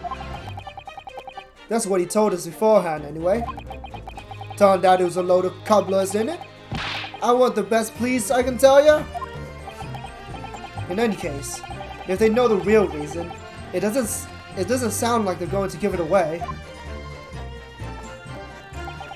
All of a sudden, we seem to be up in our necks in a serious matter of national security. Although all this talk about interception of secret government messages is still conjecture at this stage. It would explain a number of things though, wouldn't it? The negotiation Ginny overheard on the omnibus 2 months ago, and the break-in at Winterbanks. But the trouble is, it wasn't Mr. Craden in the omnibus with Mr. McGilded. No, that was Mr. Mason, the brickmaker who was so horribly murdered. If only there was some link between the two men somehow. I know, but Mr. Graydon's testimony seems to be as watertight as ever. I wonder if the Keys are making headway with the cross-examination here. Could be those two brothers.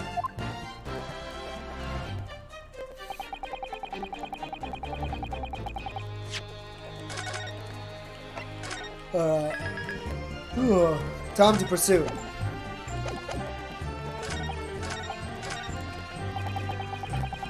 Hold it!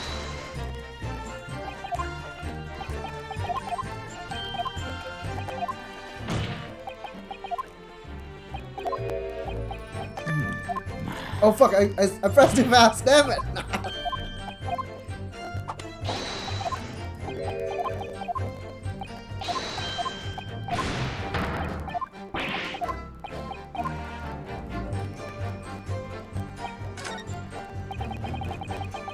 Hold it!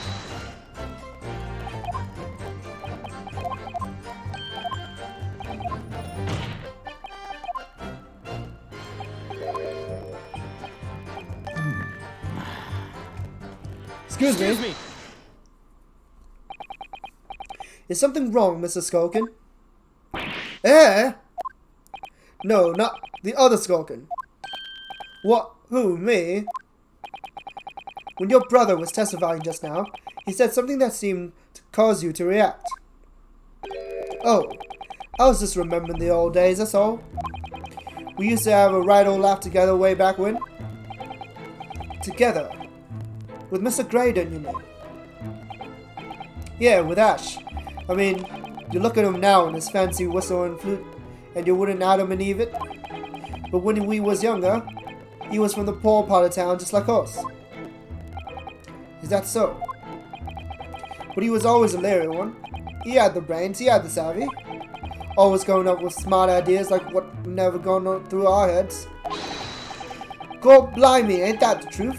Remember Milverton and Skulkin's milk run? That was a corker, eh? Save it until after the trial. Your reminiscing has no place in this courtroom. And neither does your fruit. Oi, the geezer just asked us a question, didn't he? And we was answering. Yeah, we ain't done nothing wrong. Big bruv. Nevertheless, this court is not prepared to accompany you down your trip memory lane. Counsel, can we turn our attention back to the testimony, please? I don't know. Could that sentimental story be relevant somehow? Of course it is.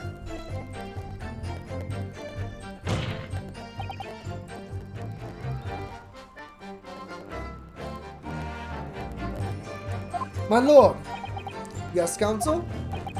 The brother's last sentimental statement could hold vital information relating this case. Very well, counsel. I will permit the brothers to supplement their testimony without detail. Briefly, I hasten to add. Say no more. A skulkin's never a skulkin.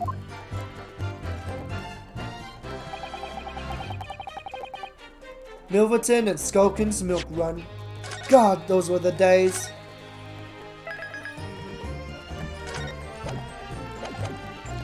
Hold it! I'm sure I'm going to regret asking, but what exactly was that? Some kind of business? Just a little scheme we had going back when we was youngsters. A bit of fun, really. Delivering fresh milk to the locals, that's what it was all about.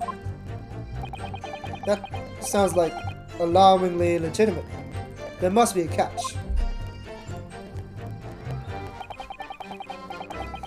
I suppose since we're here, I should ask them to deliberate. But on what? I think the name.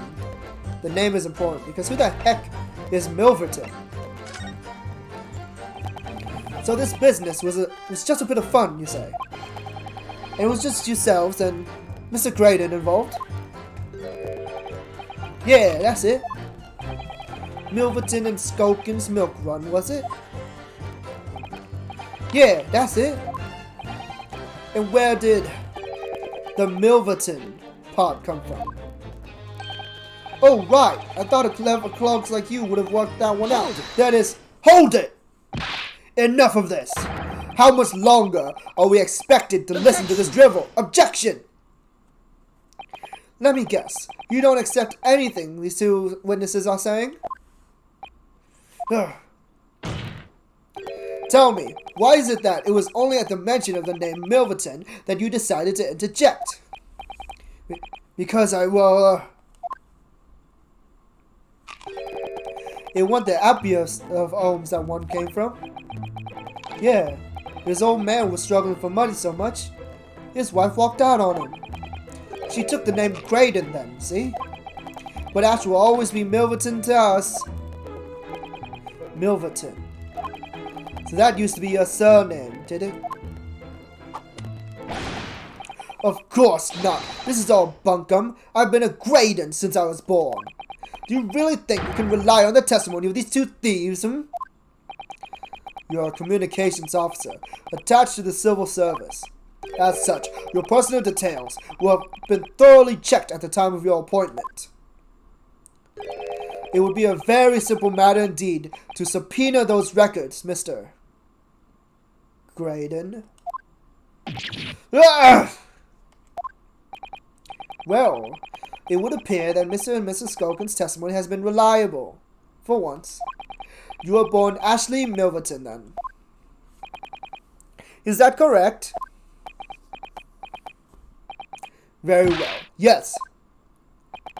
So Ashley Graydon was once Ashley Milverton. That information could change things.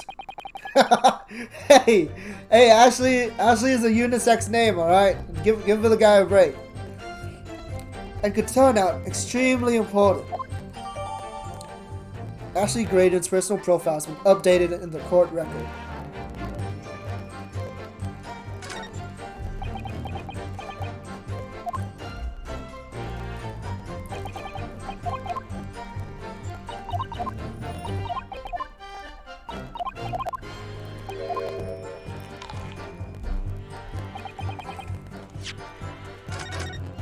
Now, what the heck do I do with this information?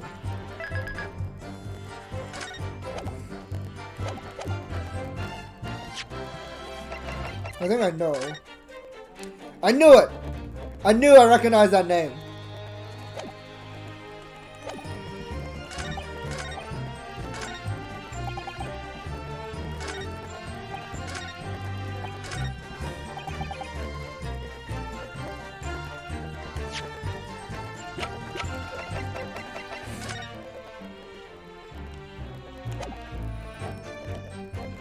Take that! Oh, objection, sorry. Mr. Ashley Milverton. Tell me, why did you try to hide your former name from the court? Because I haven't gone by that name for years. It means nothing to me. No, I don't think that's a real explanation at all. The truth is, you had a reason to hide that name. Ugh. Explain yourself, please, counsel. I have here the notes from the omnibus case, my lord. And as we all know, the victim, the man who we now understand to have been negotiating with Mr. McGilded. Yes, Mr. Mason, the brickmaker. That's right, only Mason wasn't his surname at all. It was his given name. His full name was Mason Milverton. Milverton? Do you mean to say? Saints alive! Mr. Ashley Milverton, is it not the case that the brickmaker, Mr. Mason Milverton, was your father? I don't! As I believe I mentioned earlier, your family history will have been thoroughly checked when you joined the civil service. And it really would take no time at all for the court to subpoena those records. The truth is, you have been illegally acquiring highly confidential government information and selling it onto McGilded in collaboration with your father.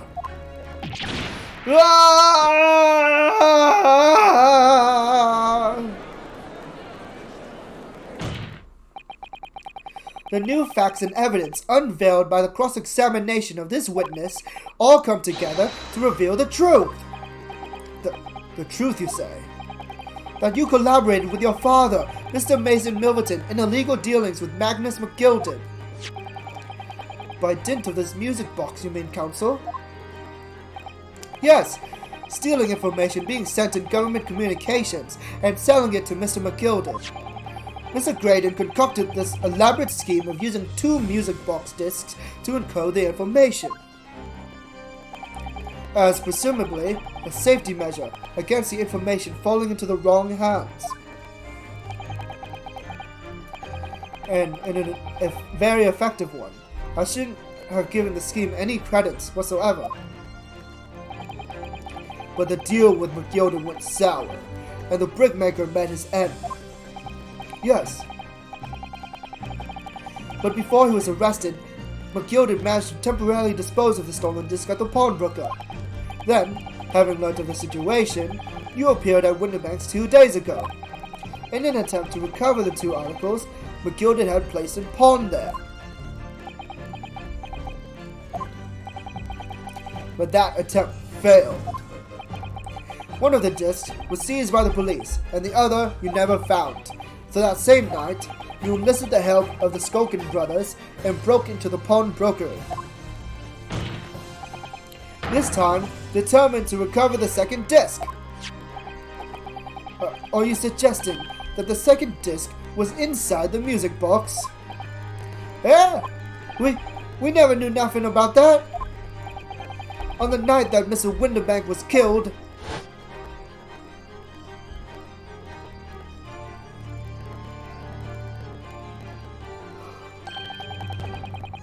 the intruder to the pawnbrokery touched one item, and one item alone, the music box.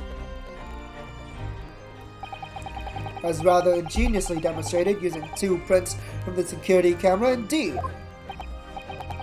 So the question that naturally begs answering is this: why was it that only 1 article was disturbed?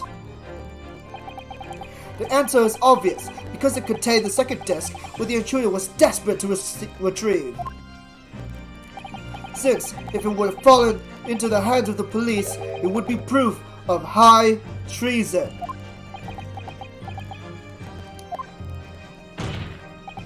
Well, Mr. Graydon, do you deny that all of this actually began on that fateful night 2 months ago? I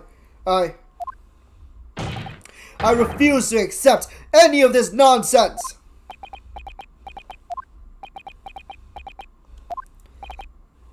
Sir, there appears to be blood seeping through the sleeve of your jacket. What? Ah! 2 nights ago, we know that 3 shots were fired at the scene of the crime in Winterbank's pawnbrokery. 1 took the life of the pawnbroker himself.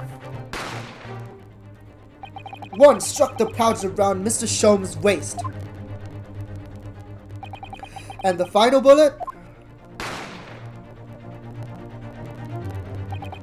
struck the calendar on the wall of the shop, having first pierced the arm of the intruders. Shom's love, Shom's love. Mr. Graydon, that wound on your arm that you seem to be trying to hide, it's a bullet wound, isn't it? He's got you now, me old China. Time to call it quits and croak, I reckon. Sure. Don't acknowledge my presence there under any circumstances whatsoever. Those are my terms, remember? And I paid you handsomely to comply. Clearly, I was a fool to think I could trust some common backslum thieves. Fine, I admit it. I was there in Windowbanks that night. I paid the 10 guinea to accompany me. And as you notice, I sustained an injury in the course of my adventures. But that is all. I admit to nothing more. Sealing government secrets, negotiating with Mr. McGilded. As God is my witness, I'm sure I recall nothing of the sort. He's not going to go down without a fight. Not until I can show hard evidence, I suppose. Nevertheless, the defense has now established a crucial fact. Which is... well, we know that one bullet was fired from each of the 2 firearms we have in evidence. The bullet from the Skokin brothers' gun hit the pouch around Mr. Shom's waist. And the bullet from Mr. Winderbank's gun clearly must have been the one that caught Mr. Graydon on the arm. Indeed, it must. We can rule out the possibility that the man shot himself. And that leads us to only one conclusion. Mr. Winderbank was shot by a 3rd gun, which can only have been fired by the 3rd intruder. Goodness! Ugh. That's right, Mr. Graydon. Ugh. The only person who could have possibly shot Mr. Winderbank that night is you! Hold it!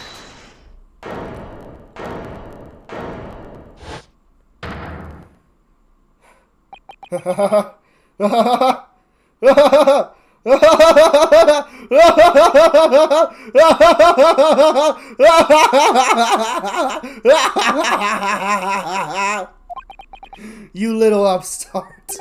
You made a grave mistake when you summoned me here. What?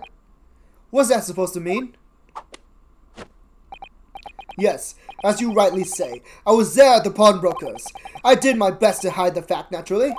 I had no intention of ruining the distinguished career I built for myself at the communication station. But did the thought never cross your mind? Did you never consider the possibility? What? What do you mean? What thought? What possibility? The possibility that if I was there at the scene, I may have witnessed a crucial moment. You see, this makes me a key witness in this case, and I have my hands firmly around the neck of your client. What? Are you suggesting? I saw it all! I saw the very moment that pickpocket girl pointed the gun at the poor defenseless pawnbroker and shot him! You... What?! Order! Order! Order! Well, it would appear we are finally entering the last act of this theatrical trial. Mr. Graydon. Yes? I trust you are fully aware of the implications here. If it is shown that your claim is false, you will have incriminated yourself as the killer.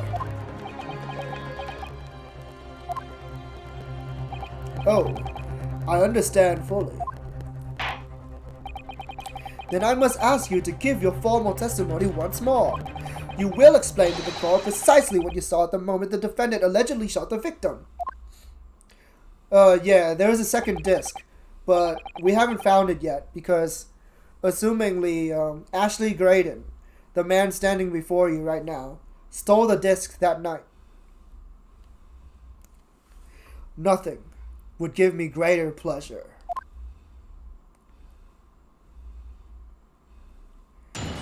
Witness testimony. The moment of the shooting. While these ruffians were jostling with the broker, I was still near the entrance to the shop. When Winterbank threw Nash over the counter, I felt a sharp pain in my arm. I pursued the man, but he shut himself in the storeroom. I could see him through the peephole in the door, though. The accused in the black coat shot the man in the back as he was trying to flee to safety. I saw the blood splatter all over that wretched girl. Then she tossed the gun out of the peephole, so I picked it up and made my escape. Good gracious, this is quite extraordinary testimony. You claim, sir, under oath, to have clearly seen the defendant pulling the trigger.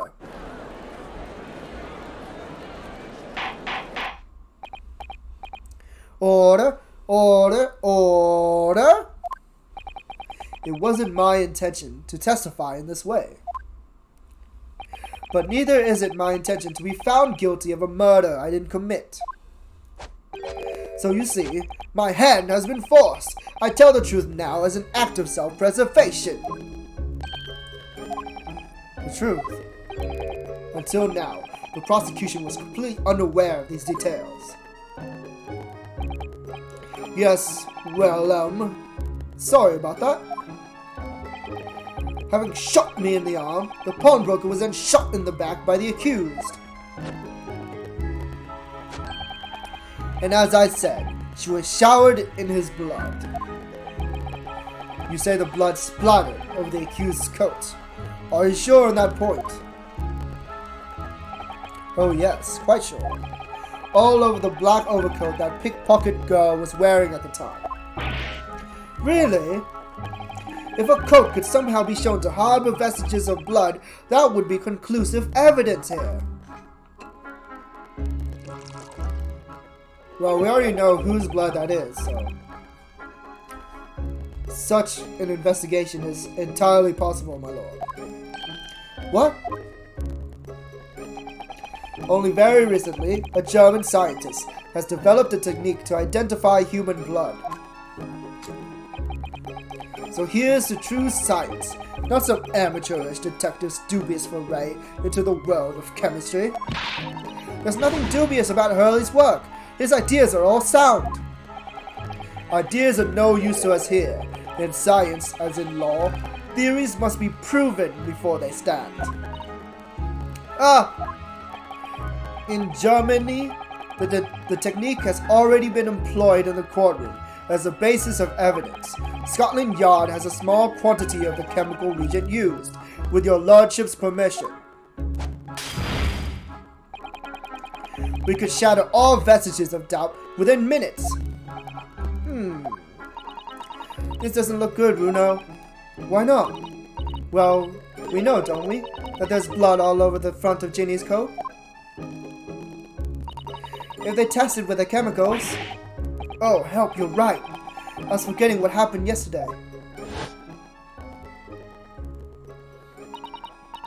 Don't move, Jenny. I'm going to shoot.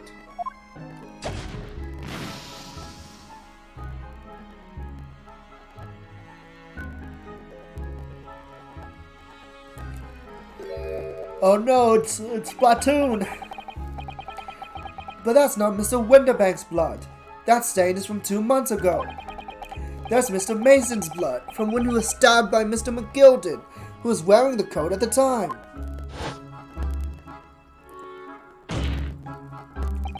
My lord, the defense objects to the test proposed by the prosecution.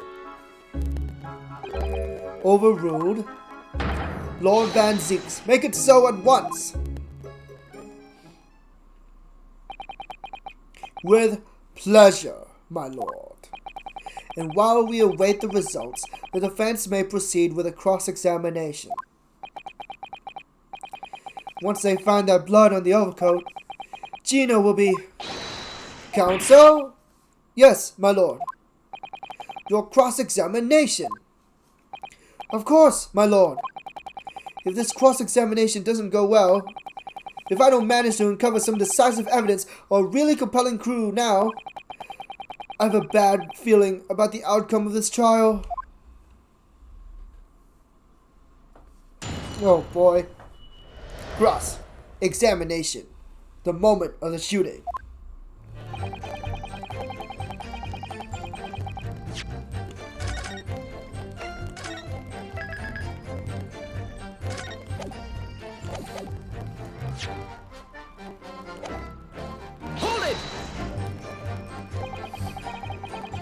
Mr. Winterbank emerged from the storeroom, I believe.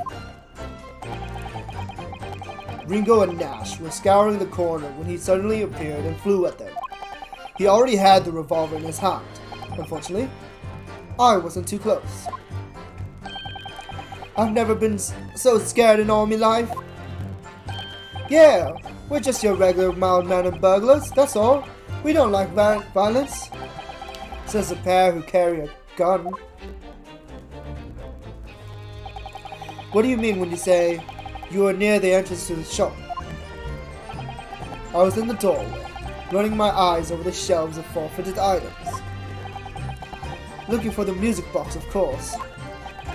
The broker went for Nash in the first place. Then Ringo joined in, making it 2 against 1. So I assumed they could handle the situation. But I was wrong. I was trying to help me little bruv, but the old geezer chucked me over the bloomin' counter. So I pulled me gun on the old fella, and that soon made him scamper. The pair of you, setting up on the poor defenseless pawnbroker together, shame on you.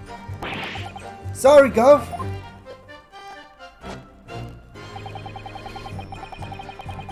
Hold it! You mean that's the moment you were shot? Yes, though I didn't immediately realize what had happened, of course.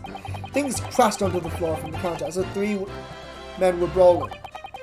It was at exactly that moment that it happened, so I didn't hear the gunshot. And the bullet went on to strike the calendar in the wall behind you. So it would appear, when I looked at my arm, I saw it was bleeding badly, so I wrapped my handkerchief around it. Seeing as I couldn't explain what happened to a doctor, I had no choice but to wait for it to heal. I didn't imagine it would still be bleeding 2 days later. Did Mr. Winterbank intend to shoot you, do you think? Well now, I don't imagine he even noticed I was there, to be honest. Perhaps the gun went off accidentally. Anyway, it didn't quite strike home. When I pulled my gun on him, he tried to shove me out of the way. And then he scampered through that door back. At which point, what did you do?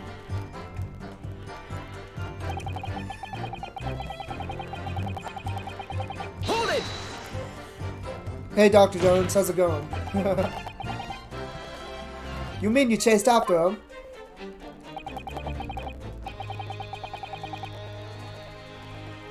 Oh yeah, you weren't here earlier, but I sang the rat's birthday song. I don't recall the reason why, but I ran after him to the back of the shop. And what about those people on the door you mentioned?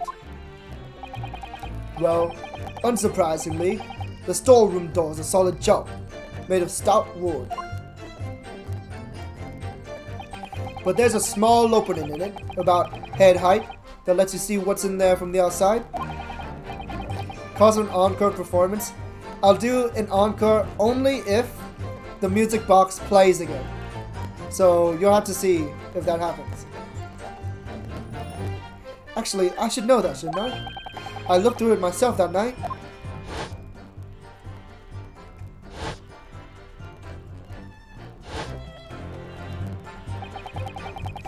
And what about you burgling brothers? Did you see what went on through this peephole as well? Not likely, Gov. Not likely, Gov. Didn't see nothing of the sort, Gov.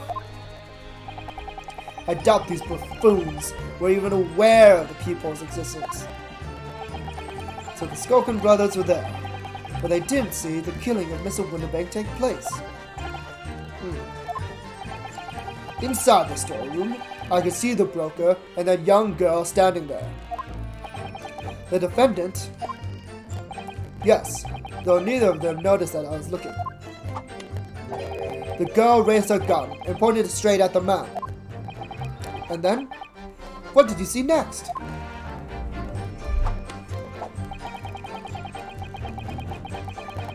Hold it!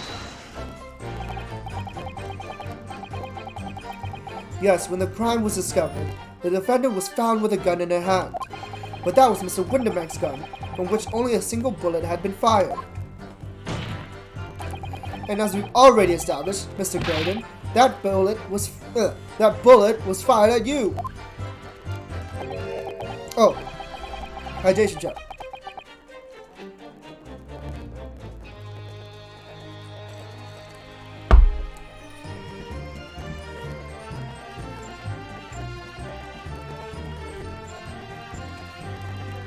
Oh no. It wasn't the broker's gun that a pickpocket girl had when I saw her.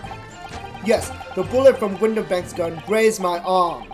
And yes, the Skulkin's gun grounded the detective.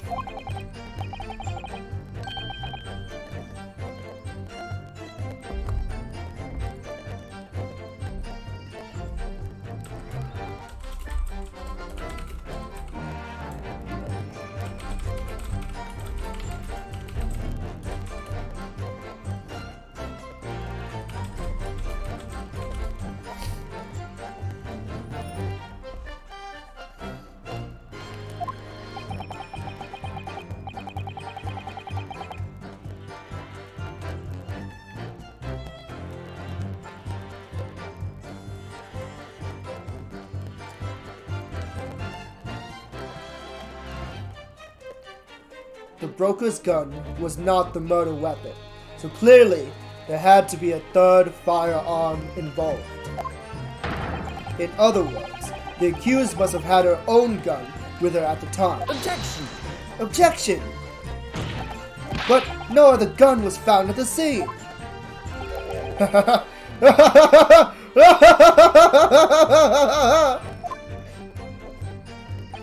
Calm yourself, counsel. Sorry? You must consider the events in order. At first, I saw the broker and the girl glaring at each other. Then, all of a sudden, the broker turned to run. It was at that moment that the little gunny rat shot him in the back. A chilling image, I must say.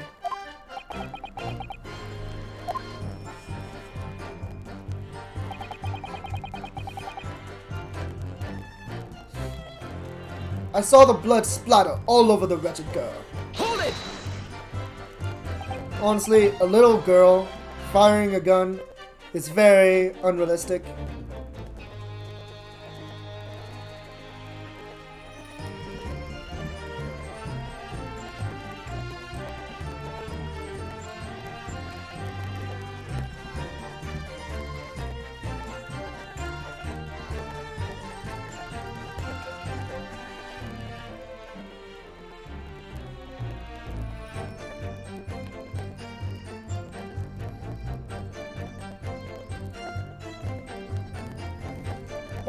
All over her.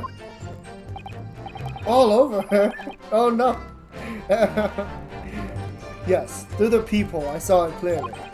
Of course, the stains are invisible now, what with the coat being such a dark color.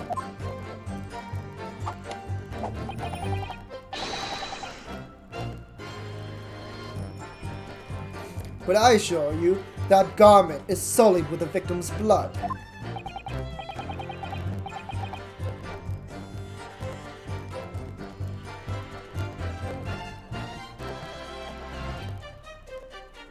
Well, it is sullied with blood, that's for sure.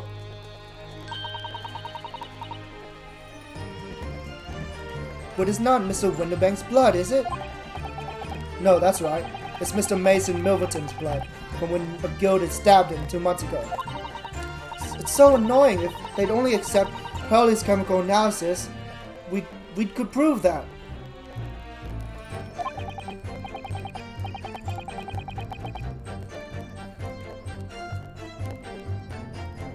But they won't, so unfortunately, we can't use it as evidence to support our case.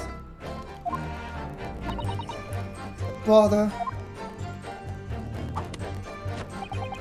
Then she tossed the gun out of the peephole, so I picked it up and made my escape. Hold it! That's super unrealistic. Did I hear you correctly? She threw the gun out of the room?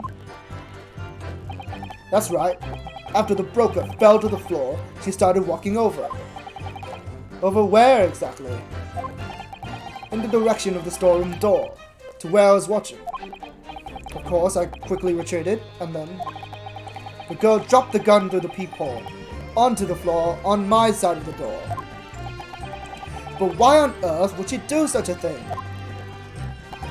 I couldn't tell you. Perhaps she was hoping to distance herself from the murder weapon. Without thinking, I went and picked it up. I suppose I was worried about just leaving it there, in case any more tragedies took place. So it was you, in fact, who took the third gun from the scene of the crime. Yes, it was yours truly.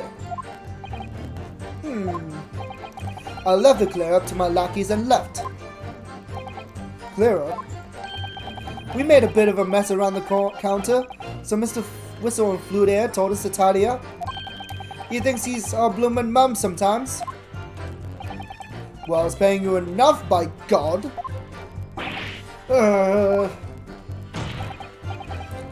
Tell me, Mr. Graydon, when you left the pawnbrokery that night, was it by any chance with the second disc in your jacket pocket?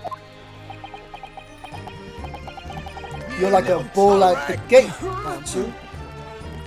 What the heck is going on here? Why are the Skulkin brothers fighting? But I admit to nothing of the sort.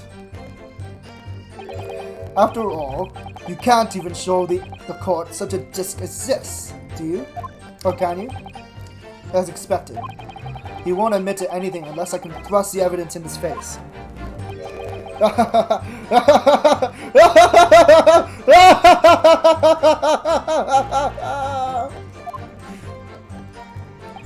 It's not as easy as you thought, is it? To pin a crime on this label? It won't stick. Not murder. Not treason. Maybe not right now.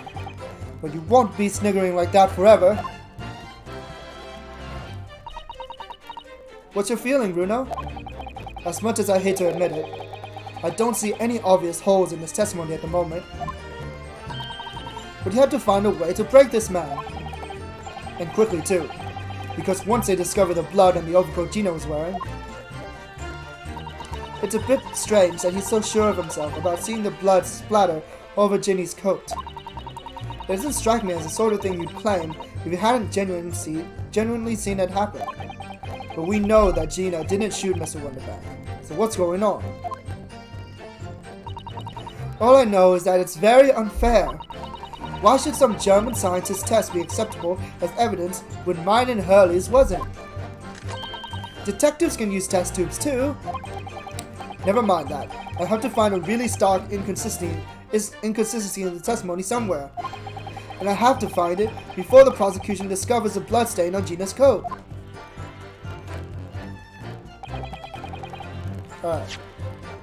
Time to pursue.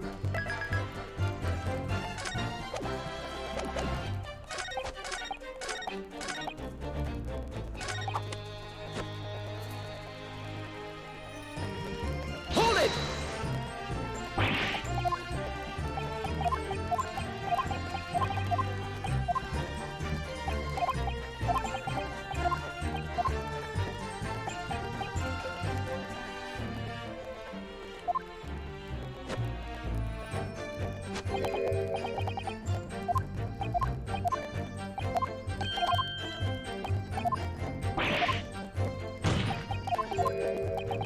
You little toe rag! You little toe rag! Excuse me? Gentlemen?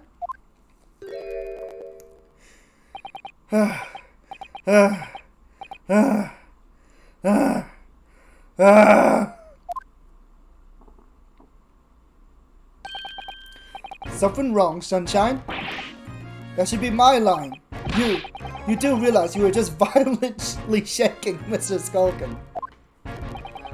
Blimey. He's a bit of a hooligan, ain't he? What was going on just now?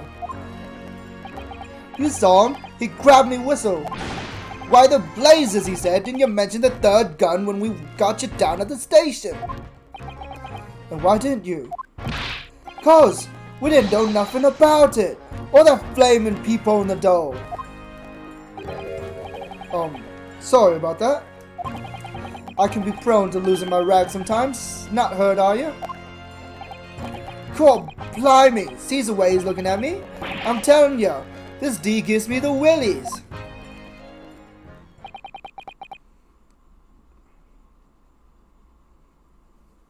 That was strange. The inspector doesn't normally get quite as worked up at that. He wouldn't normally grab someone.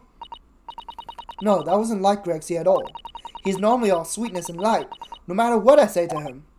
Yes, well, I think you might be a special case, Iris. Well, anyway, this was definitely out of character.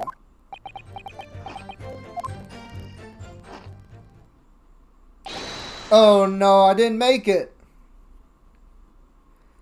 My lord. Requesting your lordship's permission to interrupt the cross-examination. Explain yourself, officer. I have the results of the tests I ordered earlier, my lord. Ah, the blood on the accused overcoat. Thank you, officer. Very well. The cross-examination is hereby temporarily suspended. I presume you have no objection, counsel? No, my lord.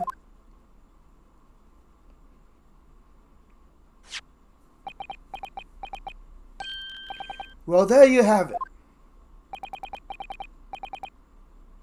The report. Please, officer.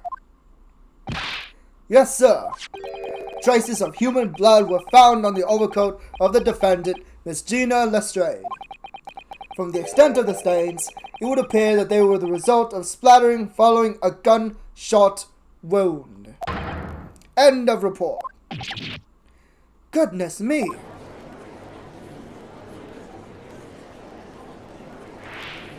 This motherfucker. That's a new pose. That looks like Giorno's pose. See? What did I tell you? Objection! Objection! No! The blood on that overcoat is not Mr. Winterbank's. What on earth makes you say that, counsel? The coat originally belonged to Magnus McGilded. Just before his coat was deposited at Winterbank's, McGilded had fatally stabbed Mr. Mason Milverton. So the blood on that overcoat is the blood of the brickmaker from the omnibus case. Objection! Objection! Well, the dead cannot speak. Isn't that right, my Nipponese friend? Sorry? 2 months ago, in this very courtroom, did you not argue fervently for Mr. McGilded's innocence? And yet, now that the man is dead, you brand him as a murderer? Your conduct shatters any shred of respect you may have earned for yourself in this country. But that was... I call it a bully disgrace. Treachery, that's what it is. How to determine whether the blood on the coat is 2 months old or not? Even a stereoscope couldn't help to answer that problem, Pop-Out. It can't be done. But... we use Mr. Show's specially formulated Mr. Showman is a detective, not a chemist! Would you put such faith in a chemical formula devised by me, for example, when I'm a communications officer? True, you can't prove when it was from. I held out Podolsky to starving boy, and he ran away crying. Herlock Sholmes is barely more than a figment of the public's imagination. His name carries no weight in this courtroom. No weight at all. How could you say that? Victory is sweet indeed. This proves that my testimony is the whole truth from start to finish. How do you arrive at such a conclusion, sir? As the witness said, the accused coat was spattered with the blood of the victim. The only way Mr. Graydon could possibly have known that fact is if he saw it happen. In other words, his testimony is solid, and conclusion is singular. It was the accused who shot the victim in this case. That is the whole truth. Ah! My lord, been a long battle this one, but this old warhorse has something to say now, if you please. Mr. Foreman? As of this moment, sir, the squadron has reached its final decision. Ready, men? All for one now. Oh no. Here comes another summation examination. Guilty. Guilty. Guilty. Guilty. Guilty. Guilty. It's not over yet. Not until the rat screams. Not until the rat cries. Okay? No crying rats tonight.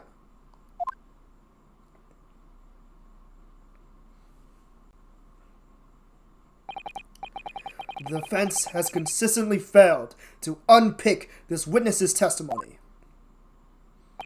Here's to any attempt you may make at unpicking the juror's decision being equally successful.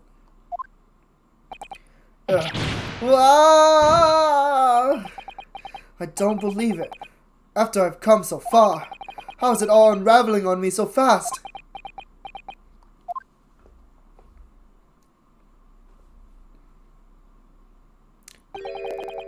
How very distressing to be held in such low esteem. Oh, it's him! Enter! Enter! Enter! Wouldn't you agree, Mr. Naruhodo? Officer? You've delivered the report now. That'll be all, but thank you. It occurs to me with some regularity, Mr. Naruhodo, that scientific truths are determined not by science, but by none other than the human mind. I know that voice. Am I going mad? Ah! It's him! Mr. Sholmes! Boy, am I glad to see you! What is the meaning of this? Look at that pose! That pose! How did he get here? He's supposed to be in the hospital! Order! Order! Order! What business do you have here, detective? The last I heard, you were recuperating in a hospital. As well I would be, had I not been set upon an errand. What errand? Hurley, it's really you. You're awake at last. Yes, good day, Iris. I appear to be rather late to rise. My apologies. Hold on, do I have an image for this?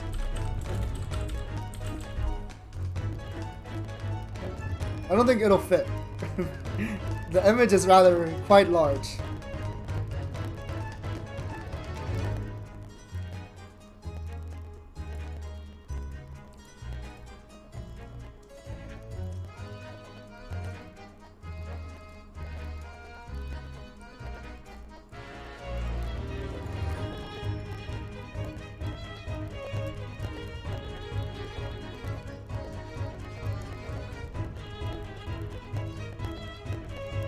I don't want to do this. Okay. I think this works. And then, hold on.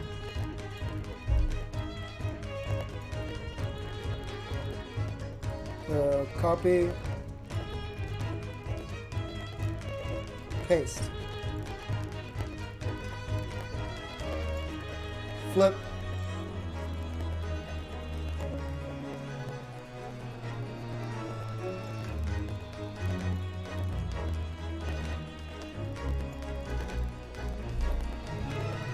Yes, good day, Iris. I appear to be rather late to rise, my apologies. Now, my lord, if you will humor me. In what manner, sir? I have something of great importance I wish to give the young lawyer over there. I need no more than 5 minutes. Would you be so kind to spare us the time?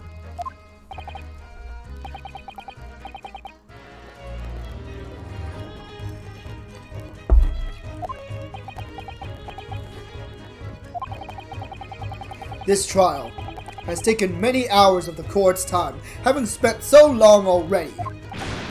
Exactly! Having spent so long already, we don't want to go wasting any more precious time. As I was saying, having spent so long already, it would seem churlish to deny the defense a mere 5 minutes. Yes! Yes! Even Lord Van Zinks cannot deny best girl. Very well then, counsel. You have 5 minutes. He's here! He's here! Shit. Maybe I should put him on our side. Hold on.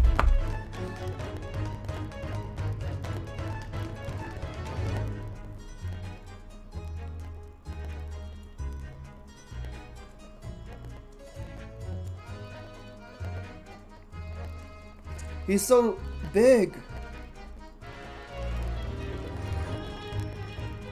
Shit.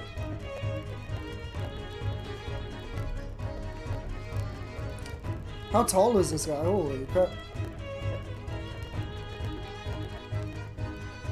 Ha ha ha, very funny. Ha ha ha. Hope you're enjoying your Ame nudes. Right? That's her new thing, right? Ame nudes. I saw that hashtag on Twitter. Hold on. Whoops.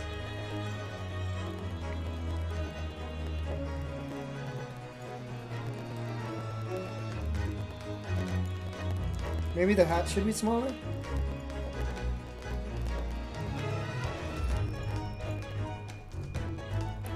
Alright, this is fine.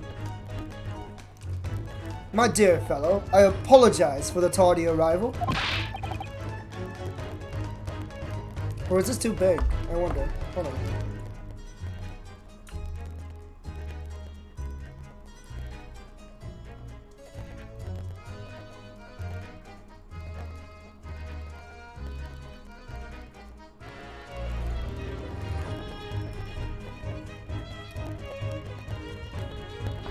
Actually, hold on. Hold on, hold on.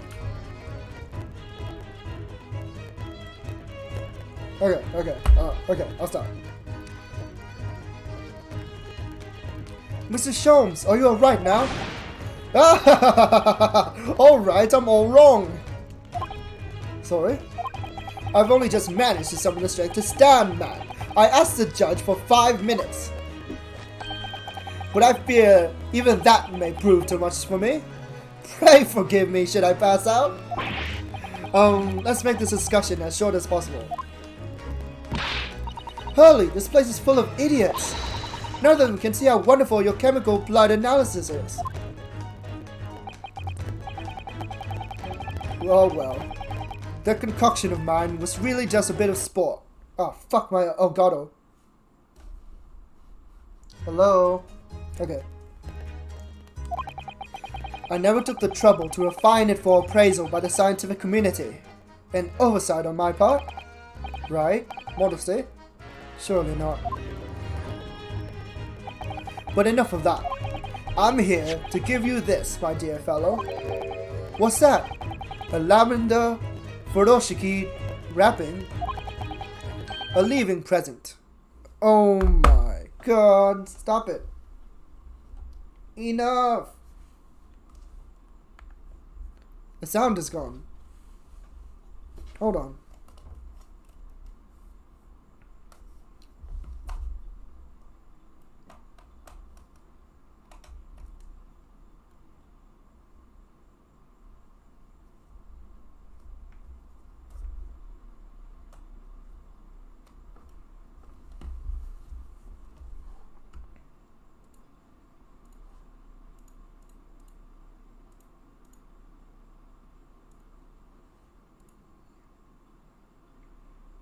Oh no, the game is frozen. Hold on. Let me redo the... Let me redo the capture device.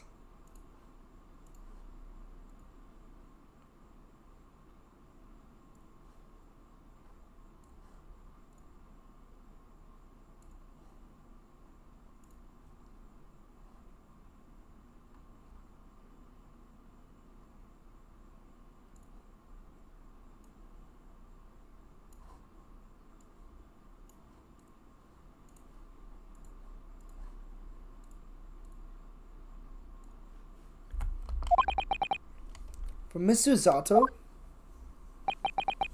if possible, matters were to be settled without me giving you this. Those were her instructions when she asked me to do her this favor. I don't understand.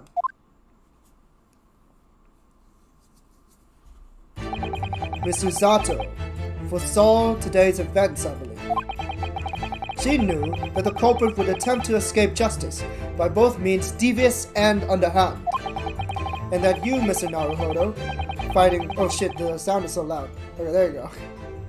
Fighting fairly as you are wont to do, would find yourself in considerable peril. At that very moment of crisis, you were to be given this small parcel. Those were the dear lady's instructions. A leaving present from Susato-san. Whatever could it be? Huh? What's this? Oh!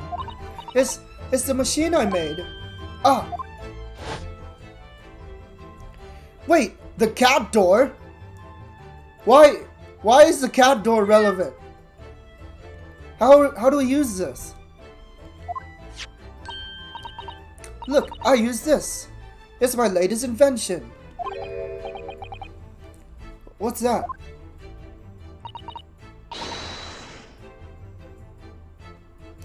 I call it the cat flapomat. It can make any cat flap for a little furry friend like Waggy in seconds.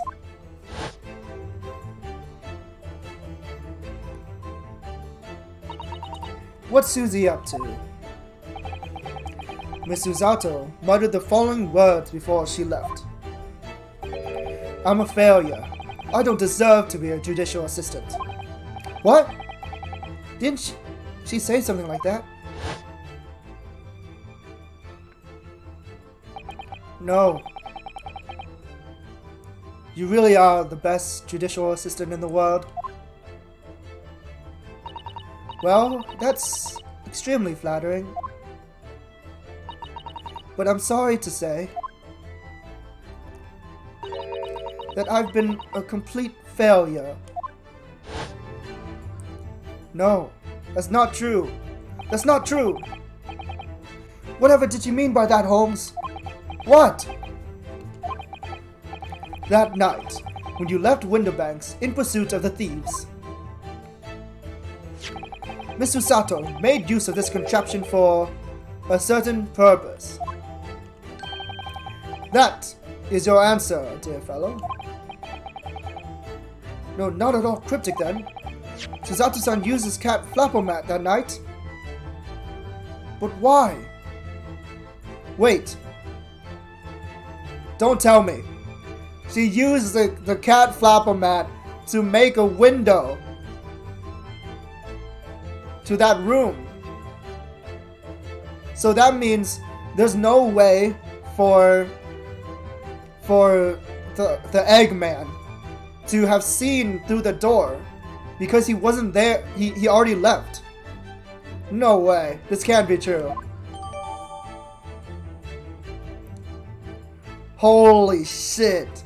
I never expected this invention to come back to be used like this. No way. Don't tell me that's what happened. No way. I'm about to lose my mind right now. What the fuck? Your 5 minutes is over. Ah! We're out of time already.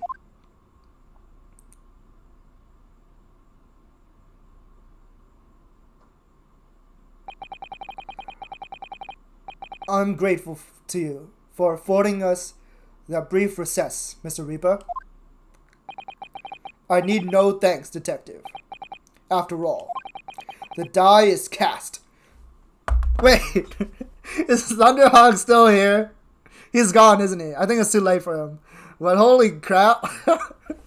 he's a Reaper who always participates in trials where there's small Japanese men and likes dice. And he's always drinking wine. He's always drinking wine. This can't be real. This can't be real. Please.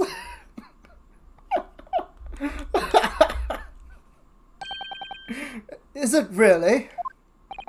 The jurors are unanimous in their leanings. No doubt my learned friend will consider a summation examination. But any attempt to alter the verdict now would be utterly futile. I wonder... Mr. Naruhodo? Yes? The rest is down to you, my dear fellow. What is your plan? The rest is down to me. I need to be careful here.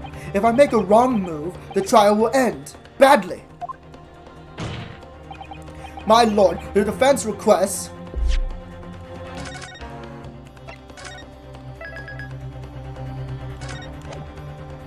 I think...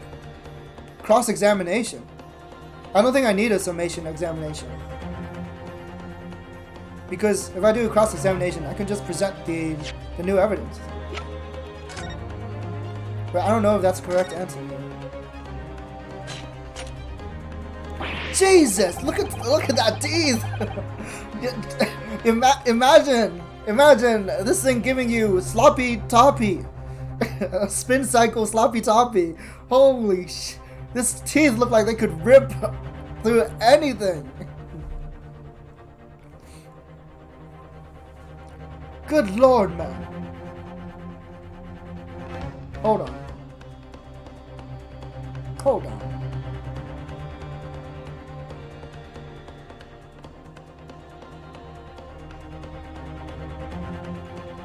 Where are my emotes?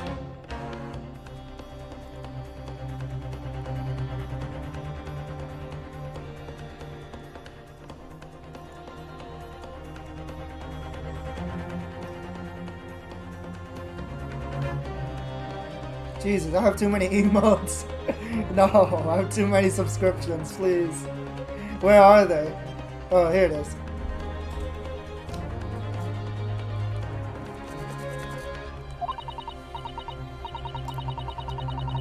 They're good, aren't they? They're made of a special ally I developed for just this job. The Kota rotates 10 times per second, so it can get through any kind of door in no time at all. And what are the two parts at the top there? Ah, those are for attaching hinges to the section of the door that gets cut out. Right, of course. Nothing can match this machine for power.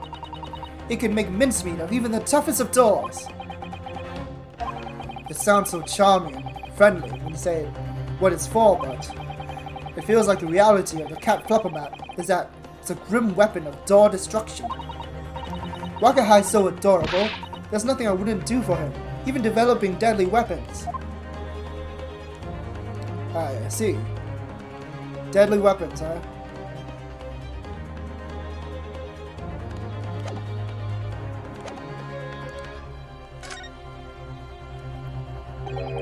Further cross-examination. Objection! Objection! The jurors have spoken. Protocol dictates that you may not cross-examine a new witness now. Objection! I'm not cross-examining a new witness. Rather, to continue with one of an existing witness.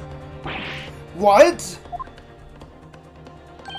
It would appear that was a rather important detail that has escaped your attention, Mr. Reaper. My lord, requesting your lordship's permission to interrupt the cross-examination. Thank you, officer. Very well. the cross-examination is hereby temporarily suspended. I presume you have no objection, counsel? No, my lord. So nobody can say anything then. If Runo asks to resume his cross-examination of Mr. Graydon, the court is obliged to allow it. This is absurd!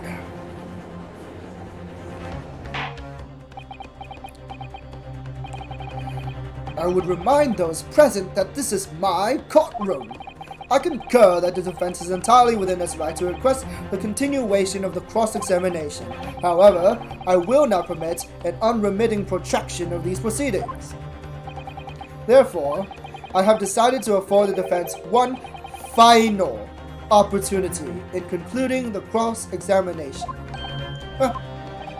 Counsel, you must choose but one statement from the witness's testimony and one piece of evidence to present in support of your argument against it. A single chance to present evidence. If following that the situation remains unchanged, I shall move to adjudication. Is that clear, counsels? You will not press the witnesses any further, my lord. Yes, my lord. A single statement and a single piece of evidence. Most generous. Well then, Mr. Naruhodo, it's high time I fell into a dead faint. I leave this in your capable hands.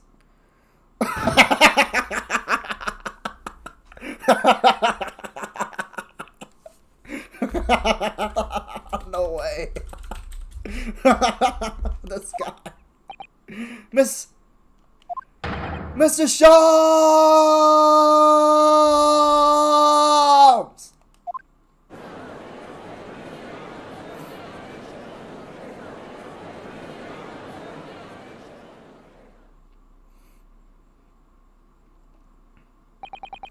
To stand so insouciantly before the court in a state of such high fever. Either the man has extraordinary strength of mind, or an extraordinary lack of feeling. I imagine he's feeling very little now.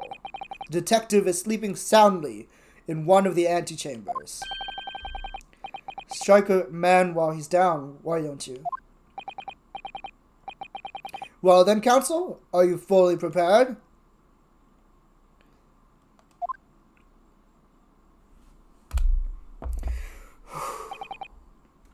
Yes.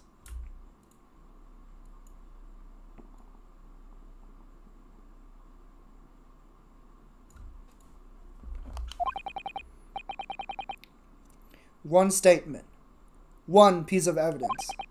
I won't let Mr. Sholmes down. Or Iris. And I won't waste this final chance that Tsusato-san has given me. This is going to decide the entire outcome of the trial. Very well then, under the terms I have outlined, you may resume the cross-examination. Dun dun! Cross-examination. The moment of the shooting again. This is the final moment of the case, right? This is the end, right? Holy shit. Actually, let me read every single statement. While these ruffians were jostling with a broker, I was still near the entrance to the shop. When Winterbank threw Nasher with the counter, I felt a sharp pain in my arm. I pursued the man, but he shut himself in the storeroom. I could see him through the peephole through the door, though. The accused in a black coat shot the man in the back as he was trying to flee to safety. I saw the blood splatter all over that wretched girl. Then she tossed the gun out of the peephole, so I picked it up and made my escape. His lordship is only going to allow me to present one piece of evidence here. but it's clear what that piece of evidence should be. How in the world did Susie manage to sneak off with this without me knowing? And she used it in the pawnbrokery? Yes, at least that's what Mrs. Shom said. I was only gone from the place for about 5 minutes when I went after the Skoken brothers. What possible reason could Susato-san have had to use Iris's contraption in that time? Could it be that what she did with the cat flapper mat completely changes one of the key premises this testimony is based on?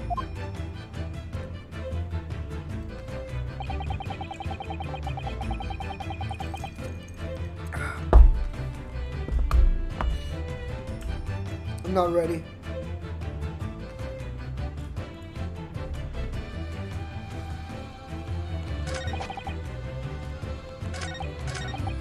Alright, it has to be this. It has to be. Objection! Objection!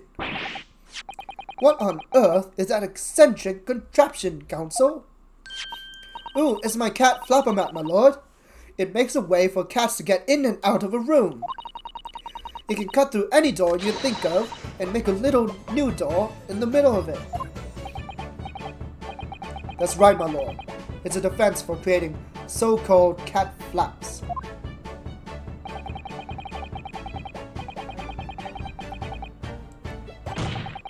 I'm sure we can all work that out for ourselves. But that cat lover's contrivance has no possible relevance to this case. Oh, really?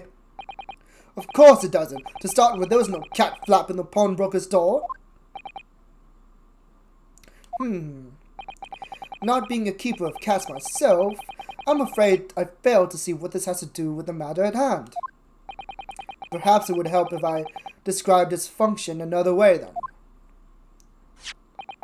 This contraption is able to create a peephole in any door you can imagine in practically no time at all. I beg your pardon, a peephole you say? 2 nights ago, we arrived at the scene only minutes after the murder of Mr. Winterbeck had taken place. That's right. According to the paperwork at the yard, it was you, your Japanese assistant, and Shones.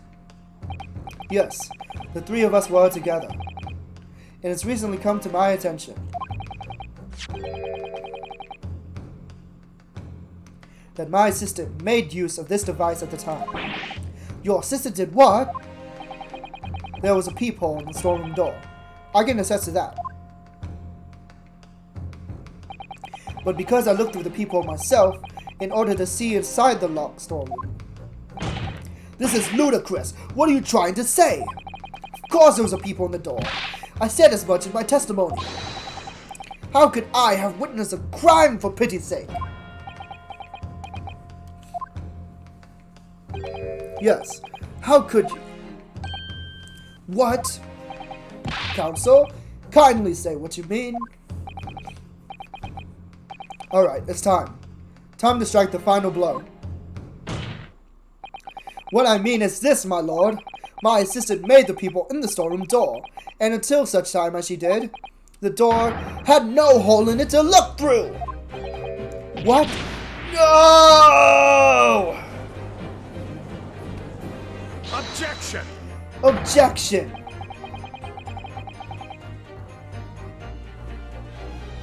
This is a farce! Are you really suggesting that the peephole in the door was...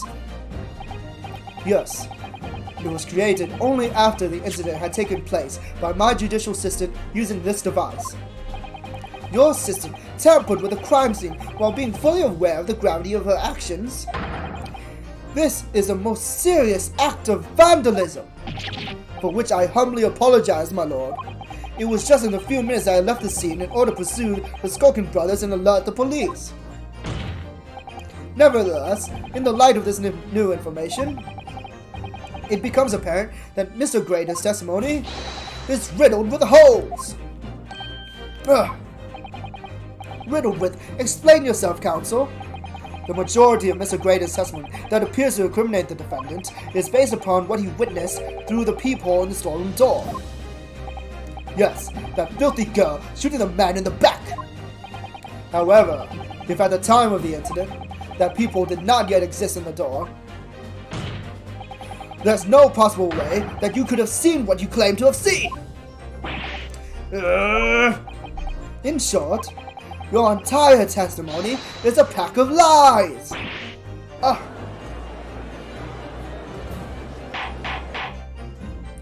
Order, order, order! Is there any credence in this revelation? Objection! Objection! None whatsoever, as my learned friend must surely realize. Exactly, this is just some cheap trick designed to discredit me. I'm afraid not, sir. Of course it is. You really expect people to believe that plaything can cut through a solid wooden door. Oh yes, I designed it to be very powerful. It can cut through even the toughest of doors. That's absurd. I don't believe it for a second. I had a feeling you'd say that. What?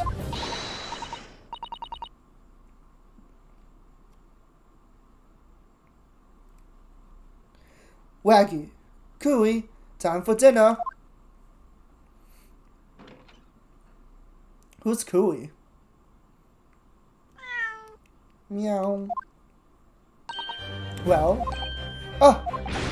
young lady, this is the Old Bailey. One does not make cat flaps in the oak paneling at the Old Bailey. I'm not done yet, don't worry. This doesn't mean that the peephole in the storeroom door at Windomax was made by your machine. And there's no way you can prove that it was. No, but it's easy. What? The cat flaps my cat flappermat creates are all of a fixed size, and the dimensions of the peephole at Windomax are an exact match. Hee hee, old Silky's lost for words. Excellent work, Iris. Thank you. And now it's my learned student friend's turn to be lost for words, I feel. I believe your judicial assistant has already left the country for your Eastern Island home. Well, yes, that's true. Then you may have some difficulty in establishing all of the facts. For the sake of argument, let us assume the people as dimensions are a perfect fit for this contraption. In that case, when was the pupil cut? The prosecution demands proof of your answer. What is the purpose of your line of inquiry, Lord Van Zeeks? It's very simple, my lord. The defense argues that the peephole was created after the incident using this device. But now that the perpetrator has returned to her native land, she cannot testify to that fact. There is no proof. And as long as the defense remains unable to prove when the peephole was made, my learned friend's claim amounts to nothing more than a baseless accusation. What? Indeed, that is so, Lord Van Zeeks. Well, counsel? Don't give up now, Runo. This is the time to create your own opening and force your way through. Right. Prove how old the blood was. Like, there's so many lines of reasoning that we could go through. I don't know if I can do this, but I do know one thing. Susato-san is the greatest judicial assistant in the world.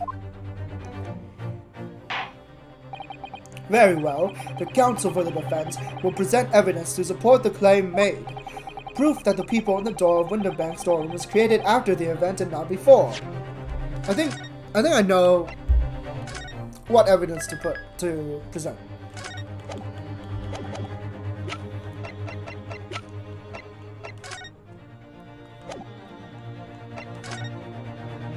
Ah, perfect. So you can see in these photographs, this one has no door.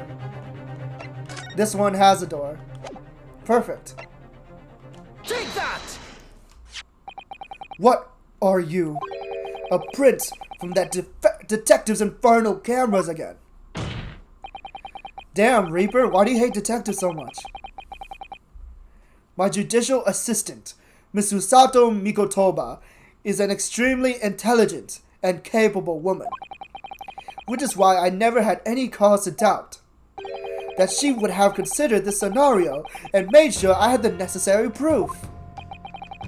And the necessary proof is his photographic print, counsel? This print shows the scene in the shop moments after the defendant entered the premises. Agreed. And it also shows the accused mercilessly wielded a gun in the direction of the defenseless broker. But more to the point, it pictures the storeroom door in the background. Let me see that print again. I don't believe it.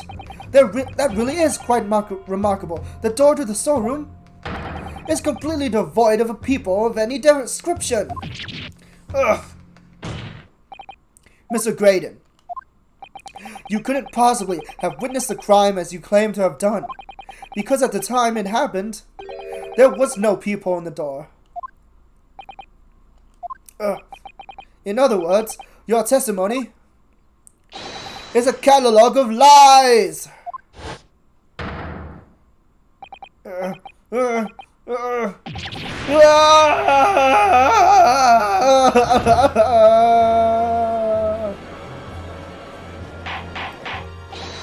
Order! Order! Order! I am satisfied that the defense has substantiated its claim beyond all reasonable doubt. This witness testimony was entirely fallacious. That's not the only thing we now know beyond all reasonable doubt.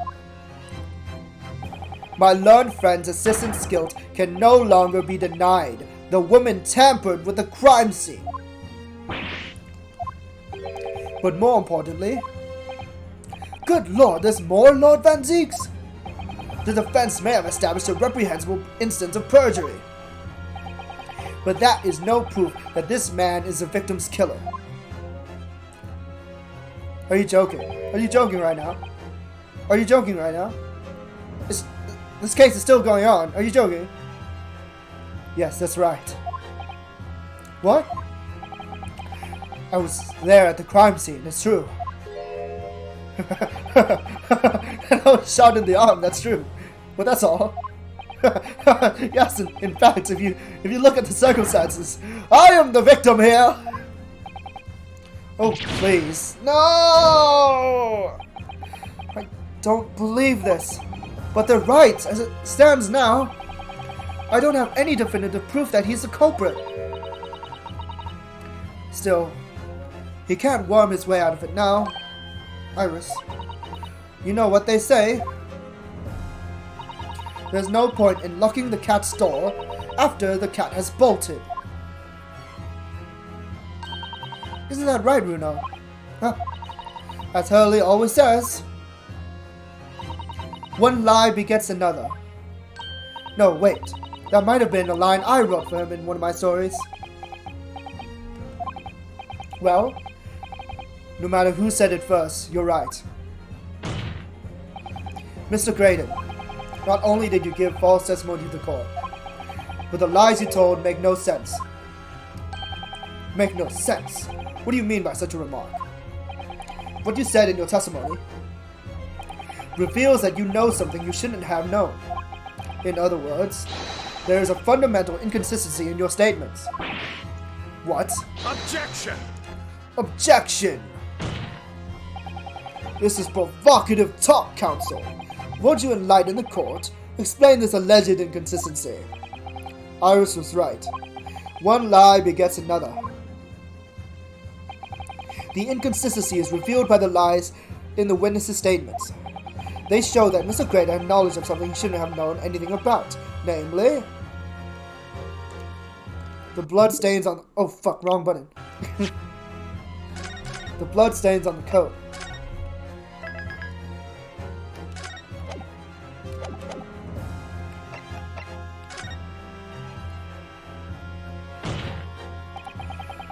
The bloodstains that were present on Miss Lestrade's coat.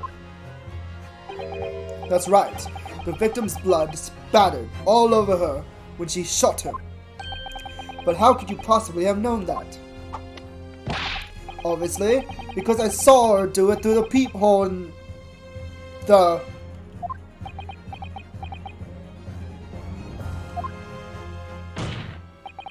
The point is not that you lied in your testimony, Mr. Graydon. It's the nature of the lie you concocted that is so revealing. You're not making any sense. Then let me ask you a simple question. How is it, Mr. Graydon, that you knew of the existence of the peephole in the storeroom door? What? Well, obviously,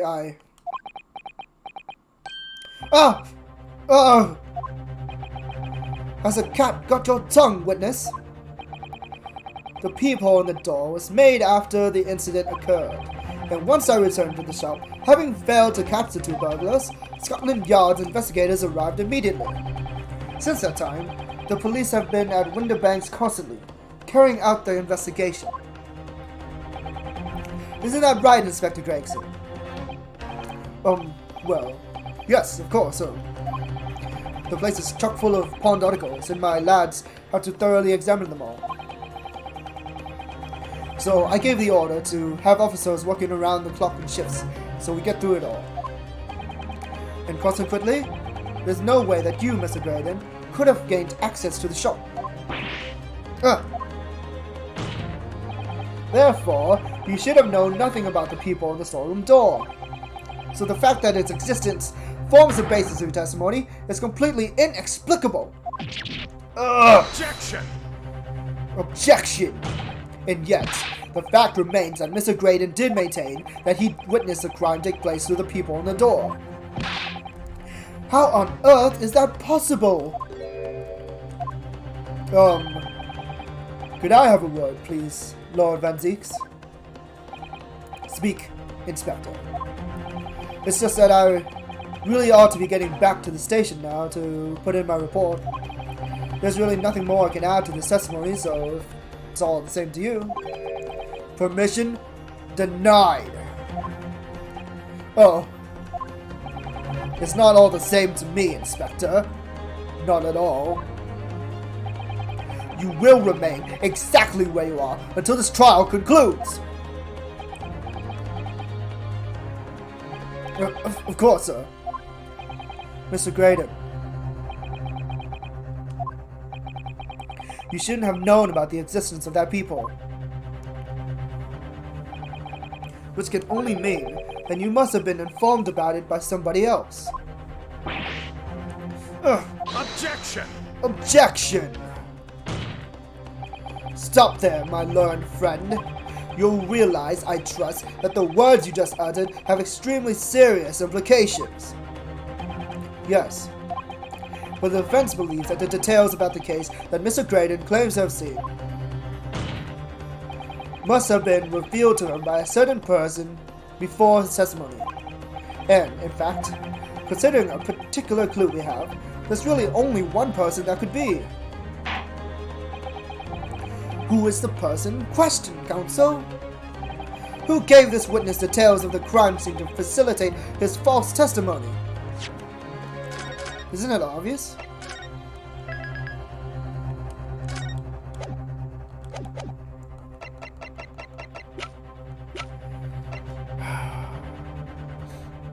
Gregson, why? Take that! The truth is, it can only have been you, Inspector Gregson. Objection! Objection! You had better have some proof to substantiate such a rash claim, my learned friend. Consider the fact that we have only been aware of Mr. Ashley Graydon's identity for the last few hours. We learned of it only during the course of the trial today.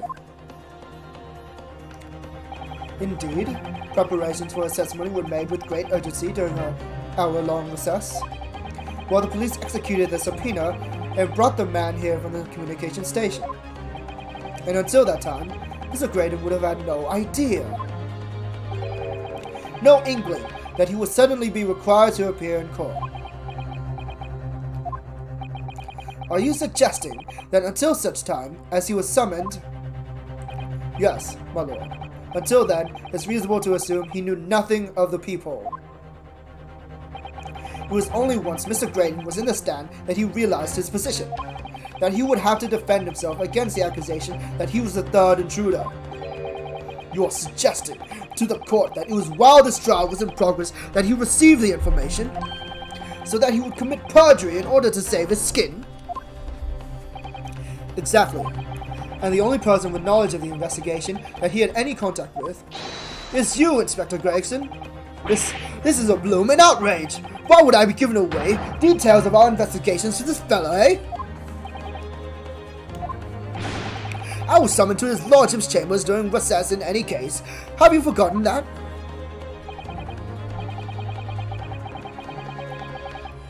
Quite true. I had a number of questions regarding the events that transpired at the pawnbrokery. Which means the first time these two laid eyes on one another was after proceeding resumed, following the recess.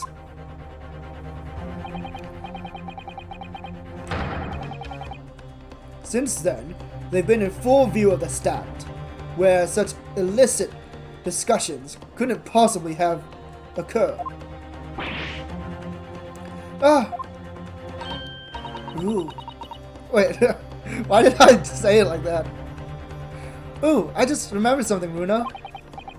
What is it, Iris? There was one time before, wasn't there? I think it was when Ginny was testifying. Oh yes, now that you mention it. When the bailiff was dispatched to retrieve Magilda's music box from the scene of the crime. That's it! It was during that testimony. I remember finding it strange at the time. Mr. Graydon and the inspector seemed to be having some kind of secret discussion.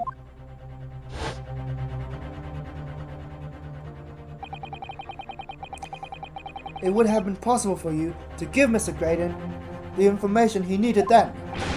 You little toe rag, you're making all this up! I'm a respectable Scotland Yard inspector, for crying out loud. Why would I do something like that? Why would I be giving away confidential details to the likes of this bloke? Admittedly, you wouldn't have had any reason to do something like that for no gain. But perhaps it was part of a deal of some kind. Then it starts to make more sense. Ugh, what deal, counsel? I wonder if perhaps, in exchange for details about the peephole at the crime scene, Mr. Graydon agreed to give a certain something to the inspector.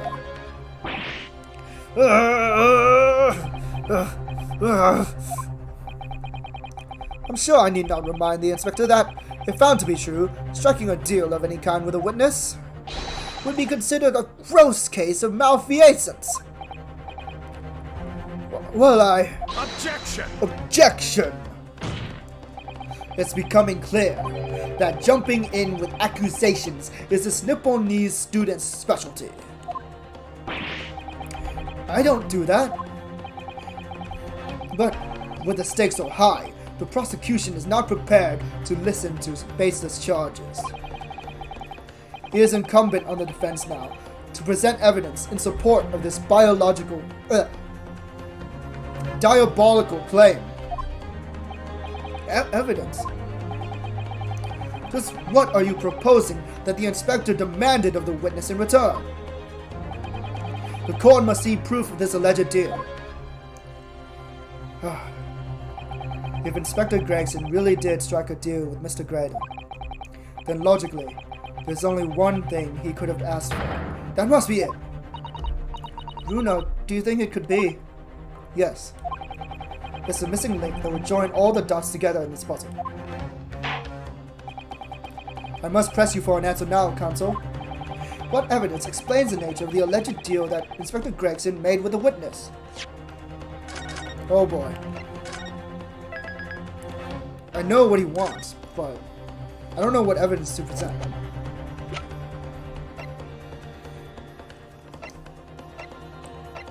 Is it the music box?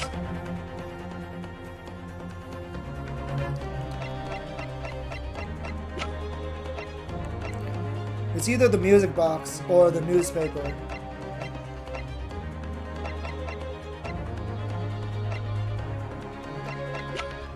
I'll try the music box first.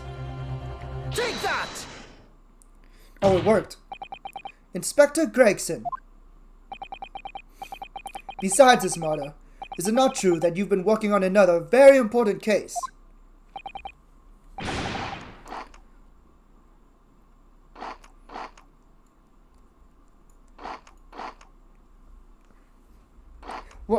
What are you getting at now, Sunshine?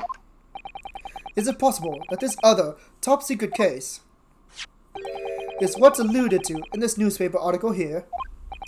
The classified secrets being leaked overseas from the Ministry of Justice. How the bleeding Nora could you... We discovered during the course of this trial the music box deposited at Winterbanks by Magnus McGilden.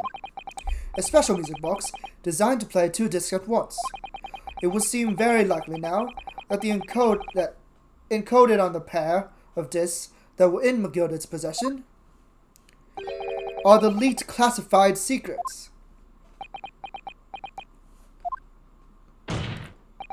So I put it to you, Inspector, that in order to recover the second of the discs containing those secrets, you covertly made a deal with Mr. Graydon in which you exchanged the disc for details of the case. You little...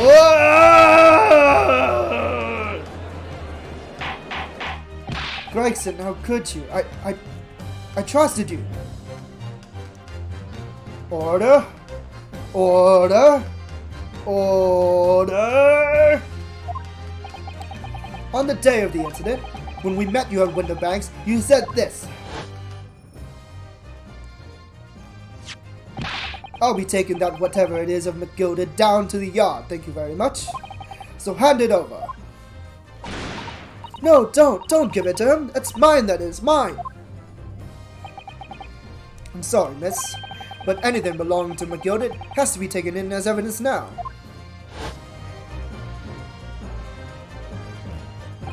Scotland Yard already knew at the time, isn't that right?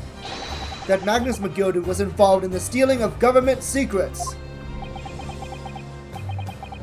My orders were: recover the medium used to convey the secrets leaked from the ministry, and do it on the QT. Strictly hush-hush. QT. Caught like a rat in a trap.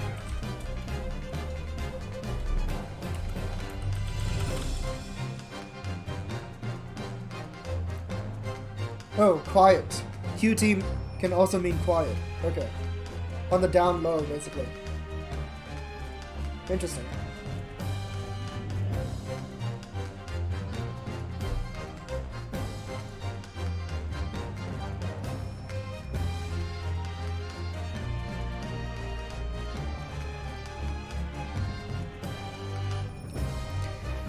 And that explains why, when I presented this disc as evidence to the court, you objected so heavily, I presume.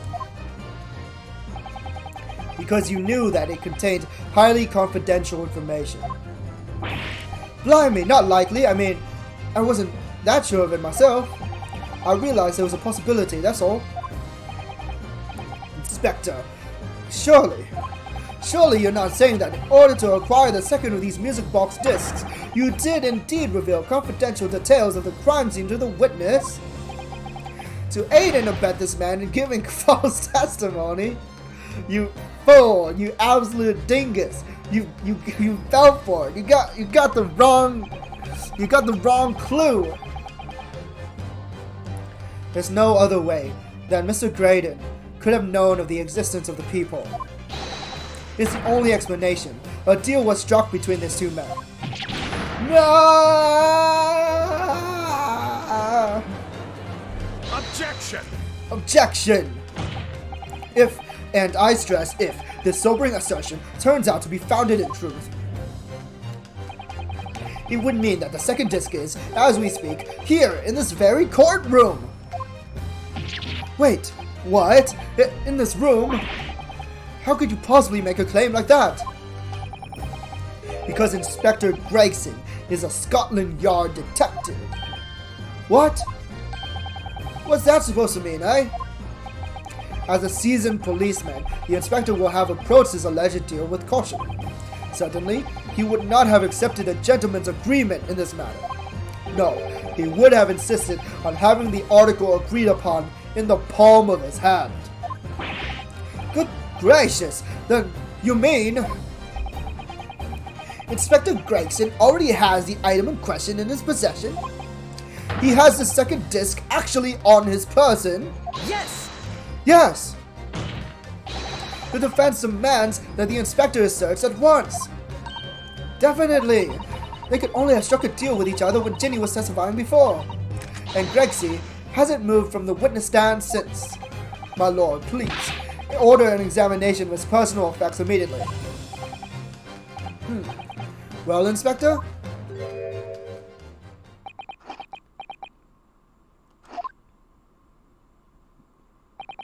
This young lad wants to tone down his imagination. He's insulted me in my profession quite enough. However, if it'll put this matter to bed and dispel any doubts about my involvement, then I'll happily submit to a body search. What? He's going to agree to it? I presume you're aware of the precipice on which you now teeter, my learned student friend? You've made a most serious allegation against Scotland Yard here. If following the search of the inspector's personal effects, no disc is found, you will be deemed unfit for court service. This trial will end, and my country's government will formally demand of yours that you are severely reprimanded. It sounds serious. Indeed, to have a visiting student make such defamatory remarks about our country's most senior police force is not something Her Majesty's government will be able to overlook. You're just threatening Bruno because you're scared. The accusation is beyond serious. You must be prepared for grave consequences. It's true. I can't imagine Gregson would have accepted a gentleman's agreement for something so critical. The disc must have physically changed hands, which means the inspector should have it. But somehow, something doesn't feel quite right here. Very well, Counsel. You know the implications, so let me ask you one final time.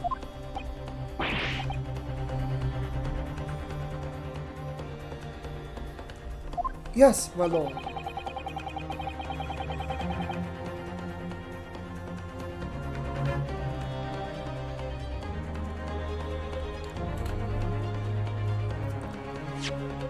Search someone else. Oh god, I'm scared. Gregson is too smug. I don't know what to pick. I say search what's his face? Search the Eggman.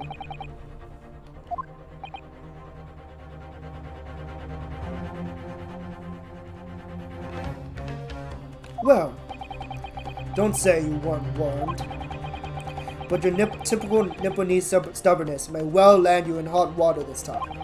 Perhaps the lesson will do you some good. Fair enough. I've got nothing to hide. Very well then. Bailiff, conduct a wait. Objection! Objection! Yeah, all we need to do is prove that the deal is possible, right? The defense demands a search, but not of Inspector Gregson. What? Now what's all this? I'm the one you're accusing, aren't I? I thought you wanted to search me. No, Inspector, not you. Somebody else. What's the meaning of all this, eh? Lost it at last, have you, sunshine? The court shouldn't have to put up with this nonsense. You're being completely irrational.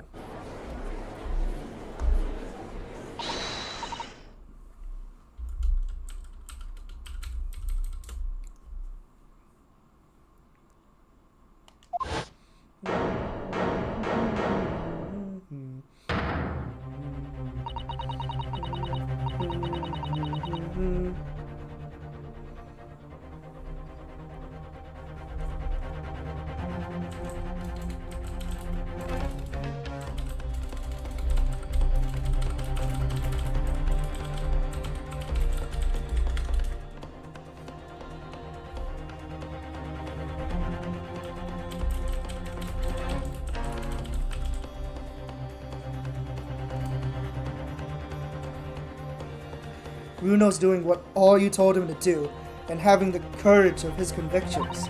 So you should respect that and listen to what he has to say in good faith. Because that's the British way. Oh. Is that really the British way?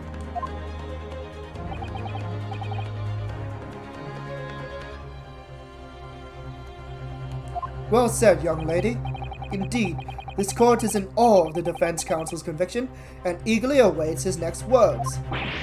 You what? Now don't be hasty, my lord. If I'm not mistaken about the things I've seen in court today, I'm fairly sure that I know who has a disc at the moment. There's only one person it could be. Counsel, of whom do you request a search now?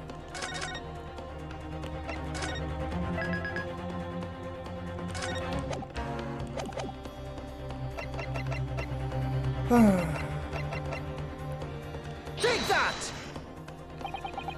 Mr. Ashley Graydon, my lord. The defense demands that he be searched at once. Very well. I presume you will not protest, Mr. Graydon? Au contraire.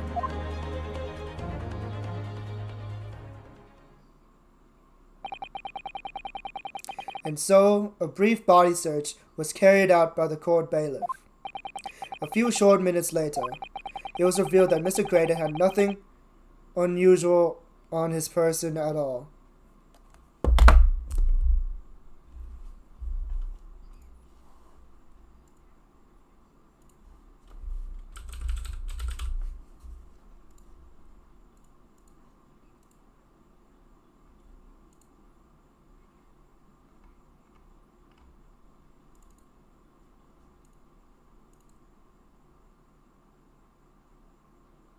Wait. The hat! The hat! The hat! The hat! The hat! The hat! The hat! The hat! The hat! The hat! It's a hat, isn't it? That fucker. He gave the hat to me. He scammed me, right? That has to be it, right? It has to, no way. No way. No way. If it's on me, that'd be the fucking biggest twist. Hold on. Hold on. Hold on. Sorry.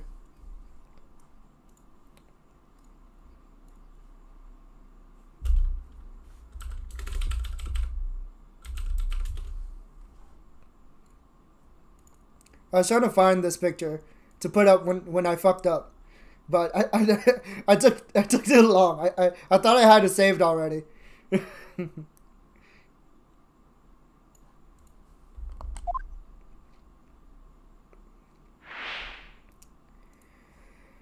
No way. No way. If I'm not mistaken about the things I've seen in court today, I'm fairly sure I know who has that disc at the moment. There's only one person it could be. Counsel, of whom do you request a search now?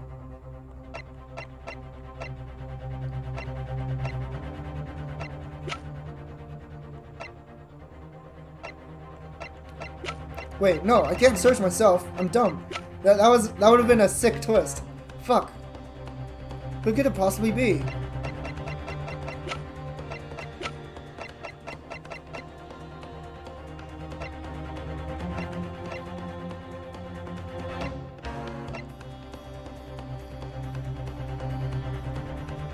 Did I fuck this up?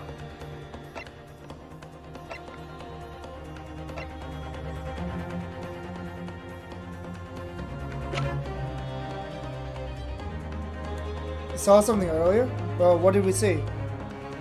I'm not sure what you mean by that.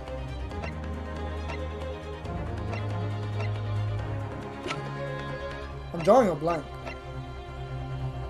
Shit. Maybe I need a break to think about this.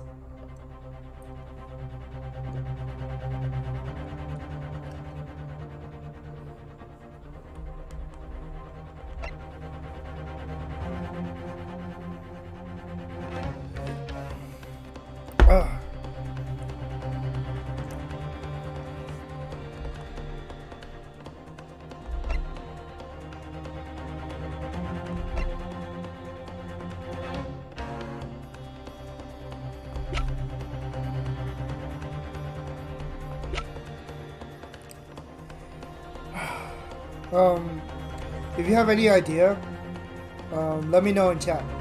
I think now is a good time to take a break because I'm all out of water. So everyone, get some water, stretch, take a piss, do whatever you need to do. I'll be right back.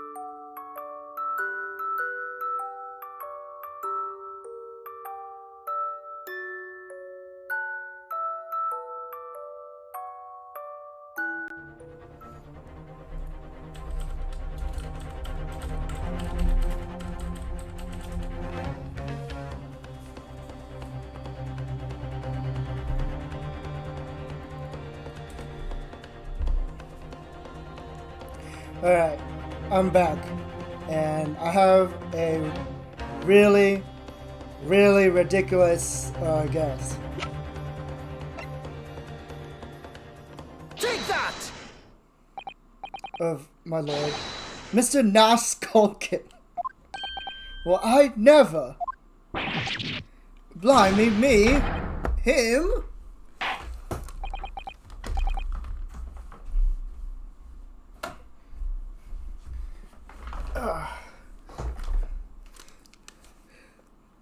I'm glad you didn't straight up tell me. I kind of realized this because, like, I was thinking that's the only person this only other person he interacted with the entire time. So maybe he gave it to Nash without Nash even realizing. Hold it! Hold it! Please, my lord. Inspector, Scotland Yard has to object to the search. Objection! Objection! Unfortunately for you, Inspector, your objections carry no weight here. Eh? In this courtroom, only the prosecution and the defense have the authority to object. But Lord Van Zeeks, I have no idea what forces are in play that might influence your actions. But personally, I have no intention of obstructing the course of this trial.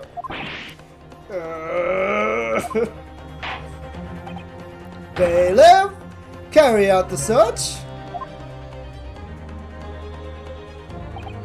Now, hold on, Mo. I don't know about nothing. Nothing about no disc. Cut it out. Ah! Here, my lord, in the witness's pocket. I found this. It's over. Good lord, that's another music box disc. I don't know nothing about it, nothing.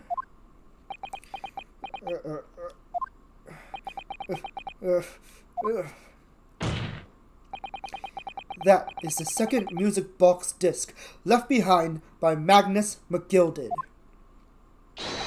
Is it not, Inspector Gregson?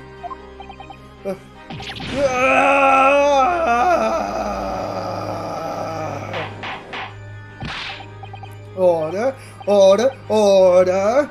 Mr. Skulkin, what have you to say for yourself? Gordon Bennett. Just Gordon Flaming Bennett. I swear I didn't know nothing about that disc, honest to God. Counsel, would you please explain what exactly is going on here? The alleged deal that was struck between this witness and this detective, no? Without question, my lord. Then for pity's sake, why on earth was this man in possession of the disc that the inspector traded for information? Inspector Gregson is a shrewd, calculating man who rarely loses his composure, but at one particular point in this trial, he exhibited some unusual behavior for a brief moment. I don't recall. What unusual behavior? It was, yes, during my cross-examination of Mr. Graydon. Tell me, Mr. Graydon, when you left the pawnbrokery that night, was there by any chance with a second disc in your jacket pocket? I admit to nothing of the sort. While Mr. Graydon answered my questions, the inspector appeared to have grabbed Nash Skulkin by his coat and was shaking him violently.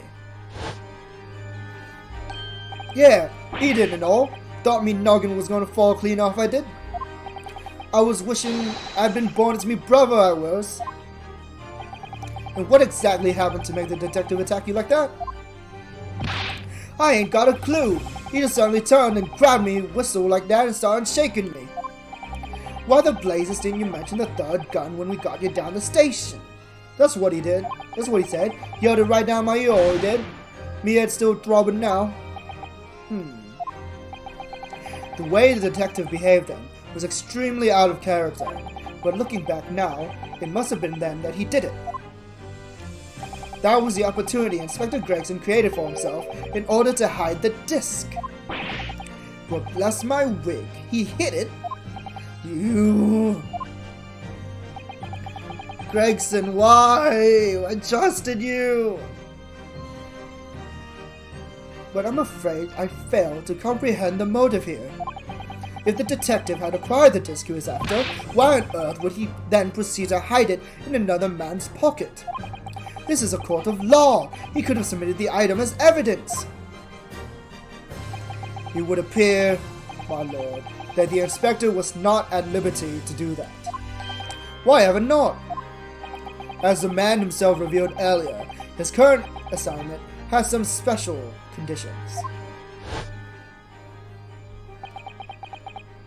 My orders were, recover the medium used to convey the secrets leaked from the ministry, and do it on the QT. Strictly hush-hush.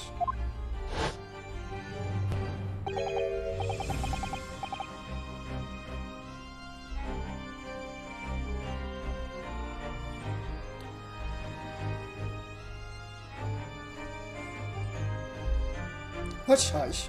A top-secret assignment, is it? As far as we're aware, the information stolen comes from confidential government communications. It would seem that if that information were to be revealed in court as evidence, it would be problematic. Does that sum up the situation, Inspector? Yeah, better play it in the courtroom for everyone here. We need to make sure that the disc works, right? I'm operating under direct orders from the ministry. I'm afraid I'm not at liberty to answer that question. So, realizing there was a chance that you may be searched here in court, you took steps to hide the disc you had acquired from the witness. Ah, does this mean he only pretended to attack Mr. Skulkin in order to get close enough to him, to slip the second disc into his pocket? Yeah, I know, right? It could be anything. It could be the Rats song, the Rats birthday song. So it's all a pretense.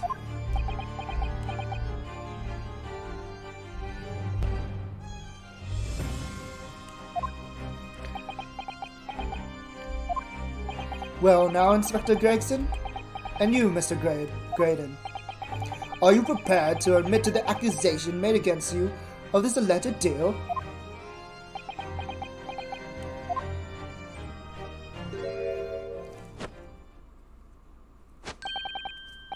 Admit to it, yours truly. Please. Mr. Graydon! Clearly our Eastern visitor has an uncommonly active imagination. However, there's no proof that I passed that disc to the inspector. Objection! Objection! But then, how do you explain the reason why you knew about the peephole? I'm under no obligation to explain. What? Yes, I lied in my testimony. That I admit, so sentence me accordingly. But that is all I admit. Murder, leaking government secrets, striking a deal with a detective, all of it is this young Eastern man's fancy. I have no idea what any of that is about. You...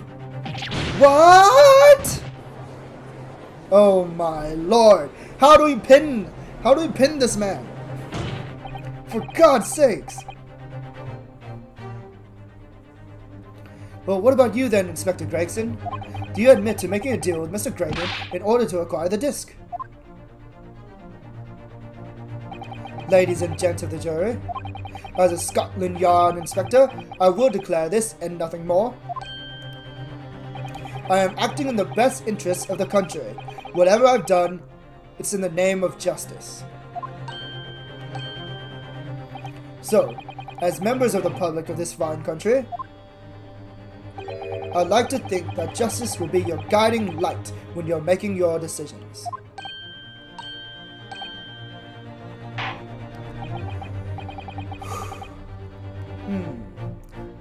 That is quite a quandary indeed.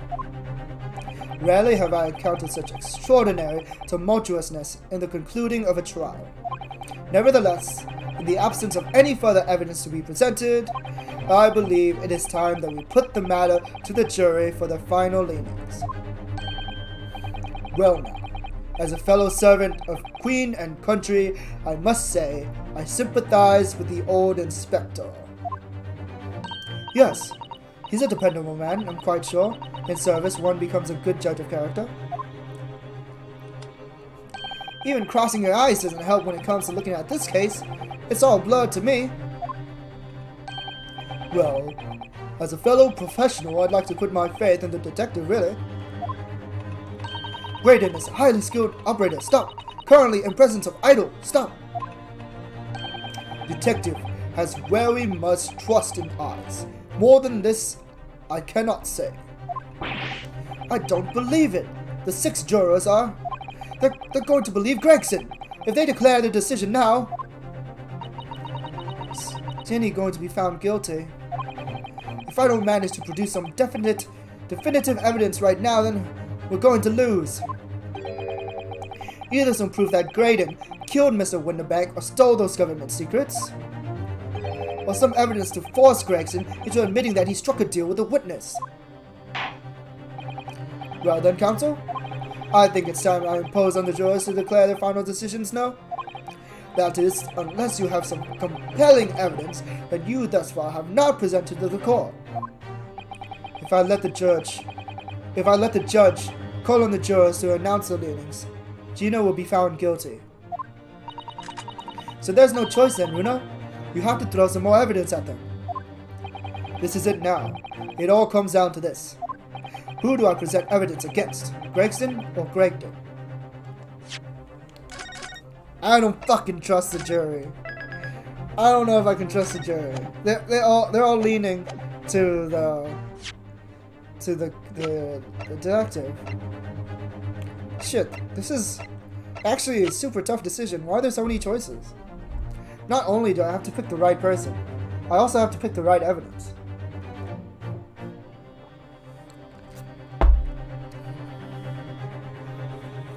I can't think of any evidence I haven't used yet.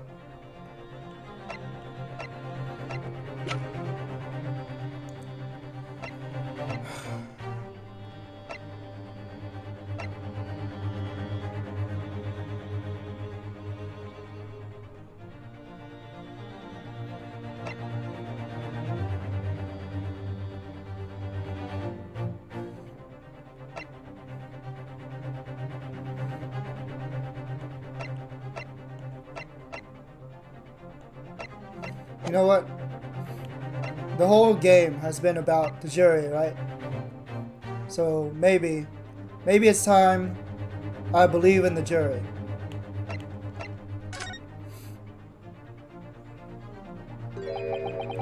I can't possibly decide this.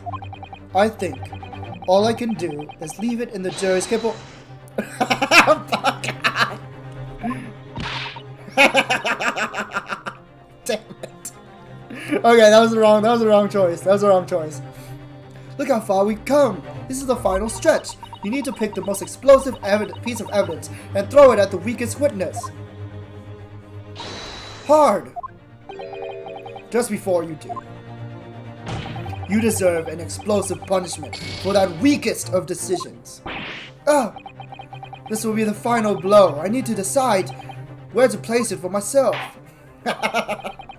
You fucking asshole. I tried. I don't know. Fuck.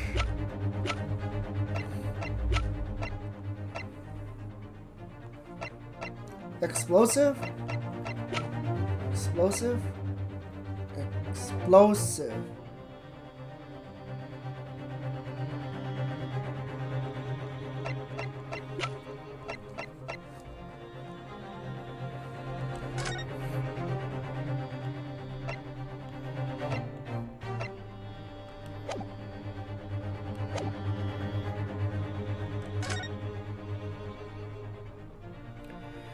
Mr. Graydon, there is one final piece of evidence I would like you to see.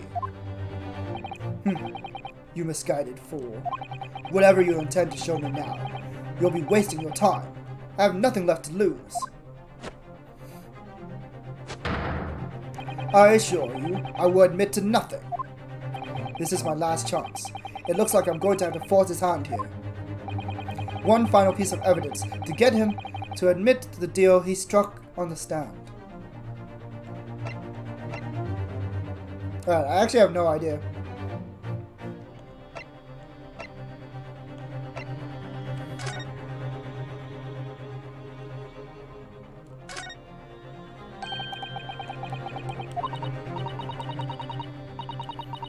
Great story.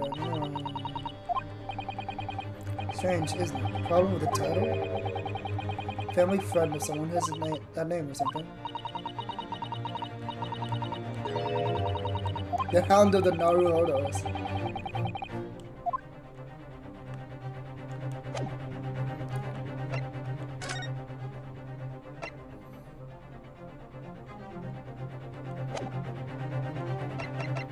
Time to look at everything one last time.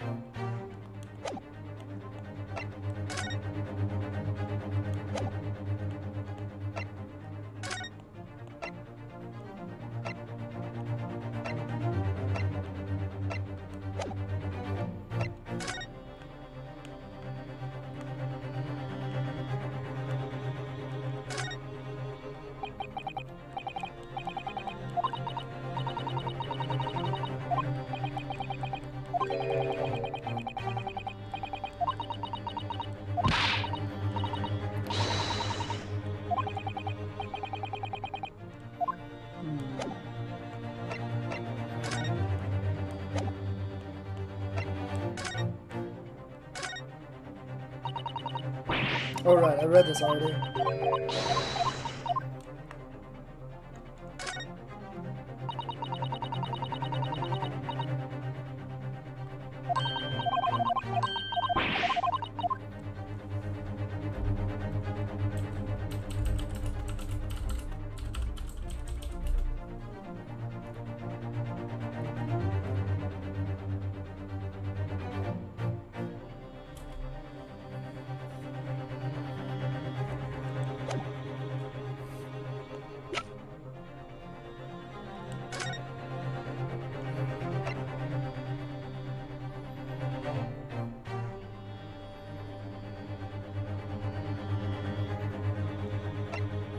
Yeah, I have no idea either. I don't understand.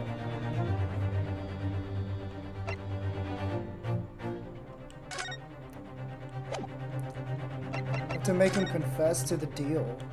Not the crime itself, but the deal he made on the stand. Which confuses the shit out of me.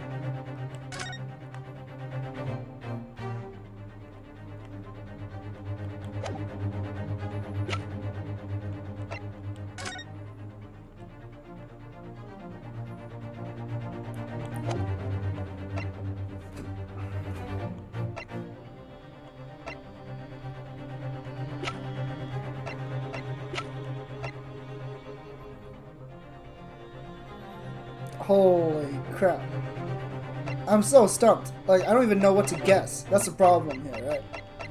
Like, normally I have an idea of what to do, but I have no idea. Oh fuck, I misclicked! I misclicked! I misclicked! I didn't mean to press that! No! I misclicked! I accidentally pressed it!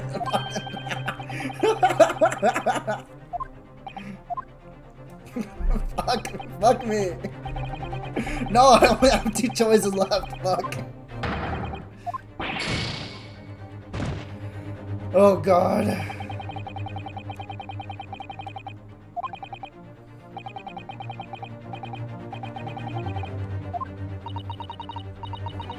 Murder and treason are both such serious crimes.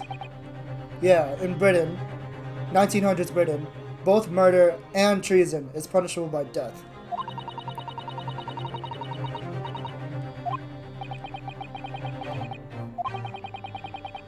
Oh, we have to pursue Gregson.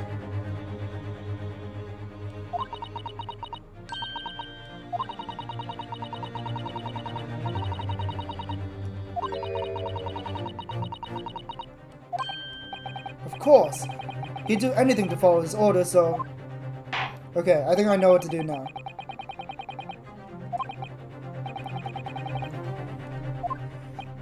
They basically told me that I have to choose Gregson. Wait. Yeah. But what evidence?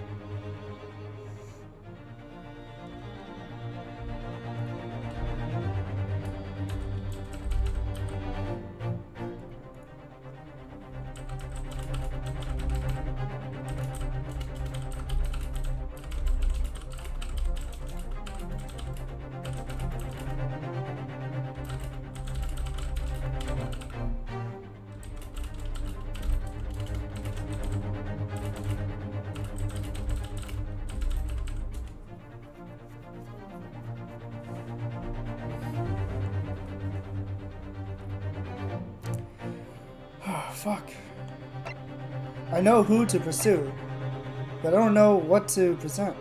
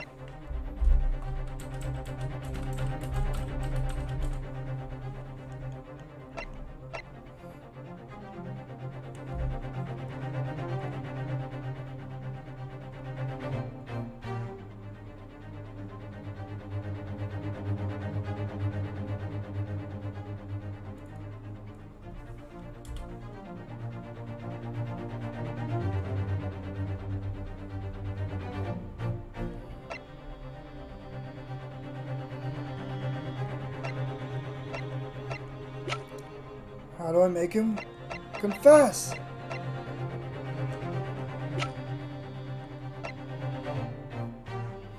Don't tell me it's a newspaper like the third time in a row.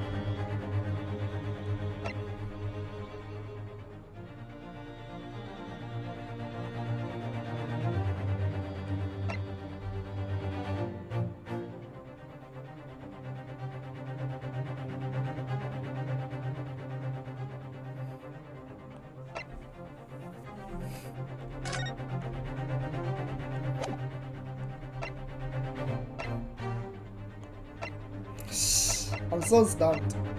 Fuck. Take that! Alright, fuck. Alright, I guess this is my first... It took me till the end of the game to finally get a game over, I guess. I gotta show you guys what it looks like to lose, right?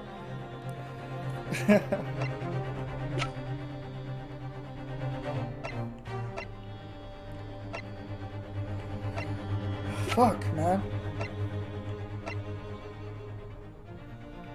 I can't think of what it would be.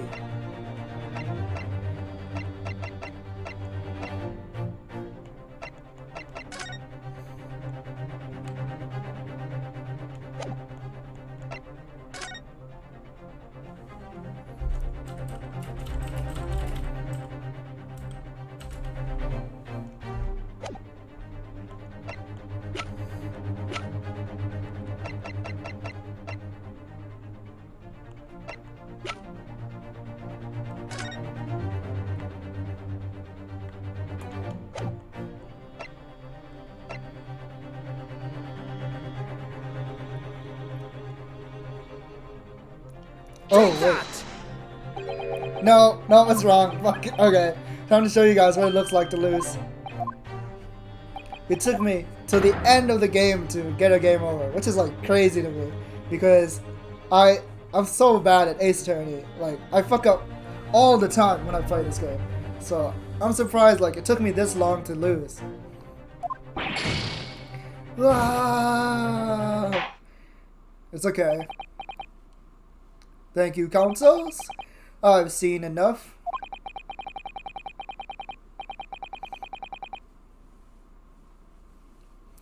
According to the powers vested in me by Her Majesty the Queen, I declared no further examination necessary. As such, I shall be requesting the final decisions of the members of the jury. Are you all ready, Mr. Foreman? Absolutely, my good sir.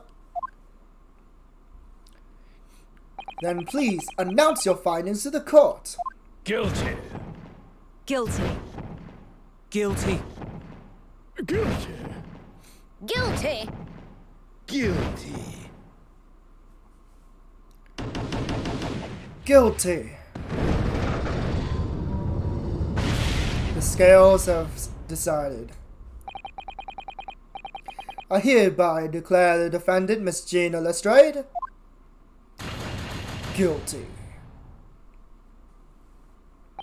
Ladies and gentlemen of the jury, I applaud your considered and expedient deliberations. Court is adjourned. Yeah, let's convict this fucking child to murder, right? Let's come on! It doesn't make any sense. God, they're dumb. After all the evidence I put forward.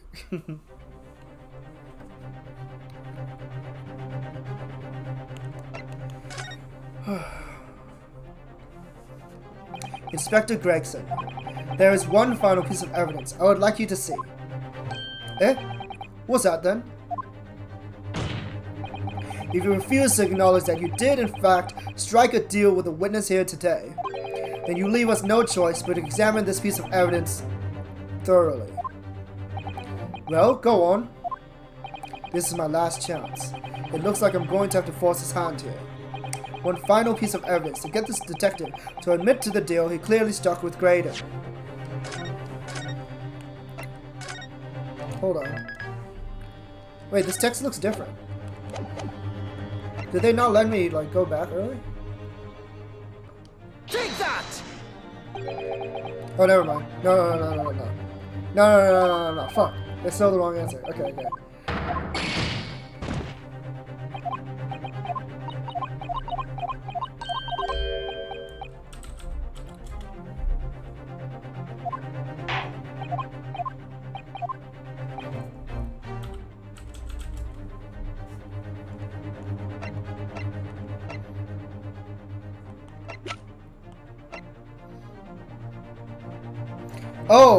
Oh, I know. I have to force the disc into the music box, right? Take that! Yes! That's it! we were joking about it. But it's the answer. Holy fuck. Oh man, oh detective, I guess, you know, if you're not gonna talk, detective, I guess we have to check out the music box. Oh man.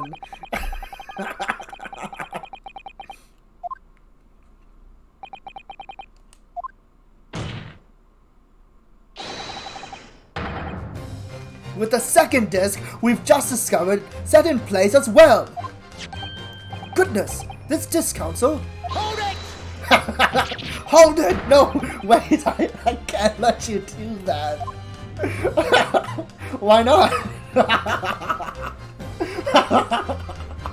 I'm gonna lose it. Why not? Why not, detective? Tell me. Because it's got nothing to do with this case, that's why. Objection! Not true, Inspector.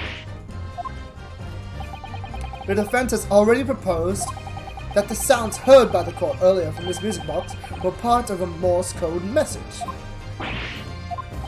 We know that the Morse code comprises of two distinct tones. The defense believes that the second disc contains a second tone needed to complete the message. And now we have a chance to confirm that theory. For crying out loud, Sunshine, we're talking about state secrets here. If you go letting the whole courtroom hear confidential information like that, it's treason.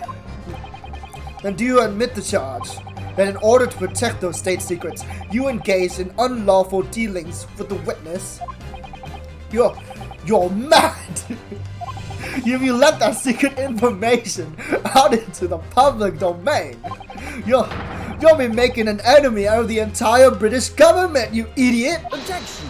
Objection! Let's not forget, Inspector, that you, a Scotland Yard officer, leaked confidential case details to a witness. That you continue to lie to the court, and all because, by fair means or foul, you're determined to do your duty. Well, by fair means or foul, I'm prepared to do mine. Don't you dare. I will stop at nothing to protect my client. I don't care who I make an enemy of. Holy shit. My lord, if you please, the court must hear the sounds made by that music box. Come on, Fancy, for Pete's sake, stop it. Objection! Objection! Yes! Put your feet on the table. Yes!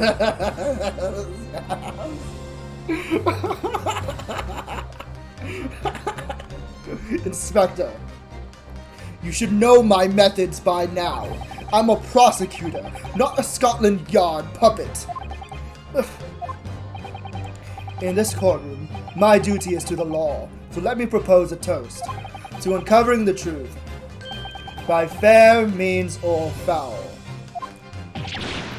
No! Very well. The defense's stance here, and that of the prosecution has been made very clear, I feel. Therefore, in accordance with the defense's request, the court will now listen as this music box is set in operation once more. This can't be real. This can't be real.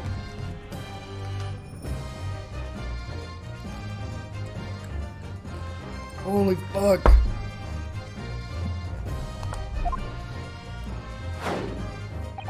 This time, with a second disc in place and both discs playing simultaneously.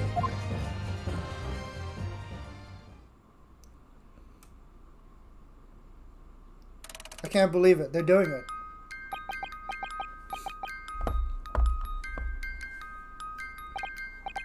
Oh, listen to that. It's unmistakable now. It's Morse code. Hold it. Alright, I'd admit it. Whatever you want. But for the love of God, shut that bloomin' box up. Dude, the balls on this court. Holy fuck. Yeah, let's commit treason. Let's commit treason. Let me ask you again then, Inspector Gregson. Did you, or did you not, strike a deal with the witness next to you in the stand, Mr. Ashley Gregden? Specifically, did you furnish the witness with confidential case details in exchange for this music box disc? Did you reveal the existence of the people in the pawnbroker's storeroom door, Inspector? I did. Ugh. Stop! What are you doing, man? It's all exactly like the young Eastern lawyer said, when the trial resumed after the recess, and we were stood here in the stand together. That's when you approached me with a deal. Shut up, you imbecile! Shut up! Psst. You there. You're the detective who turned up at the pawnbrokery the other day, aren't you? I may have something you're looking for, Inspector. With me this very moment. So how about a trade? I suggest you accept information that may make certain individuals uncomfortable will soon become very public indeed. I couldn't let that information become public knowledge. Not under any circumstances. So I accepted the man's proposal and told him details about the case that should have put him in the clear. The peephole in the storeroom door and the bloodstains on the overcoat. By giving false testimony, this witness intended to have the defendant wrongly accused of murder. Inspector, you knew that! Yet you still reveal those details to facilitate the witness's perjury! I did. But then it turned out the peephole had only been made that night, after the incident took place. Scotland Yard wasn't aware of that, if I'm perfectly honest. Well, Mr. Graydon, what do you have to say for yourself?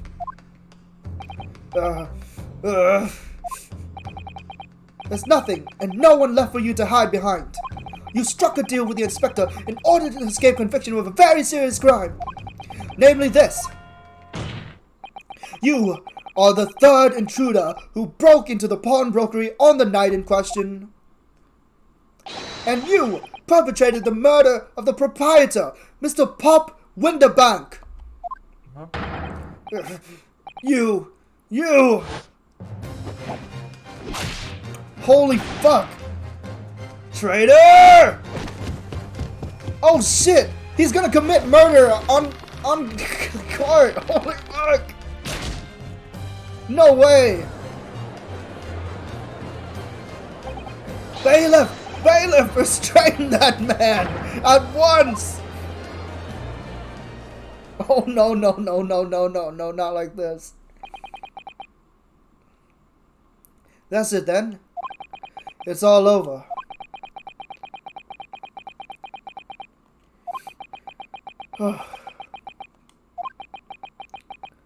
No way. It's really over.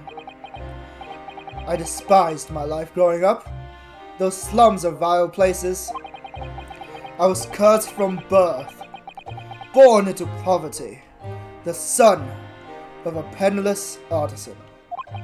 My parents did nothing but quarrel all day long. What little money they had was never spent on me.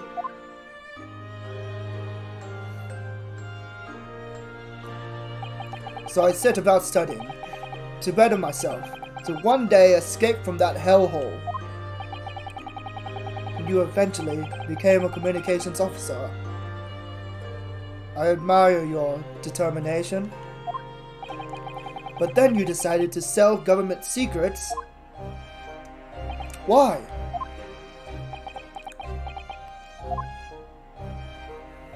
Is it obvious? Because I wanted money. Even now, years later, the nightmares of my life in the slums wake me in the small hours. I wanted to drown them out with more money than anyone who lived in that squalor could ever imagine. Then one day, I met him. Mr. Magnus McGilded. You're a fiend with a queer talent, so you are. I've money to throw your way if you're interested.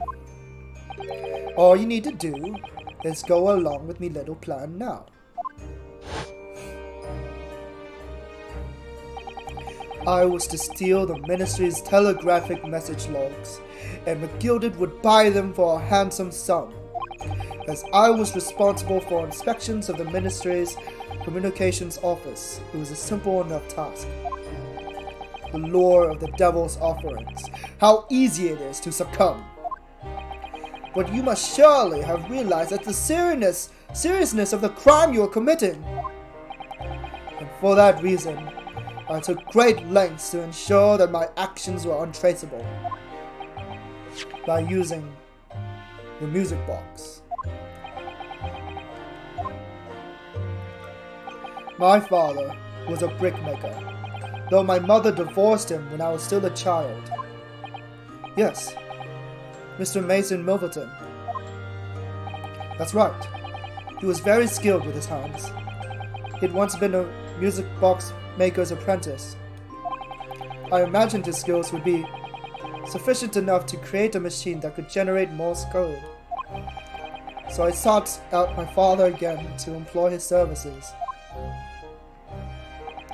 It was the first time I'd seen him since I left the slums 10 years earlier.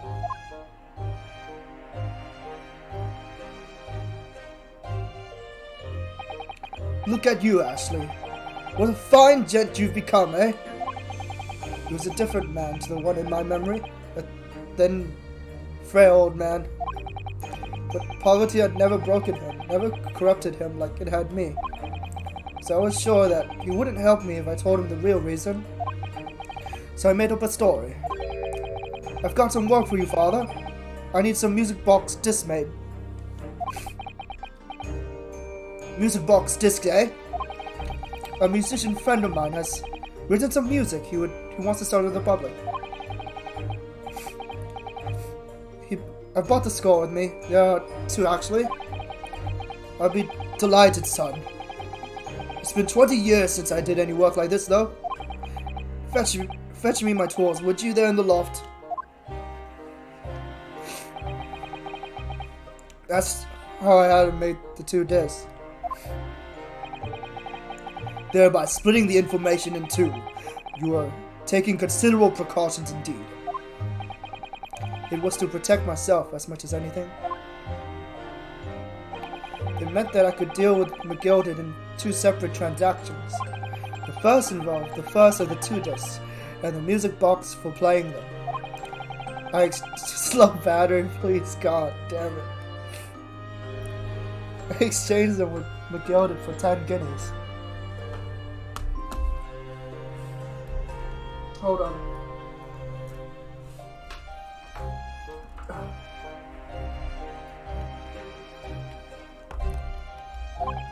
Then, on receipt of the second disc, he would pay 1,000 guineas. So what happened on the omnibus 2 months ago was the second part of a deal, the exchange of a second disc. Yes, I'd sold the man information that way a number of times already, but it seems he became reluctant to part with his money. But that doesn't quite make much sense, Mr. Graydon, for why was it that on the omnibus 2 months ago, your father, Mr. Milverton, was the one dealing with Mr. McGilded and not yourself? When I received the 1,000 guineas after my first completed dealings with McGilded, I decided to give 200 to my father for his troubles.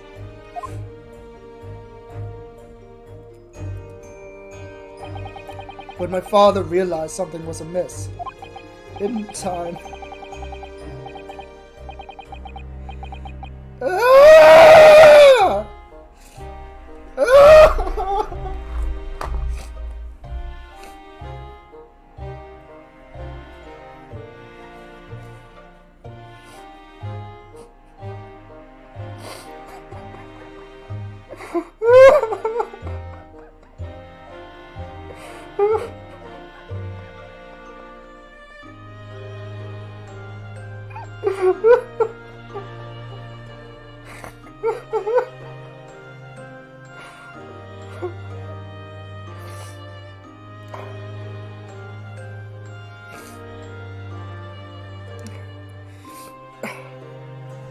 In time, he worked out that I must be involved in something dubious, and when he did, he said to me, "Next time there's an exchange, you'll let your old man do it, understand? Otherwise, I won't take your money anymore."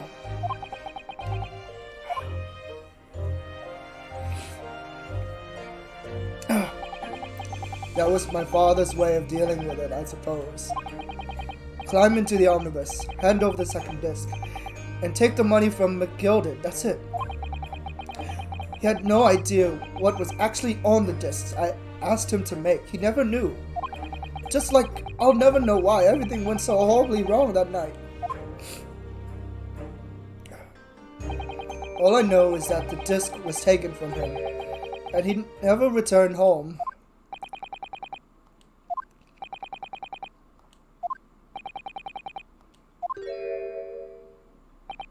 It was only then that I found out what sort of monster McGilded really was. So after 10 years of not once uttering it, I swore on my father's name.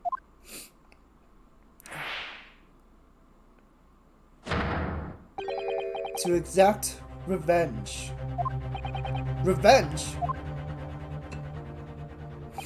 As anyone with even the remotest knowledge of the man would no doubt be able to imagine, McGilded brought all his wealth and influence to bear in the most despicable of ways to crush any semblance of justice in this trial. The crime scene was tampered with, evidence was fixed, and witnesses were bribed. That trial 2 months ago was a farce from the start to finish. My feet had barely touched British soil back then, and I walked into that hornet's nest, completely unaware of the sinister background to it all. I made plenty of money out of my dealings with McGilded by then, so I spared nothing in my arrangements 2 months ago. I knew exactly who to hire. If you're willing to pay the price, there are people in the city willing to do anything you ask. McGilded himself had shown me that. Are you saying that? I think you have the picture now. After he twisted everything to his favor in this courtroom to ensure that he walked free, I took matters into my own hands and delivered the justice that monster deserved. That tragic accident, following the trial here 2 months ago, was planned and executed by yours truly. McGilded's death that day was caused by this man.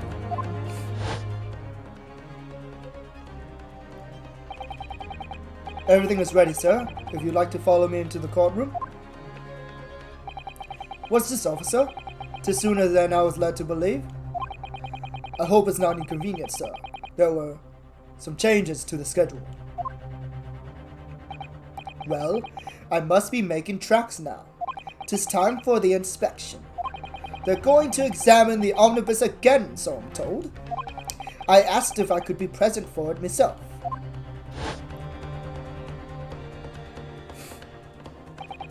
So that policeman who came to tell McGilded he could examine the omnibus again, that's right, an imposter, hired by me. McGilded used his wealth to manipulate the trial. He paid people to adulterate the omnibus with all manner of false evidence. He threatened witnesses to lie in their testimony.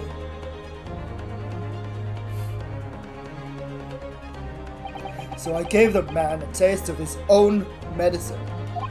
Once the omnibus was doused in paraffin, one of my sham policemen ushered McGilded aside and sent him on a one-way journey to hell.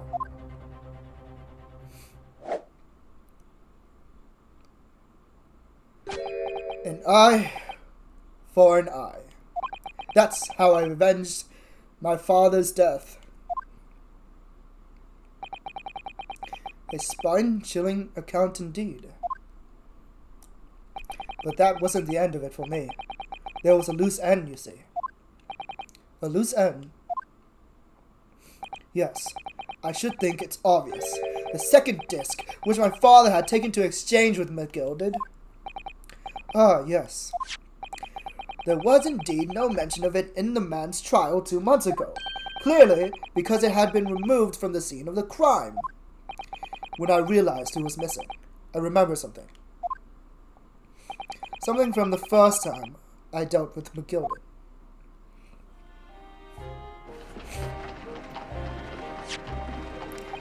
This is the first of the 2 discs, and the music box you need to play them.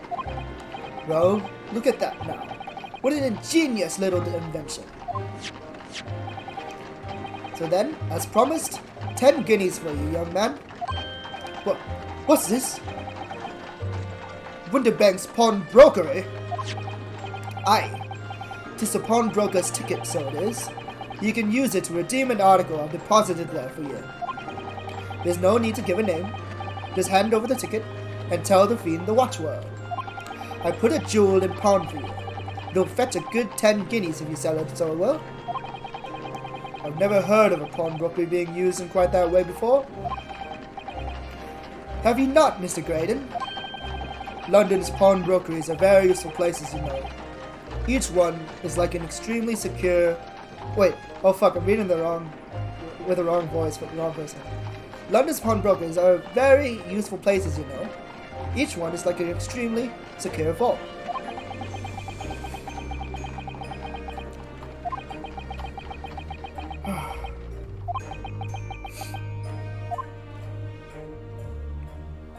So I knew that if he'd taken steps to hide the disc, it would be in that pawnbroker somewhere.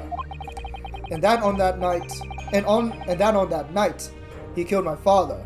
He must have entrusted the ticket to someone. Yes, to Gina. I remember now that when we first met you at Winterbanks that afternoon 2 days ago, you had a description of Miss Lestrade written down. How did you know who you were looking for? From the trial, that pickpocket's testimony was clearly peculiar. Anyone could see that. I realized immediately that she was another of Magilda's pawns, that he must have threatened her somehow. I was fairly convinced it would be her who had the ticket, so I started to make some inquiries. I had a strong suspicion the girl would come out of the woodwork on the redemption deadline. And he was absolutely right. And yes, sure enough, she did.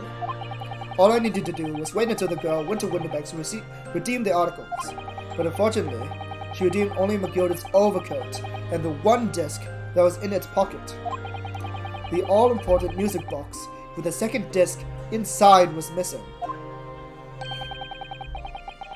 because it had already been forfeited 2 days earlier. But I was unaware of that fact. Had I not been, I could have avoided my nighttime excursion. Meanwhile, as our investigation into the stolen government secrets was progressing, we picked up on the fact that Magilda was involved. Inspector, you recovered fast. My orders were to recover the stolen information as quickly as possible, so we started gathering the fellow's possessions, examining whatever we could lay our hands on. We had a full-scale investigation going on at the yard, but we had to keep it as quiet as we could. Then, when the inspector here took the disc from me in a pawnbroker that day, I became nervous. I was sure the music box and the second disc were still in that shop somewhere, so I knew that it was a race against time. I had to find those articles before the police did. So that's what prompted you to break into the place that same night, with the help of your old friends, the Skulkin brothers. What happened that night in the pawnbroker I can only describe as a nightmare. While Nash and Ringo were searching the counter, I'd located the music box I'd sold to Magilda on the shelves of forfeited articles. And the second disc was inside? Yes. I slipped it into my pocket with a very deep sigh of relief. But then, something entirely unexpected happened. What are you doing in my shop? Bang! That really is unexpected, because Mr. Winterbank would never normally fire on someone. He'd be much more likely to shoot himself before he shoots someone else. So I wonder why he did that night. A gunshot rang out in the shop, and I felt a sharp pain in my left arm. The broker fired his gun, and the bullet pierced your limb. Yes, exactly. But unfortunately, I decided to bring my own gun with me that night, just in case. Bang!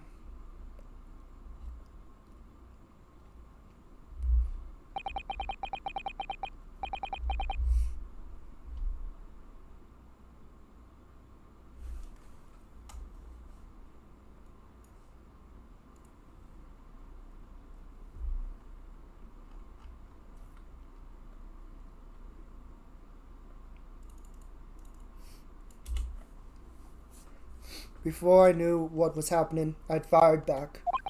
The man had already turned to flee. I hadn't intended to fire in his direction, much less kill him. But unfortunately for both of us, the bullet hit home.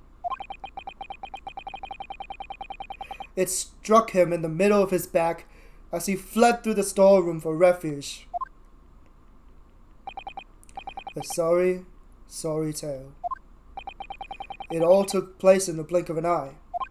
I don't imagine Nash and Ringo even realized what happened at first. I was terrified, so I fled.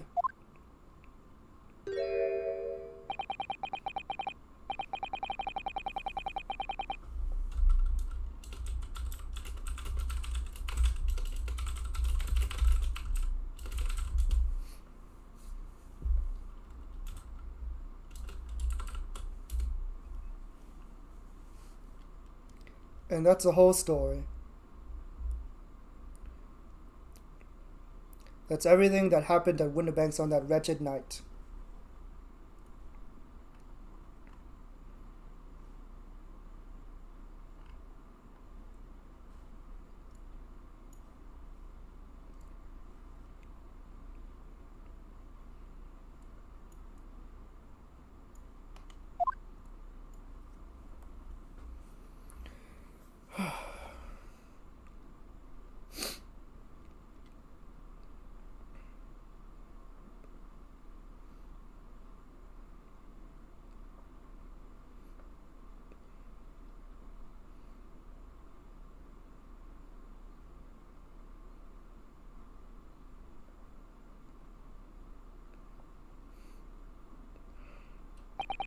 Earlier, you called McGilded a monster.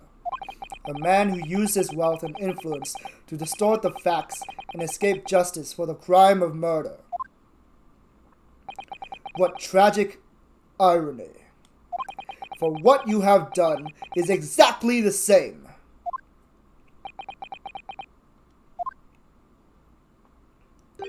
You become the very monster you saw and despised so deeply in McGilded.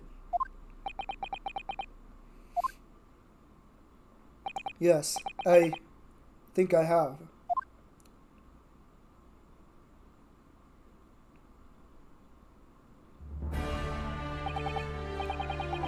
Well, this has been a long and exhausting trial. However, it would seem that at last we have arrived at the truth. Inspector Gregson, what of Mr. Ashley Graydon?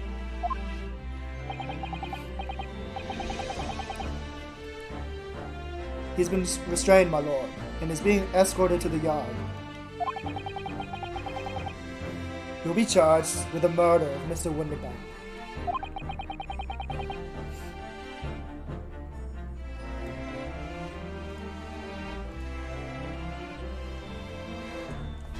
And the stealing of government secrets. Very good. And you, Inspector, regrettably, you will have to face charges yourself.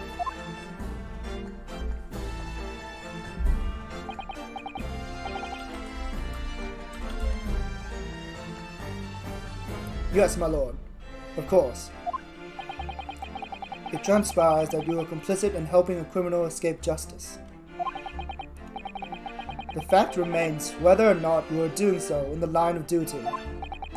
The crime is a serious one, Inspector, and inexcusable.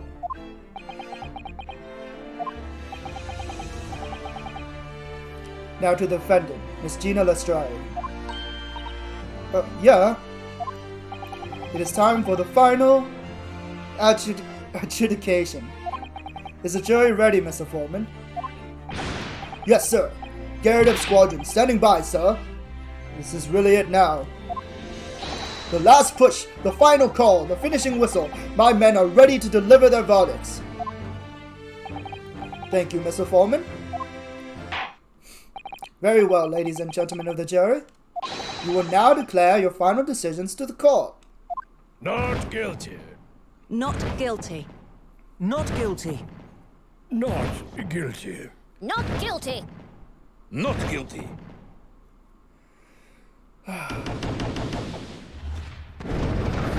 It's over. It's finally over. Ha ha ha! That's the stuff! I'm off the hook! Finally, Runo! You finally managed to do it! Finally is the word. I really wasn't sure if we'd come out on top for a while there. Susie was right! You're the best lawyer in the world! Miss Lestrade, I am not finished with you yet. I don't know if they have under duress in 1900s. I hope so, because she was threatened. She was threatened. The man, McGilded, basically like covered her hands in blood. Yeah. Ew, what? What are you looking at me like that for? Before you start enjoying your freedom, there are certain other crimes to consider, Hey, 2 months ago, in my courtroom no less, you gave false testimony, did you not? And in relation to the trial today, not only did you unlawfully enter Winterbank's pawnbroker, you also attempted to abscond with Mr. McGilded's property, it seems. Eh? I never done nothing of the sort. Of course not. It's not like you were gleefully wearing McGilded's coat in your cell yesterday or anything. Aww. And just when I was getting excited about throwing a party for Ginny this evening. And turning our attention to the defense, determining that when played together, the music box contained a message in Morse code was certainly a most unexpected revelation, Counsel.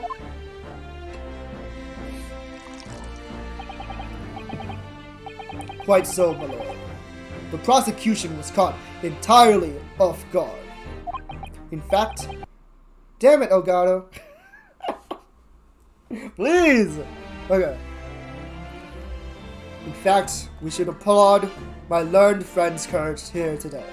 I propose a toast to demanding that government secrets be disseminated before the entire courtroom. Very sorry about that. It was the only way that I could get Inspector Gregson to admit what he'd done, so... If I may say something on that point, god damn it. Usually happens like twice in a row. Isn't that... It's, about the sounds produced by the music box before. I do wonder if that was really Morse code at all.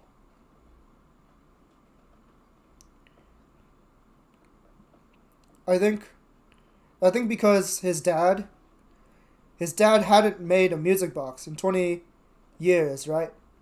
So it's highly probable that he didn't make the box play the code properly. What are you saying, madam? Oh, well, it's just that I'm really rather fanatical when it comes to Morse code, you see. Yeah. McGilded paid in advance, though. He never actually played the music in the box. He never tested it himself. He paid when he received it.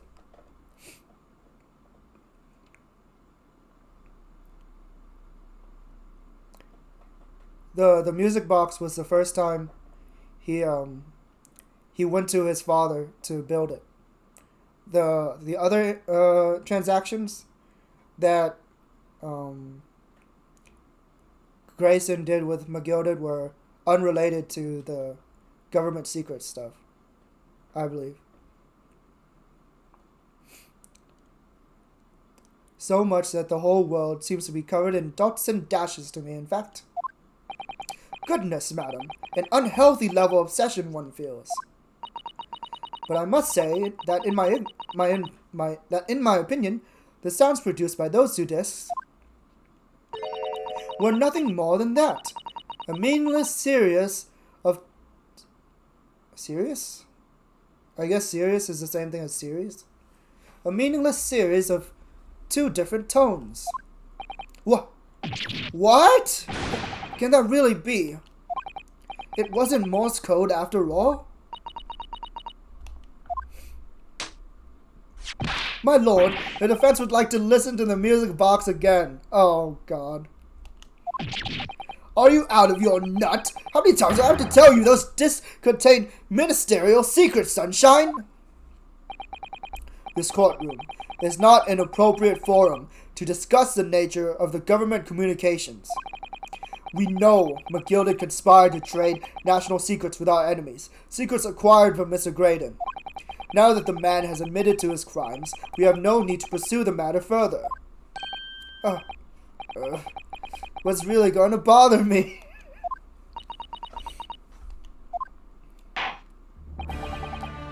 Damn it! Mr. Strayed. Yeah, my lord? That which you have seen today here in this courtroom has been extremely disturbing. Falsified evidence, intimidation, perjury, a grim catalogue of depravity. An appalling experience to befall any child. Come on, it ain't nothing I don't see most days in the back slums. I beg your pardon. If you're weak, you pay for it. This is how life goes. Gina.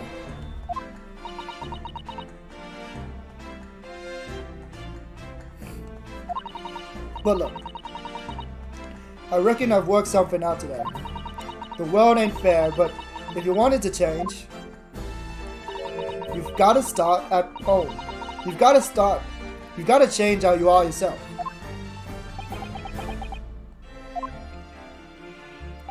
Well, that's a very laudable lesson, I would say.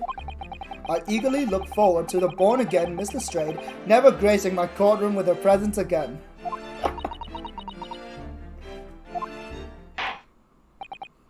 Now, with regard to the murder of Mr. Pop Winterbank, proprietor of a pawnbrokery business on Baker Street, I hereby declare the defendant, Miss Gina Lestrade, not guilty. Now get the fuck out of my courtroom. Woo! Yeah! Fireworks! Let's go! Wait, no, don't shoot that! Whoa! Woo! Pachi! Let's go! That is all. Court is adjourned.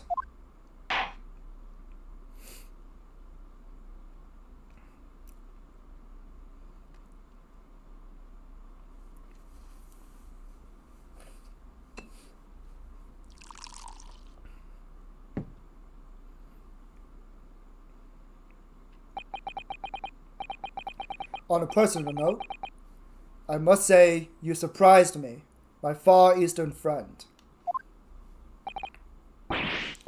Oh. Despite being a Nipponese, you saw through the pretense to the malice that festered within that Englishman. And at the same time, saw through the grime to the surprising heart of your English client. You have a curious talent for judging character, especially considering our very different cultures.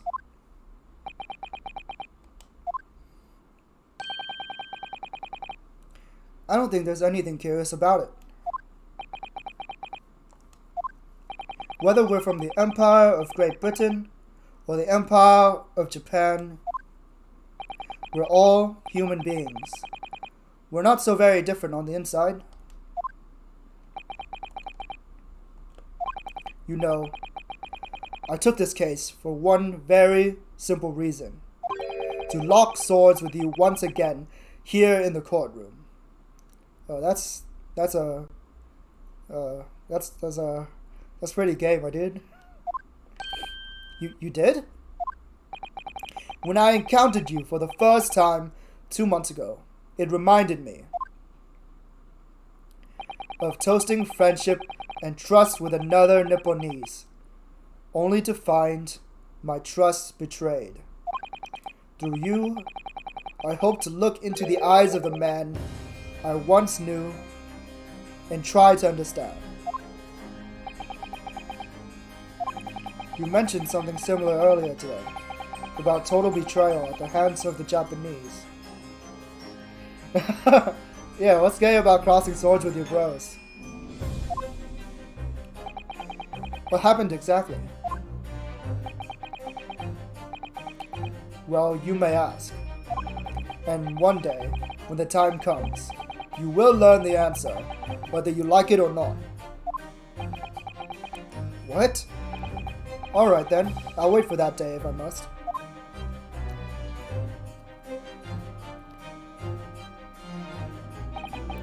Coming to be known as a Reaper of the Bailey, in my retirement from service 5 years ago. It gives me cause to wonder. Yeah, there's a second game. This game comes with a second game. So, there's more Ace Attorney to come. But I won't jump right into it to give you guys a little bit of a break. Gives me cause to wonder if our meeting has some deeper purpose. So farewell, my learned Nipponese fellow. Until we meet again.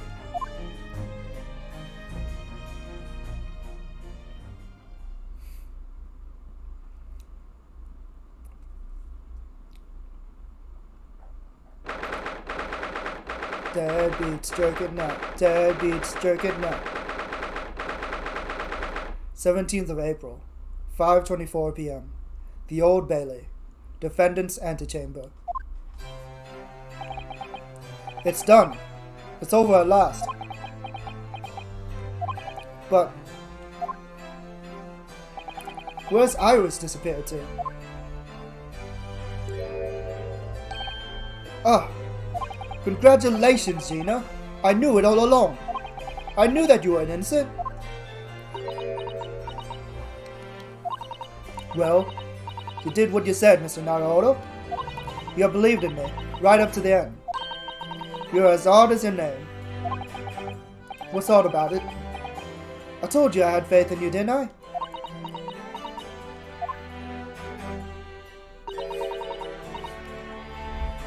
Ugh.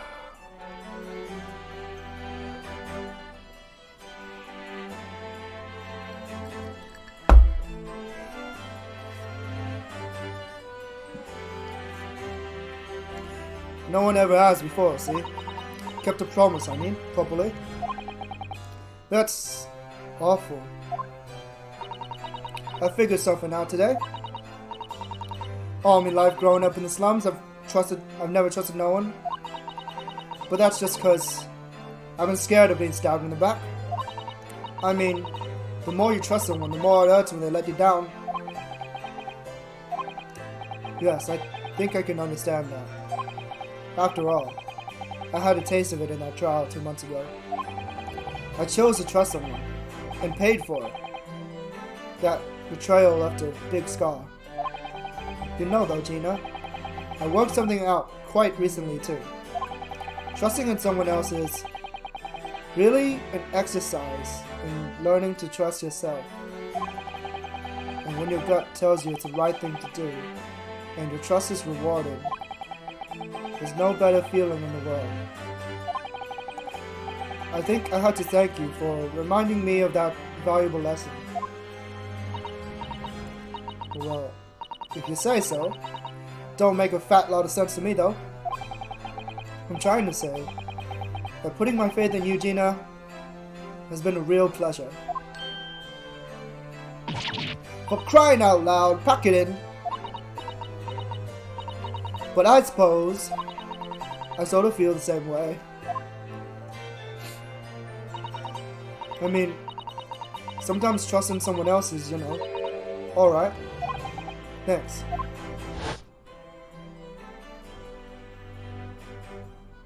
This is the way I see it, Ryunosuke. A defense lawyer is only as good as his faith in his client. And that comes down to how much faith he has in himself. After this experience, I'm starting to feel like I understand what you mean. Cosmo, am I really living up to your expectations? Am I turning out to be the lawyer you believed I could be?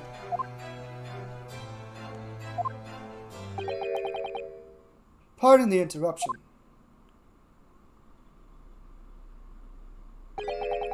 But what the deuce does a man have to do to be noticed around here, my dear fellow? Ah, that voice! It's too late for that voice now, Mr. Naruto. I've been standing here, patiently in the corner of the room for an eternity. Yes, it was me all along, I would have said when you finally noticed me.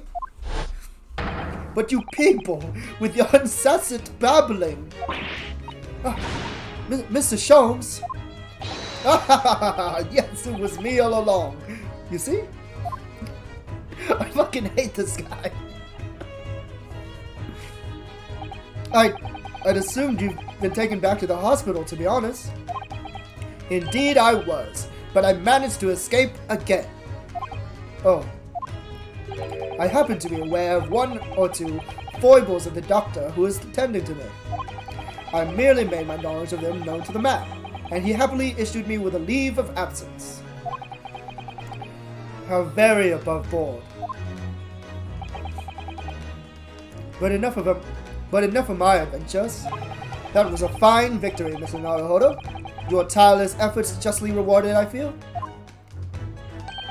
Congratulations are in order. As a close friend, I tip my hat at you. Oh, thank you.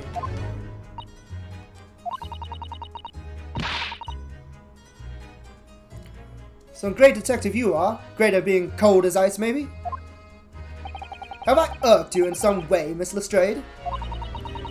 Well, you've been having a snooze in your nice soft bed. Some of us have been fighting for our lives. Ah, well, that bullet did cause me to lose a substantial amount of blood, it's true. So I have indeed been feeling somewhat cold. Not perhaps cold as ice, but, well, have a feel. Could you take your hands off my neck, please, Mr. Sholmes? Oh god, choke play. And in some way, I suppose, congratulations are in order for you too, Miss Lestrade. What's that supposed to mean? Why so half-hearted? Half-hearted. Well, naturally, it isn't my intention to alarm you, but an acquittal in a trial with a particular prosecutor is perhaps a little precarious. Well done, Mrs. Sholmes. Not alarming in the slightest. Oh, the Reaper, you mean? Because anyone who's found not guilty in a trial he was working on it winds up dead anyway. Is that it? That's the very point I was trying to make. As exemplified by the fate of Mr. McGilded, in fact.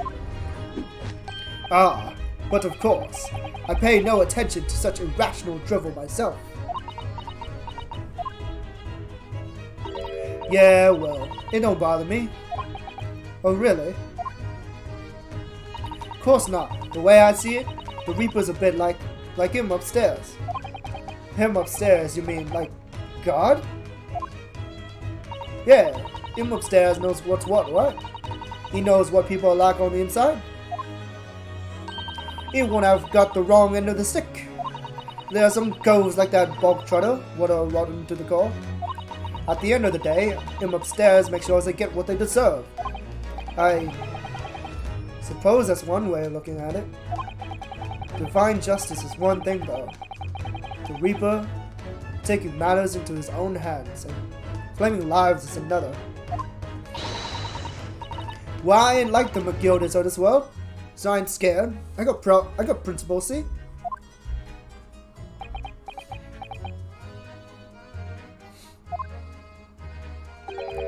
A trait in you which is to be admired, Miss Lestrade. Oi, just give it a rest, alright?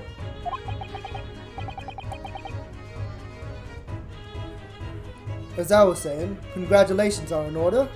The news of your acquittal was very welcome news to me indeed. Let me express my heartfelt congratulations, Gina. Well, there you are, Hurley. How long have you been there? Honestly, I went to the main entrance especially to meet you there. Ah, Iris, my dear. I do apologize. But wait until I tell you what happened. This pair made utter fools of themselves. What happened? As you know, I have a penchant for disguise. I was hiding in this room dressed as a bailiff. But these dolts didn't notice my presence at all. They had no idea. Can you imagine, Iris? Would you credit it? I'm not sure, really. I beg your pardon. I'm sorry, Hurley, but you just don't have the weighty presence you seem to think you have. In fact, you really ought to be careful about that. It's going to land you in trouble one day. I'll be careful. Ouch. Anyway, it's such a shame.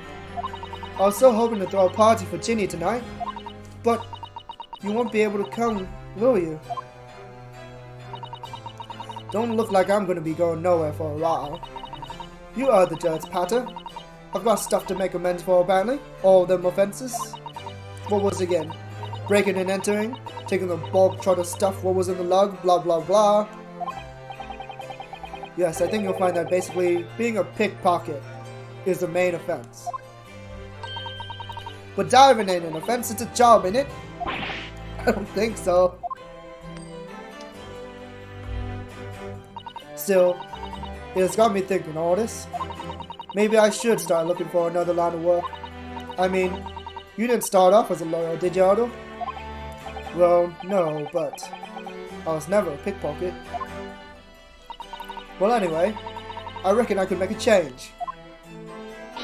I'm gonna do something for all them lot like me from the slums. Something that makes a difference for them. That's a wonderful idea, Ginny, and I'm sure you can do it. What is it?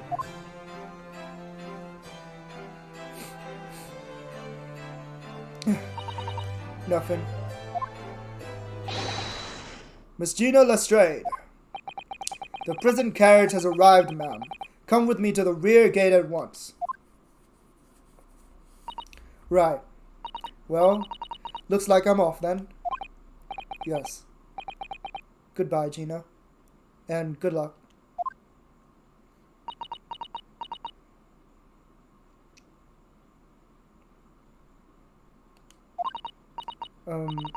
Otto. Yes?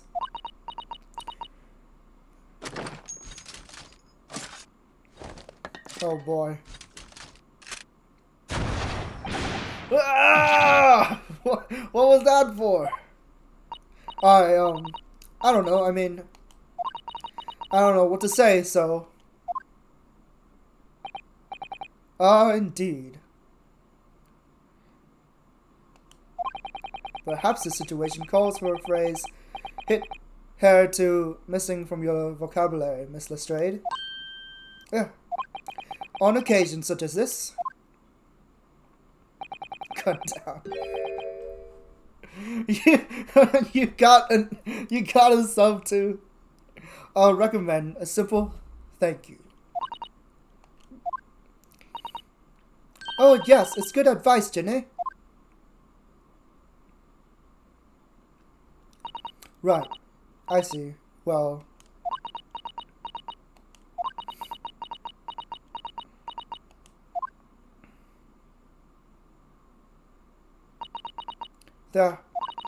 thanks, Odo.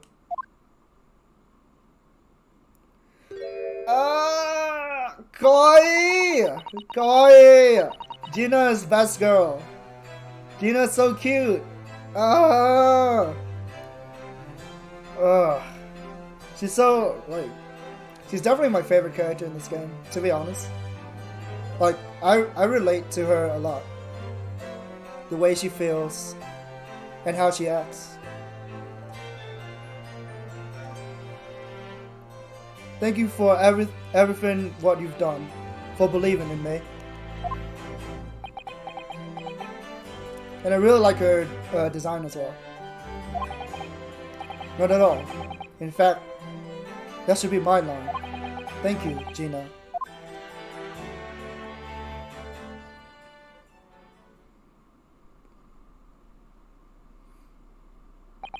Well, there she goes. I wonder if I'll ever see her again. She does look cuter than usual. Yeah, she does look cuter than usual, without her hat on. It's a very nice hat, though. Well, well. Quite the indomitable pick purse. Oh, I nearly forgot. I bought the paper outside. It's a special edition, and this trial is all over the front page. Pickpockets innocent proven. Isn't it wonderful? You should have shown it to Gina, Iris. She would have been thrilled. Oh no, how silly of me. But anyway, would you like the good news or the bad news? Ugh, not again. Well, what do you say, Runo? Hurley? As usual, I think I'd rather get the bad news out of the way first. Absolutely not. I have no intention of listening to anything but good news. And there you have it. How people answer that question says a lot about them, doesn't it? Let's not go there. Alright then, maybe let's start with the good news this time. The rain has finally stopped. It was a record level rainfall, apparently. Well, that is good news indeed. We can journey back in greater comfort. Alright then, what's the bad news? The huge storm has left the seas very choppy. The channel in particular is awful, so sailings out of the Dover have been delayed by a day or more. That means Susato-san. Alright, hold on. I'm gonna save just in case. Oh, why? Why? Dover? Because, for people who have never played an Ace Attorney game, there's usually one last piece of evidence that you have to present. And if you present the right piece of evidence, you get a special scene. So it's completely missable if you present the wrong evidence.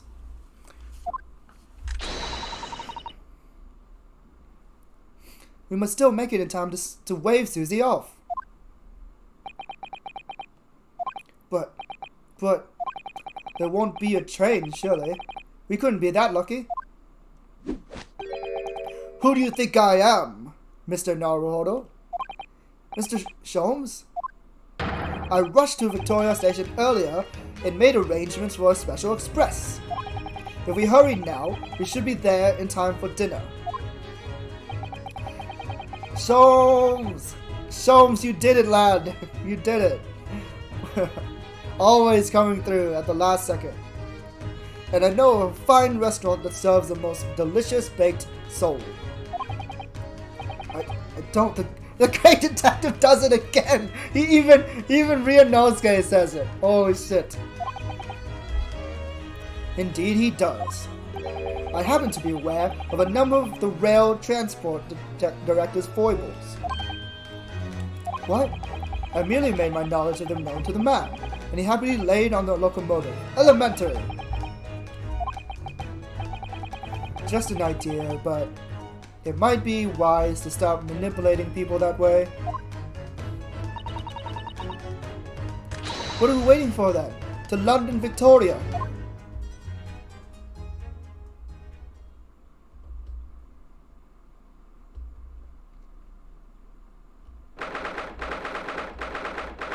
'18th April, 5:32 a.m. Port of Dover, Quayside. Hold on. Just gonna save closer, just in case I fail it. You know, I don't have to waste that much time skipping forward. That took somewhat longer than I had anticipated. Susie's boat must be about to leave now. Miss Susato, where are you? Over there, look! It looks like she's reading something.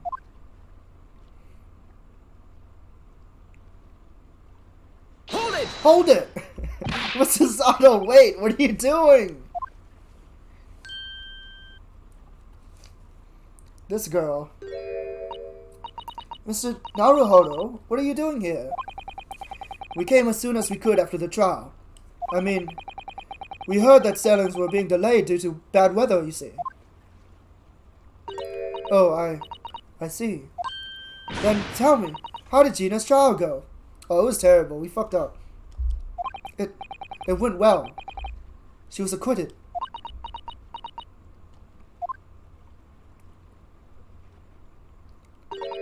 That's wonderful. Really wonderful news.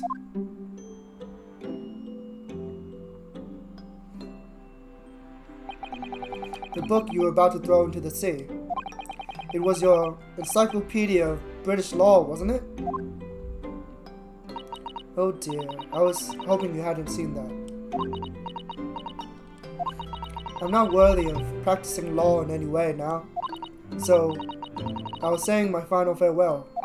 You were saying goodbye to law. You, Susato-san. Would I be correct in assuming? It's because of the peephole, Miss Susato. I deliberately altered the scene of a crime, and then I tried to hide the fact. What I did was utterly unforgivable. That reminds me. How did you even come to have this, Susie? On the evening of the incident, Mrs. Sholmes had invited Gina to dinner, if you remember. Oh yes, we had a wonderful time.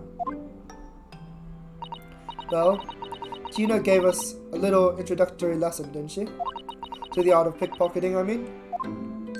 Oh, that was so much fun. I stole Runo's armband. Yes, please don't do that again, Iris. That band's very important to me. Well, if it's so important, you should pay more attention to it. You didn't notice for ages.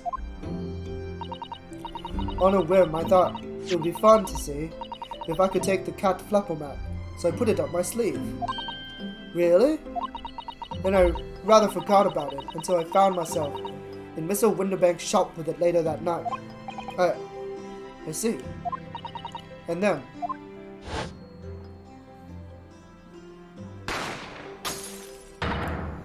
Ah! Mr. Sholmes! Mr. Sholmes! Leave me, Mr. Naruhodo. Right.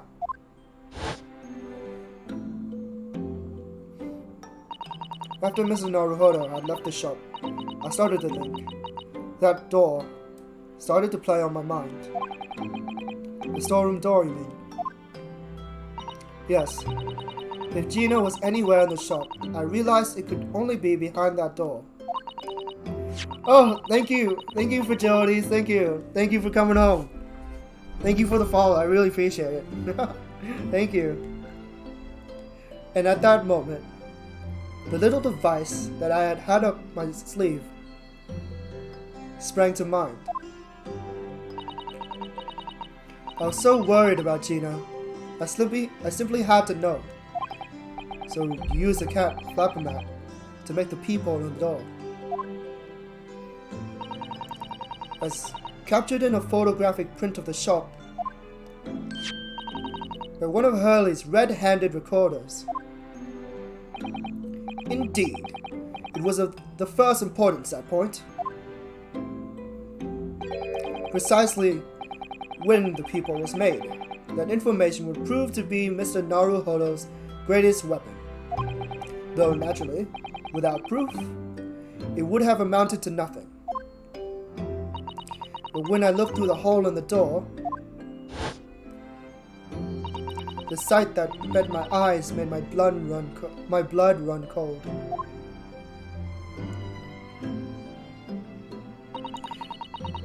Thoughts started to run through my mind. I remembered that trial 2 months earlier, the trial of Magnus McGilden. I thought about how he had manipulated the evidence and arranged false testimony to secure his freedom.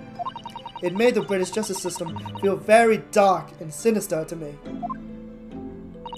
And then, a terrible thought occurred to me. What if some wicked criminal was planning to do the same thing now? Because from the appearance of the crime scene, it looked exactly as though Gina had shot Mr. Winterbank, even though I was sure she would never have done such a thing. You were worried that the true culprit would try to frame her for a crime. That's right, but then I realized it would be very difficult for anyone to give false testimony in this case. What do you mean? Well, the crime appeared to have happened behind the door of a locked room. For someone to claim falsely to have witnessed it, there would have been a way to see beyond the door. Ah! For which a peephole would be the very thing. Only the peephole I had made wasn't actually there until after the crime had been committed, of course. And the criminal would know that, so it wouldn't make any difference. But the possibility of a rather ingenious trap was there, was it not? A trap? Is that why she did it? So, is that why you kept it a secret, Susie? You never mentioned that you made the peephole to anyone, not even to the police. I know, and I knew at the time what I was doing was wrong, a criminal offense even. That's why I decided to confide in Mr. Sholmes. If Mr. Naruhodo was completely backed into a corner with no other possible means of escape, the truth of the people could save him. That was my plan. She really does think of everything. But then, why didn't you just tell me everything before the trial began? My dear fellow, you're not thinking straight. If she had done that, it would have rendered you complicit in the whole escapade. Ah. You could have been disbarred if you had seemed to have knowingly tampered with a crime scene. So Miss Susato decided to shoulder the burden of a responsibility alone. For your sake, and for Miss Lestrade's. Miss Susato.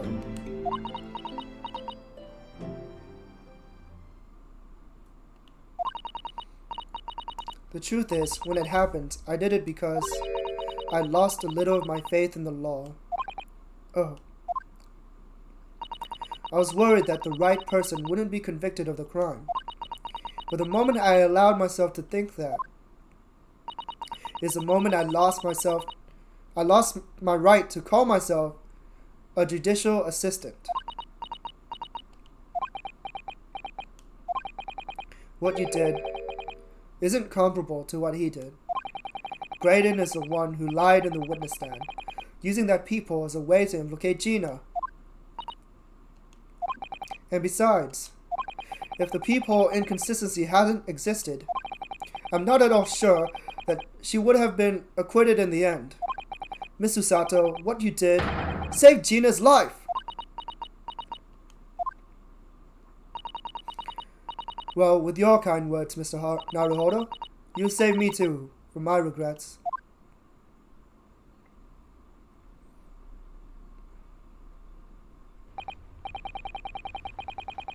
Well, we must all be thankful that Miss Lestrade's freedom has been assured. Yes, exactly. Although some of the loose ends in that trial will continue to play on my mind for sure. But the revelation that the music box disc contains secret messages, Mr. Naruhodo. What a triumph to work that out. I'm full of admiration. Well, actually, that argument wasn't quite as compelling as I thought it was. Oh? It wasn't? There was a communications officer among the jury members, you see. A telegraph operator. And she said the majority of the sounds on the disc were just meaningless tones. As one would expect. After all, we are talking about secret government communications. No doubt they were written in cipher to avoid being readily understood should they have been intercepted. In cipher? I see. So then, we never could have hoped to understand the messages anyway. Nonsense, my dear fellow. It's quite a zero-pipe problem, I assure you. Huh?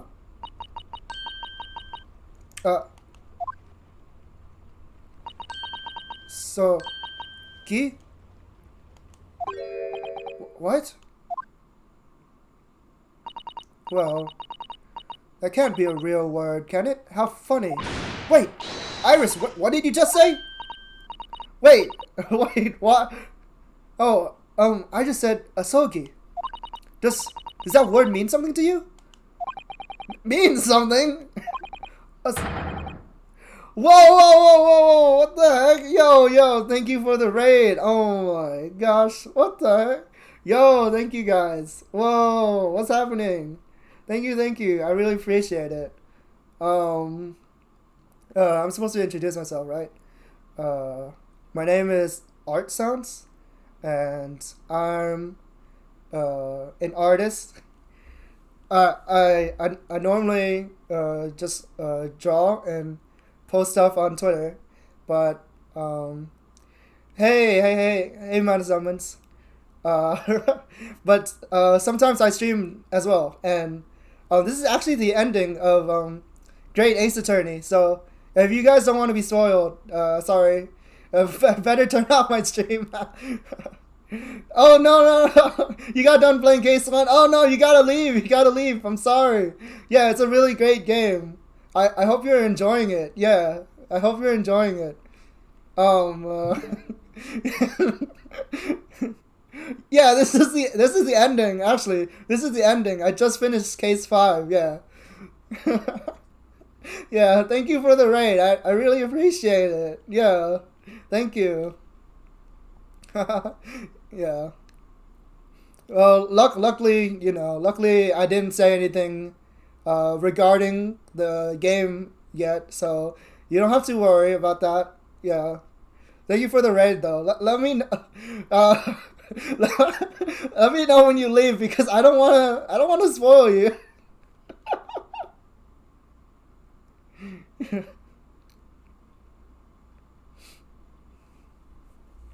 Yeah, it's a really great game. I hope you played the other games as well, if you haven't. Yeah.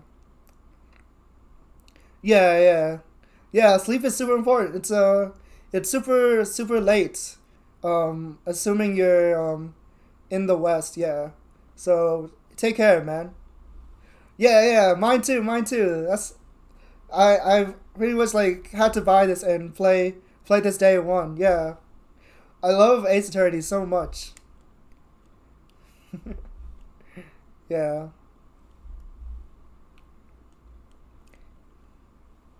Such a great game. Yeah, I haven't played Miles Edgeworth 2 either. I know there's a fan translation. I tried it, but I kind of got distracted, and I never ended up finishing it. But I want to one day. Yeah. Oh, thank you for the follow. I really appreciate it. Thank you. Yeah. Yeah. I'll probably be doing other things as well, not just Ace Attorney. So you don't have to worry too much about spoilers. Yeah. I hope one day they port the second game as well. I'd really like to play it with a proper translation.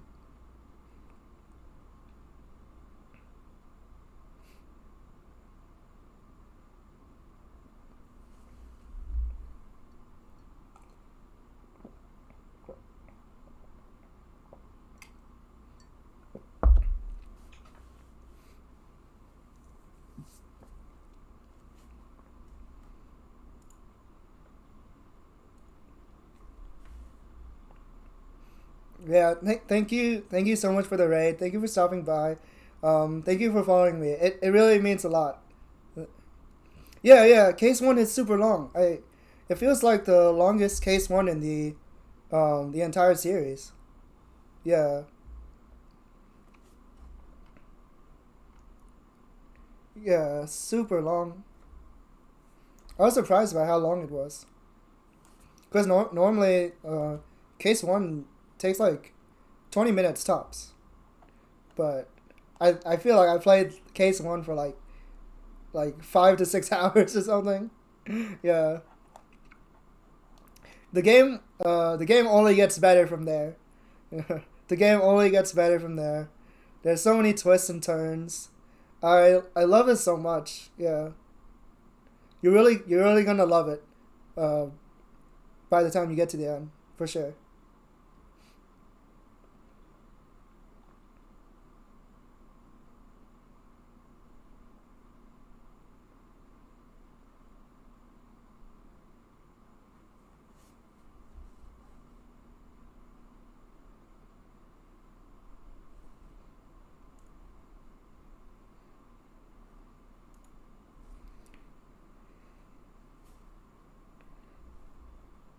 Yeah.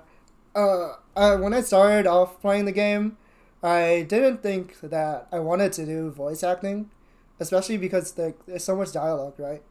But eventually, I got like super into it, so I tried to do voice acting for every character myself. Oh yeah, I need to finish Nocturne. I put it off. I got too busy drawing and Ace Attorney and whatnot. I need to finish it. It's if you haven't played it, yeah, it's super good. It's super good. I'm having a blast with Nocturne. It's probably been like a month since I've played it though. Yeah. I like. Hold on, let me put on some music so I'm not like talking to the void. But yeah. It's super tough reading the dialogue for Ace Attorney because I'm forcing myself to put on like really bad British accents.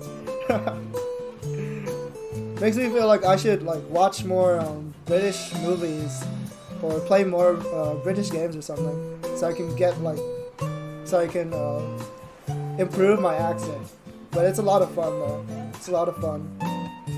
And there's so many like British terms that I don't understand, so I have to stop and like look them up all the time, which extends the length of the game even longer.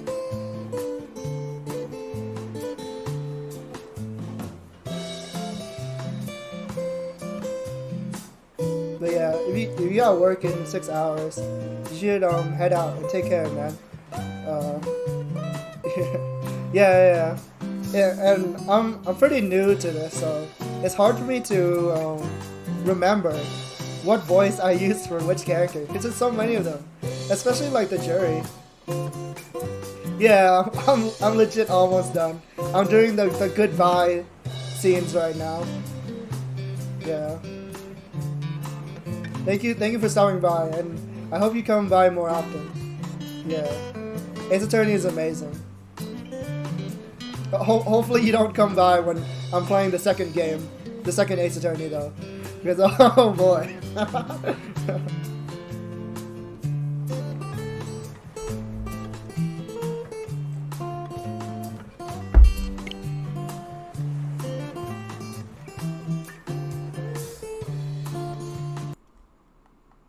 Snap! I thought you left. Okay.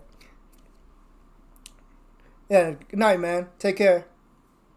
Really appreciate you stopping by. Thank you for the raid again. Okay, now I'm gonna go back to it. So careful if you don't want to get soiled. Asogi was the name of my best friend. What? But how? How do you know that name, Iris? I wrote it down during the trial before, when the message was playing on the music box. She inscribed it on the fly. She really is a genius. I thought the message probably wouldn't be written out in plain Morse code, so I tried various ways to interpret it. But whatever I tried, the words just didn't seem to make any sense. That is, in English, at least. Oh! It suddenly occurred to me, you see. There's more than one Morse code, not just the English variety. Various countries around the world have altered and added to Morse code to use it in their own languages. I don't believe it. Are you saying...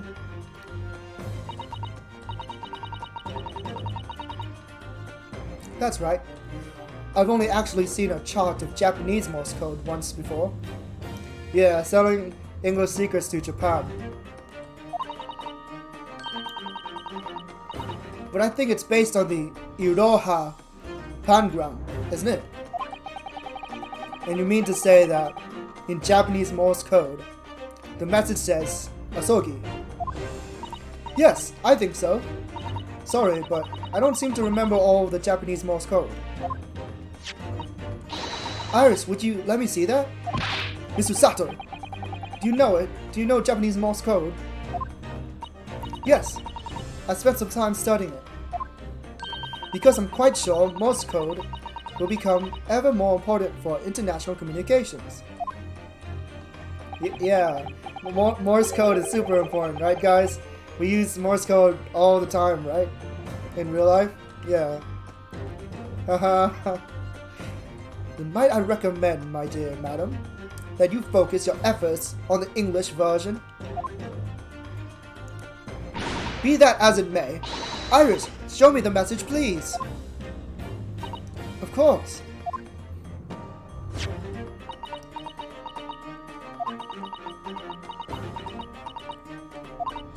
But what can this possibly mean?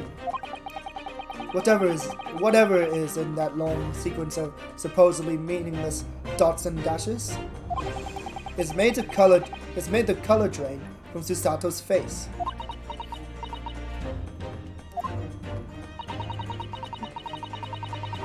There's no doubt that this message is written in Japanese Morse code. So the British Empire has been using Japanese for its secret communications. I don't understand the reason why, but the message appears to be a list of 4 people's names. 4 names. The first is Kei Asogi. Oh shit. Hydration check. Thank you.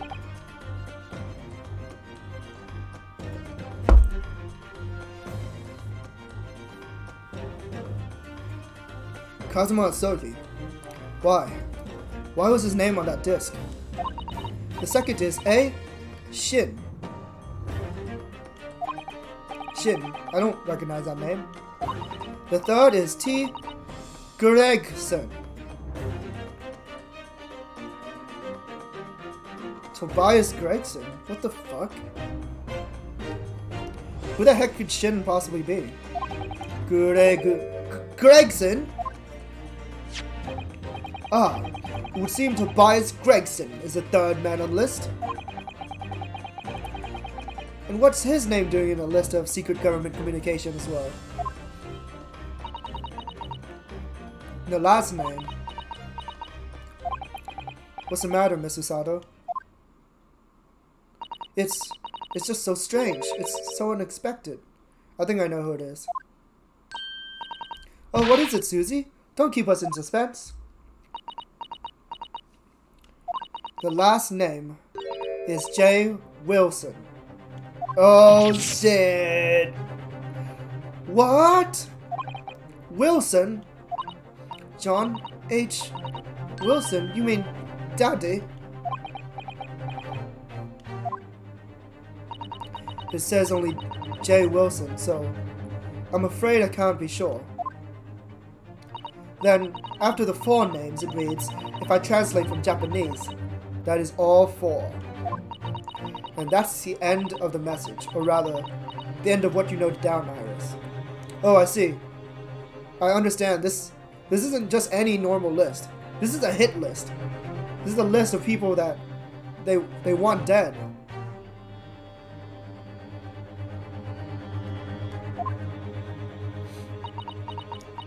This explains why Wilson was suddenly killed in the first case. I just can't believe it. Who would have ever thought that those discs contained Japanese Morse code? Not to mention a strange list of some disturbingly familiar names. It would appear that this particular message is a communication of some kind between Great Britain and the Empire of Japan. So, Daddy could be in Japan then. Where's Susie and Runo come from? Oh no, no, no, no, no, no, no, no, don't tell her, no, don't tell her. Please, God damn it. God damn it. Well, no. It's not very likely, really, is it? I mean, there are thousands of people with the surname Wilson, and there must be lots of J's among them.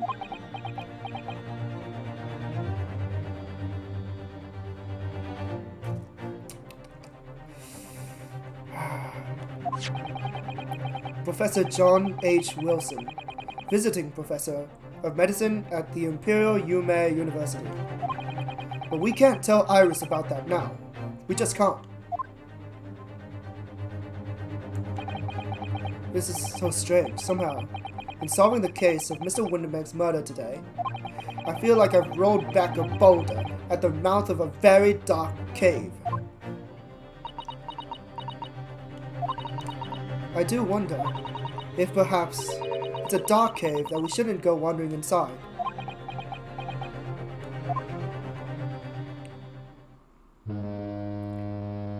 Jesus.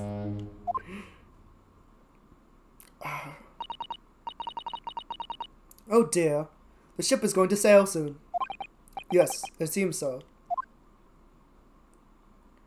I'll sail on that steamship first to the port of Dunkirk in France.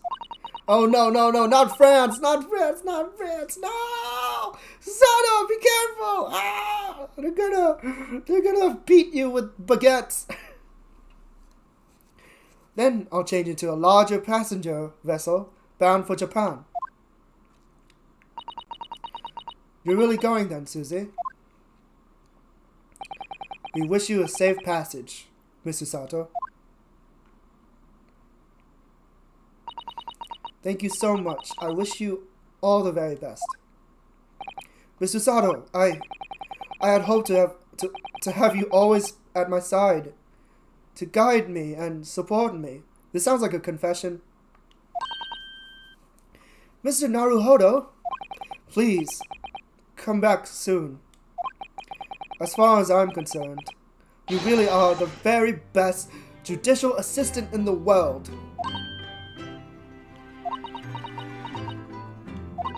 I'm quite sure I'll be back before you know it.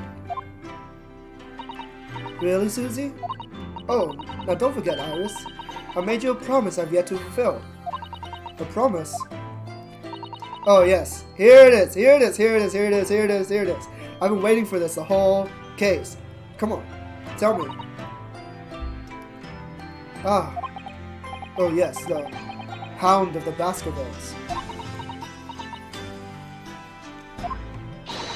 I'll be waiting for you then, Susie. A promise is a promise. Definitely, Iris. Wait, are you joking? Are you joking? You're still not gonna say why you know that name. You're gonna cockblock me again. Seriously. My god. My god. Okay, whatever. Mr. Naruhodo. Yes? Do you remember the first time we ever met? Yes, of course. On the SS Buria, when I was dragged out from that wardrobe, still half asleep. If I remember correctly, you threw me halfway across the cabin with a Susato takedown.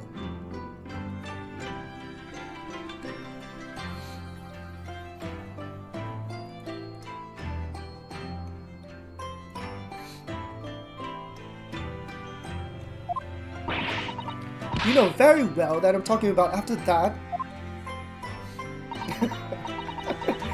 Maybe people who come in here and see me playing Great Ace Attorney will realize like, oh shit, he's at the end of the game because the To Be Continues is on screen. It's strange, but being together as we were in that case, I somehow felt straight away that you were the perfect person to continue Kazuma-sama's great legacy. Mr. Sato. And my instincts were right. I really want to believe, no, I'm sure of that. I'll be back soon. Farewell until then.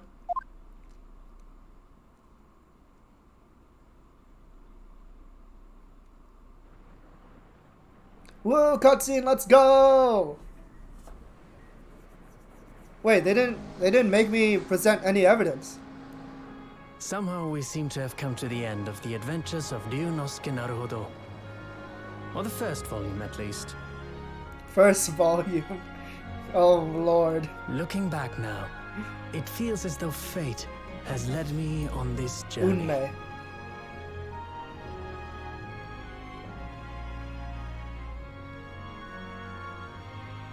Cute. Fate led me to becoming a lawyer, to traveling halfway around the world, to meeting the great detective. Susato, please come back. I'm sure there'll be trials and tribulations ahead. Trials and Of course there will. tribulations. Best Ace Attorney game, by the way. But whatever happens, I know I'll be able to turn my fortunes around. Oh boy, it's him on his was it viola or violin? After all, I honestly don't know the difference. I have the greatest friends in the world on my side. Yes, yes you do. You're best friends with Sherlock Holmes after all. The greatest detective in the world.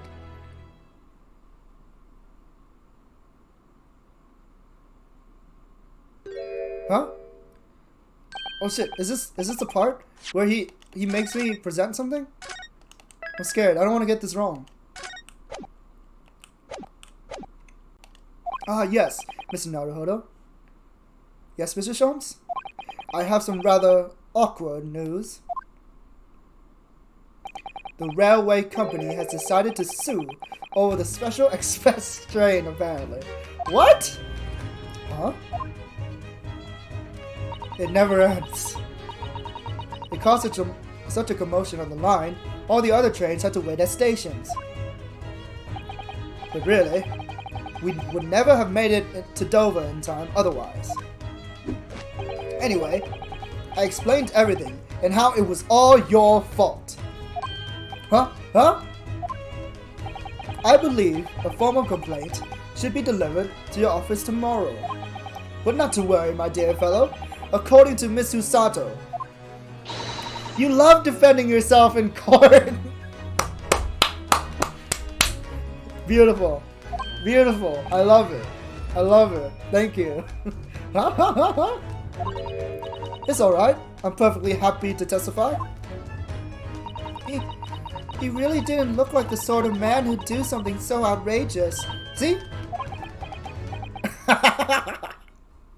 Wilson is so cute!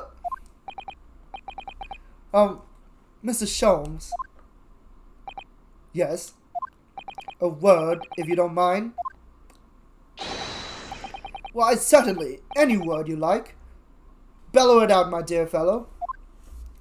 Oh yes, I love Runo's words, and I know just the one he'll use here. One last...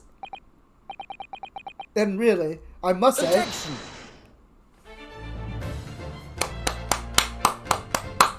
Beautiful game, thank you. That's weird. They didn't make me present any final evidence. I was like waiting for that. They usually make you do that every game.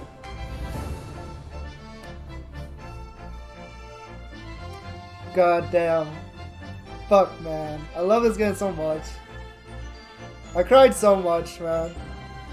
Fuck.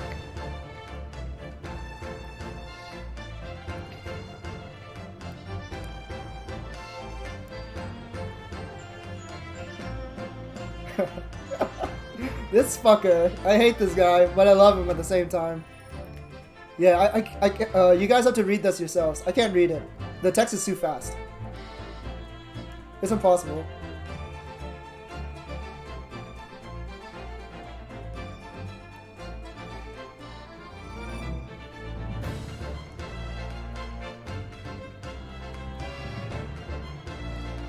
Come back, Susie. Susie!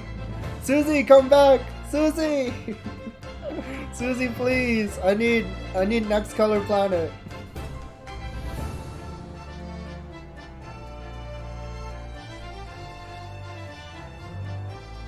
Susie, come home. Susie, please stream. Wait. Has she not been streaming?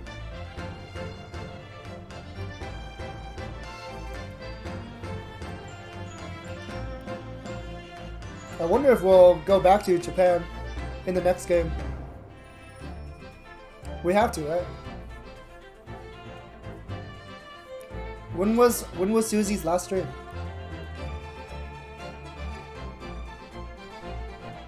Dude, I hope Hosonaga comes back. I was hoping Hosonaga would so Seki! Oh no, why did you bring a cat on board? Remember the last time we had a cat on board? I was hoping Hosonaga would come with us to Britain, but I guess there's too many detectives, if that's the case. Hosonaga was a real bro. This guy's scary, but he was a bro too. I'm hoping to see more of him next game. It feels like we barely got to see him.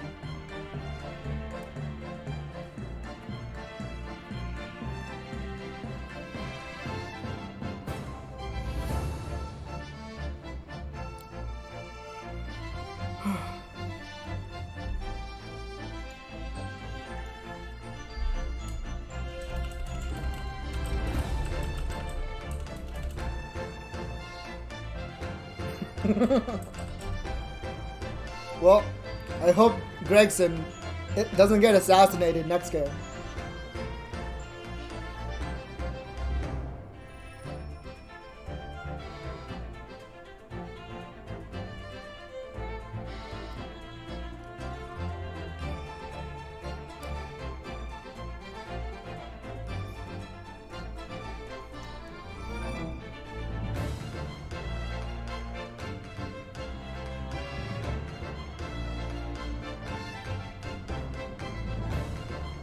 Wait. Joan really went to jail? Why'd she go to jail? It was an accident. Maybe because she tried to hide it? That's the only thing I can think of. Tried to hide her accident.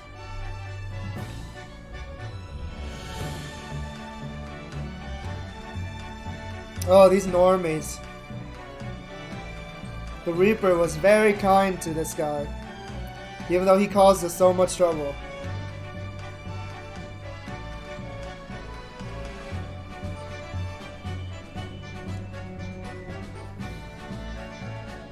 Yeah, they're cute. I like their design. Sparkly eyes. I wish I had a scarf like that. Yeah, patchwork clothes. He's so broke. I really liked how much of emphasis there was in like the rich versus the poor in this game. Gina's the best. Oh shit. Sleep mode. I hope Gina comes back. I really do. Such a cool character. Super cute design. I just really like blondes and tsundere characters. Oh, this guy. Honestly, I felt really bad for him. He... yes! Yes! He's in the best jail cell there is.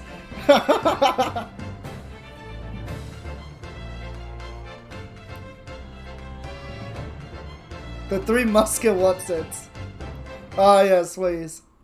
No, my game, my Elgato. Please. Okay, thank you. I didn't miss any dialogue. Thank God. Oof. Oof. Scared me. I need to ask someone if there's a way I can fix that. I don't know why it does this.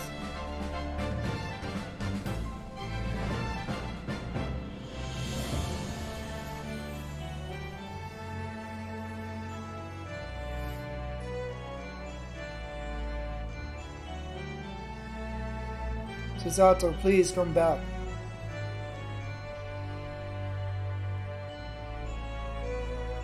Susie.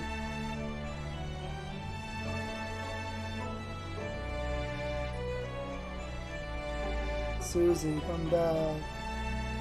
Yes, yes. Are they gonna show it? Are they gonna show it? This is the oh, never mind. Okay. This is a photo. It's still a super cute photo. No! No! The worst time to pause! Okay, okay. Thank you. Holy shit. Scared me. Kawaii! But yeah. If you guys recall, there's a Dharma in Ryunosuke's room, and only one of the eyes is filled. And Naruhodo told Suzy to fill the other eye when she thinks that he's become a great lawyer. So I was hoping that she would have like filled it before she left or something. But maybe he'll finally get it next game, you know.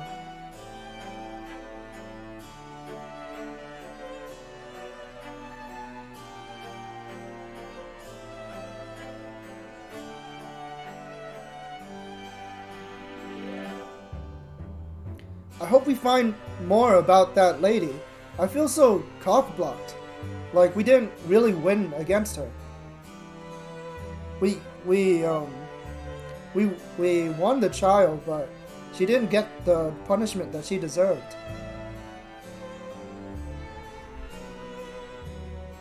Man, Kazuma,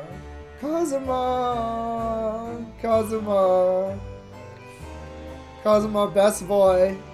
Even though, like, we spent so little time with him. Fuck, man.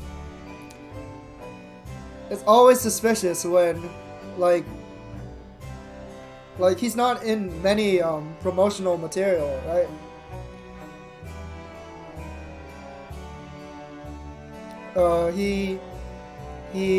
He was killed in the second case. He died because that girl didn't trust him. Yeah. That girl on screen right there murdered him. She thought he was going to expose her, so she pushed him, and his neck hit like the edge of a bed or something, and it killed him instantly.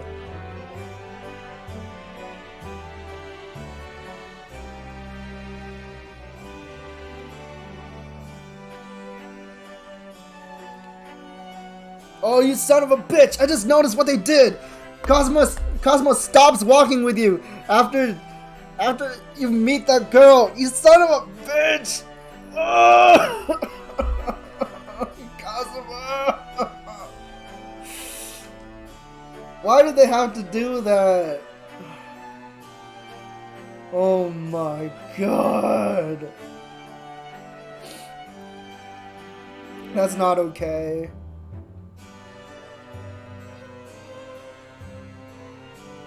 Oh, Mr. McGilded, you son of a bitch. You didn't believe in me. I mean, you're a criminal anyway, so fuck you. But still, you're the cause of so many problems in this game. There he is. Mr. Herlock Sholmes, in the flesh. Like, the way that the game, like, advertised itself, I felt like Herlock Sholmes would be a much bigger part of the game, but I'm completely fine with the way they did it, because I don't want Herlock Sholmes to take over the story. You know, he's a really cool character, but and he's a really cool character, and he always, like, you know, he takes up he takes the spotlight whenever he's on screen. So it's good that they used him very sparingly. Come on, Iris. There we go. There we go. Everyone's here. The gang's all here. Oh yeah. Baron von Zeeks. We hardly got to understand his character. So I hope he's more elaborated in the second game.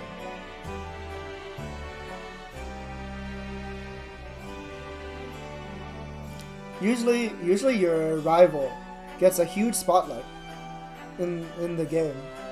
So it was surprising to see it, like, he didn't have much at all going on with him.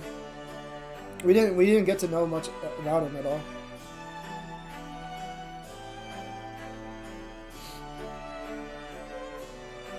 This is adorable. I love this.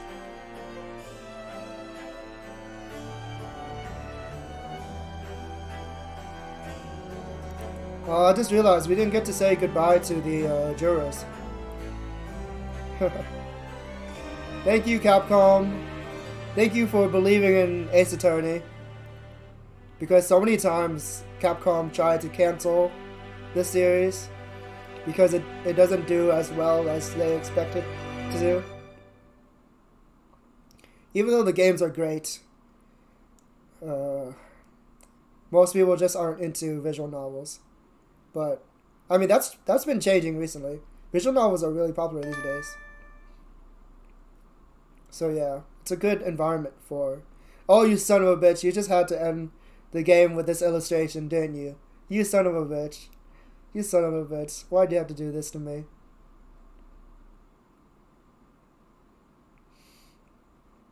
Ah. Select adventure. What does that mean? Oh boy! Great Ace Attorney 2 resolve. Okay, well, I'm not gonna start this right away, but yeah, I will be playing this game in the future. Hopefully, I don't get spoiled before that. Hopefully, there's someone who wants to co-commentate or co-read it with me, I guess. I wonder how that's gonna work, because I don't know how to do collabs. Like, do we just talk about it on Discord? Do I screen share? I don't know how that works, so yeah. Stay tuned, I guess. It might not happen either. I don't know. I haven't talked enough with them about it. Yeah, it should be a lot easier on my throat as well. And more fun for you guys. Instead of just listening to me the whole time. What the heck? Oh, okay. Playing the game in every outfit. Ladders and step ladders! Yes! Ladders and step ladders!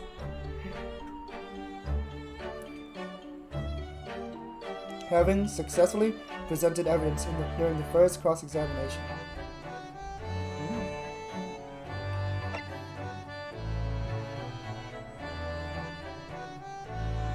Oh, these must be bugged, because I haven't played the second game yet. So that's interesting. Presenting the armband. Let me see.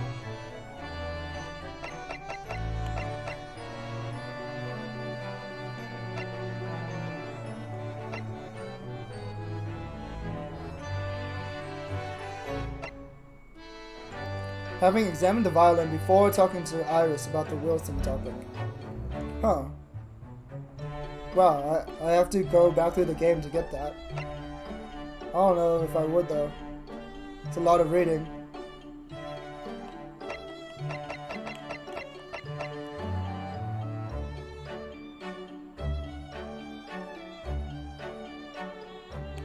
Whoa! Okay. I can't read this. There's spoilers! What the heck? There's spoilers in these! Oh my god. I think I just got spoiled. What the fuck? Jesus Christ. I hope you guys didn't read it. I read pretty fast, so. Ah, yes. So yeah, I finished the game. I'll just look at this extra stuff on stream as well. Might as well. So if you guys were here for the game, thank you for coming. Hope to see you guys in my next stream as well. If you guys aren't interested in this part, of course.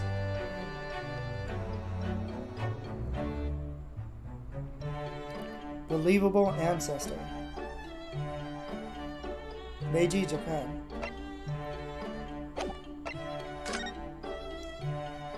Oh damn, this is a lot of detail. This is super cool.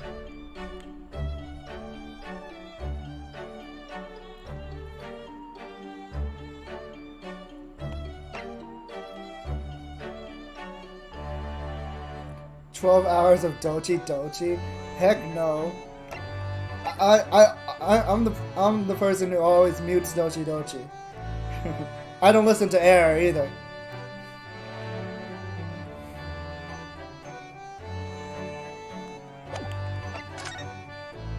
Yeah, you heard me. You heard me. You heard me. That's right.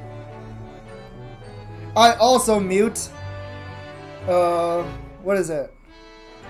What was that again? Fuck. Watame, Kojo. I always mute it. I always mute it after every movie. I mute it. That's right. You heard me. It's so loud.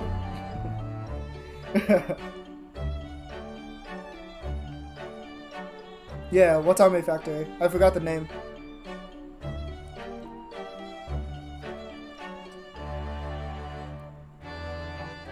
Damn, we never get to use a sword. Not that we should be allowed to have a sword in court, but, you know.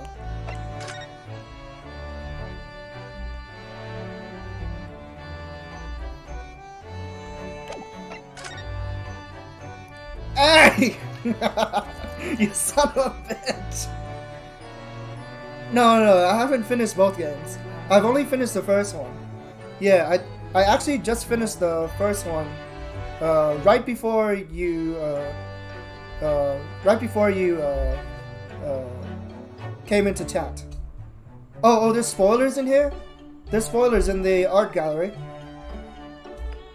I noticed that there was a spoiler in the awards section. I accidentally read one of the awards, and I think I got spoiled. Are there spoilers in here as well? Should I stop looking at this? That's what I'm saying. Oh, okay. Okay, I'll stop looking at this then. Was it a big spoiler? I don't think so. It was just a spoiler on the first case of the next game.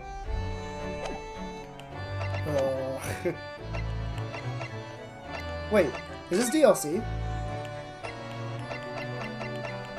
What is this? Find sutra. Oh, this is. Are these videos? What are these?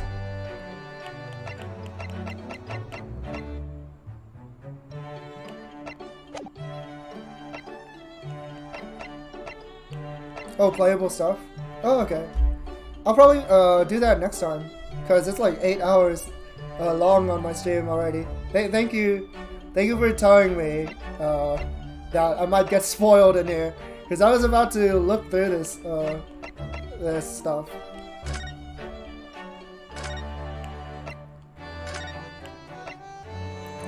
Can I spin them around? Oh, I can't look at the outfit. Okay. Damn. It's moving pictures. Are they long? I'll probably just save them for next time. Oh, gallery. Oh, these are the trailers, right? Yeah. Interesting. Look, we're in the theater.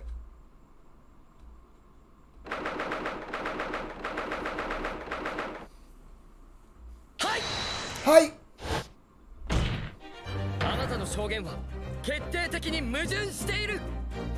Oh, it's voice. むしろ致命的に矛盾しているのです。何をなさっているのですか？なるほど様。ああ、Oh, yeah. 見ての通り、ちょっと張り切っている I のです。 noticed it. 張り切って？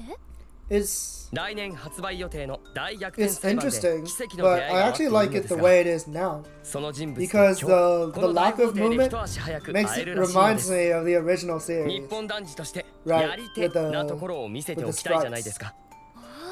I actually enjoy how stiff the でも movements are なんだか sometimes. ちょっと怖いですね。夜の大法廷は。先ほど見物したロンドン島恐怖展もそれは恐ろしいご God, ざ I いま wish し this た game が was voiced. 佐藤さん、ロンドン中の催し物を調べ上げていますよね。明日見て回る恐怖展の予定もかっちり組み上げてありましたもん。別に今日限定でなくてもいいと思う Dang, けど。 I really need to play that game. I never got a chance to. ところで、さっきから何か聞こえませんか？そういえばこの大法廷幽霊が出るという噂がございます。やめてください。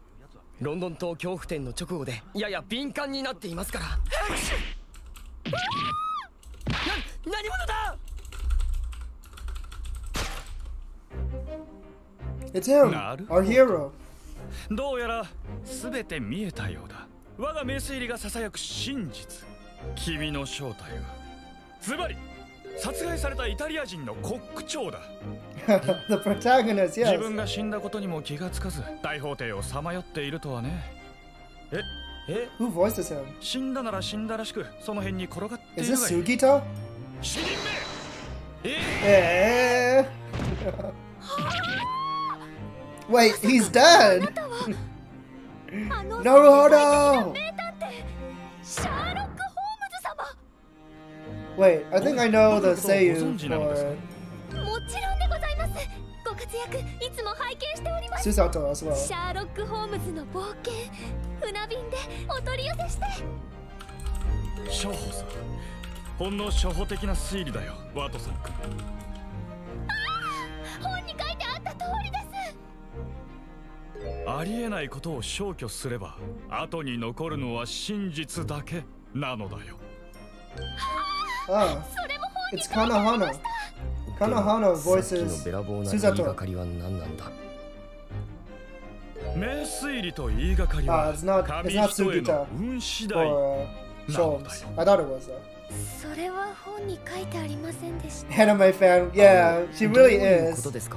She's 殺さ so れたイタリア obsessed 人 with の国長って Sherlock Holmes. 実にいい質問だ、コック長君。では始めるとしよう。シャーロック・ホームズの推理を。 Yeah. 僕はね、つい先ほど電報で事件の通報を受けてここへ来たのだ。大法廷にてイタリア人コッ Damn. ク殺害 Murdered され。 right in the Old Bailey. 大法廷。イタリア人。そう、僕の完璧な読みに間違いなどありえないのさ。異国の技物、刃物といえばもうコック長に間違いない。キラリと光る五つ星は生前の腕前を物語っている。一見かなり東洋人っぽいが地球規模で見れば気にはならない。そして背中に突き刺さったナイフとっくに死んでいる証拠だ。 That blood looks so fake. ゆえに君はどこから見てもイタリア人で死んイでいるタリア人コック長だ。なんでもこの I'm so 大 glad 法廷 they には subbed 幽霊が this. 出るという噂らしい。 There's a lot of games that don't bother subbing these videos at all.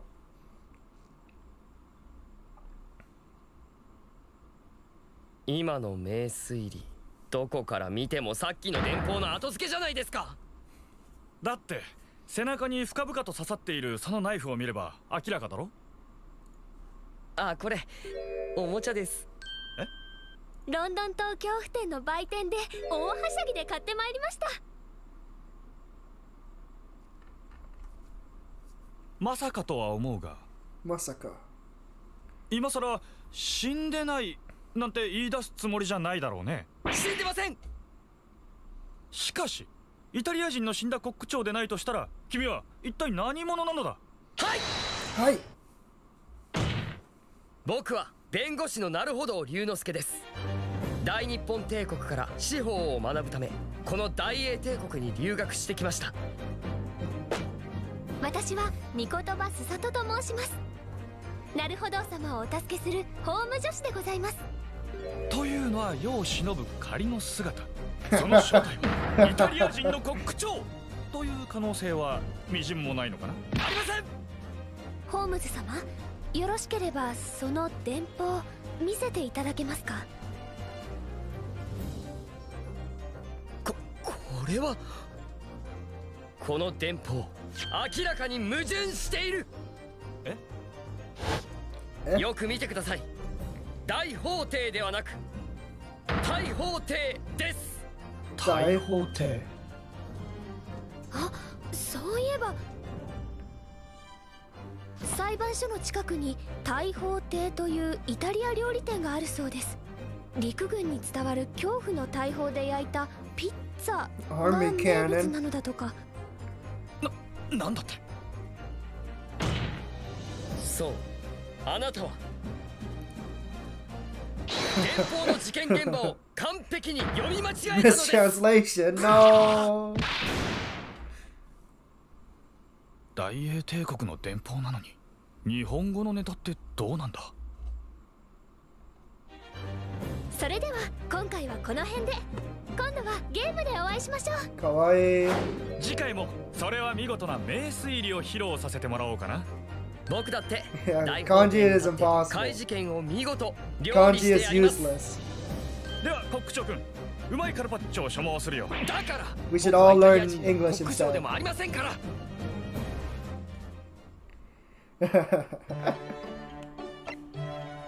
Oh shit, it's him. It's Phoenix.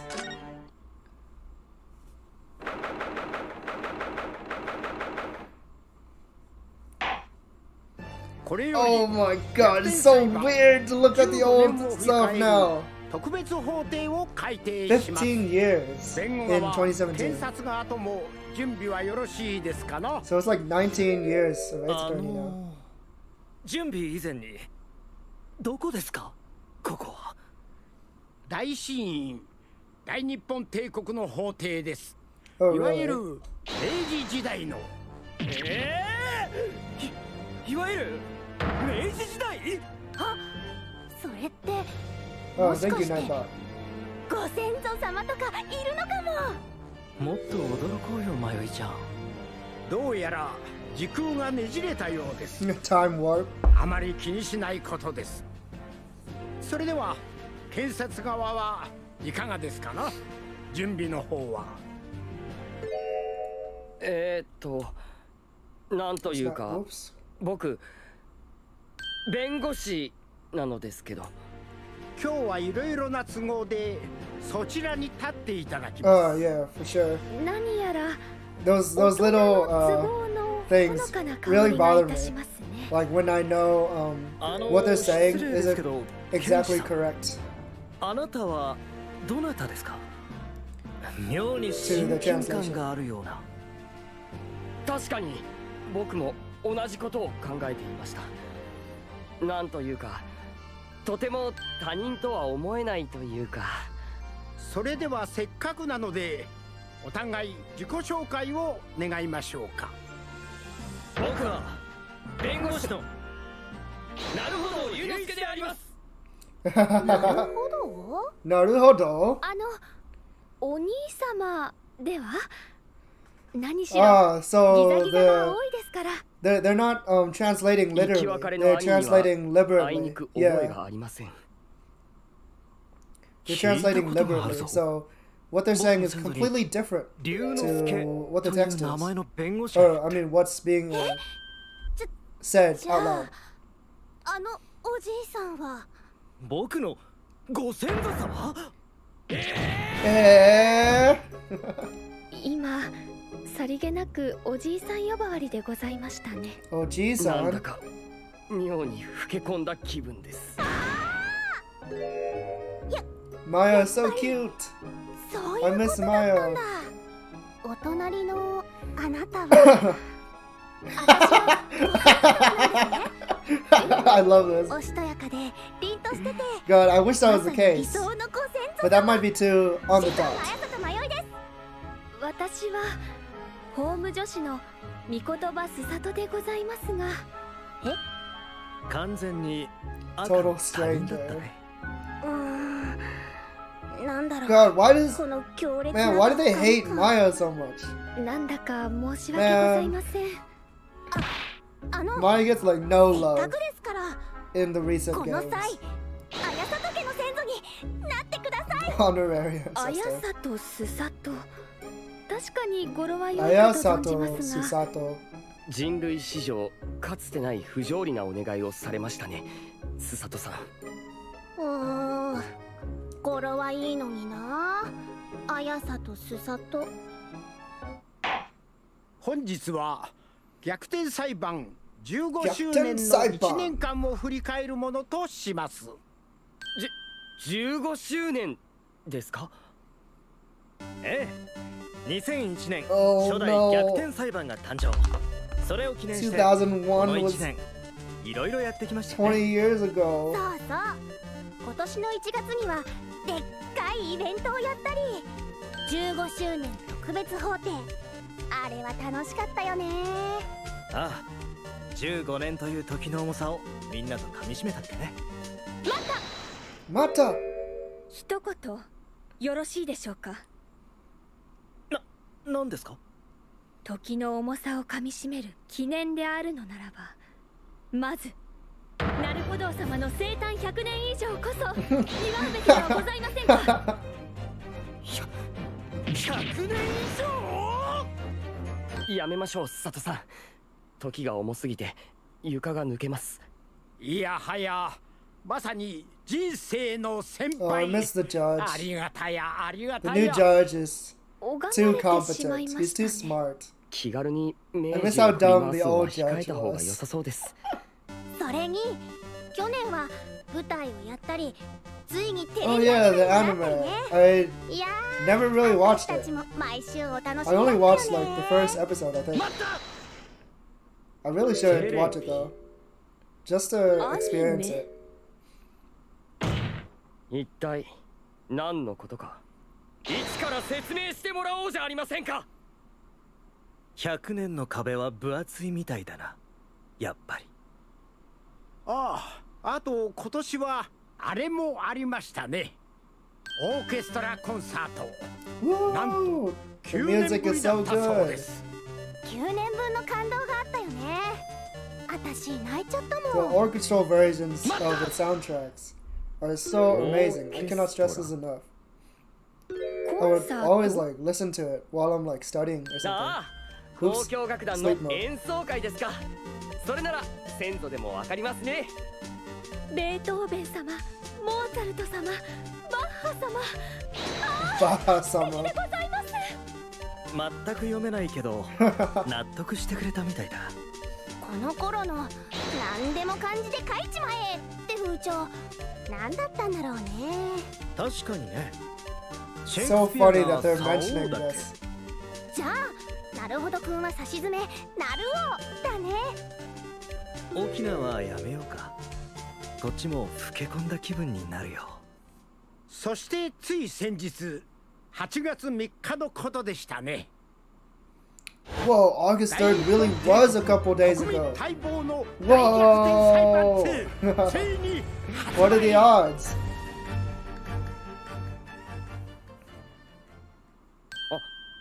ありがとうございます。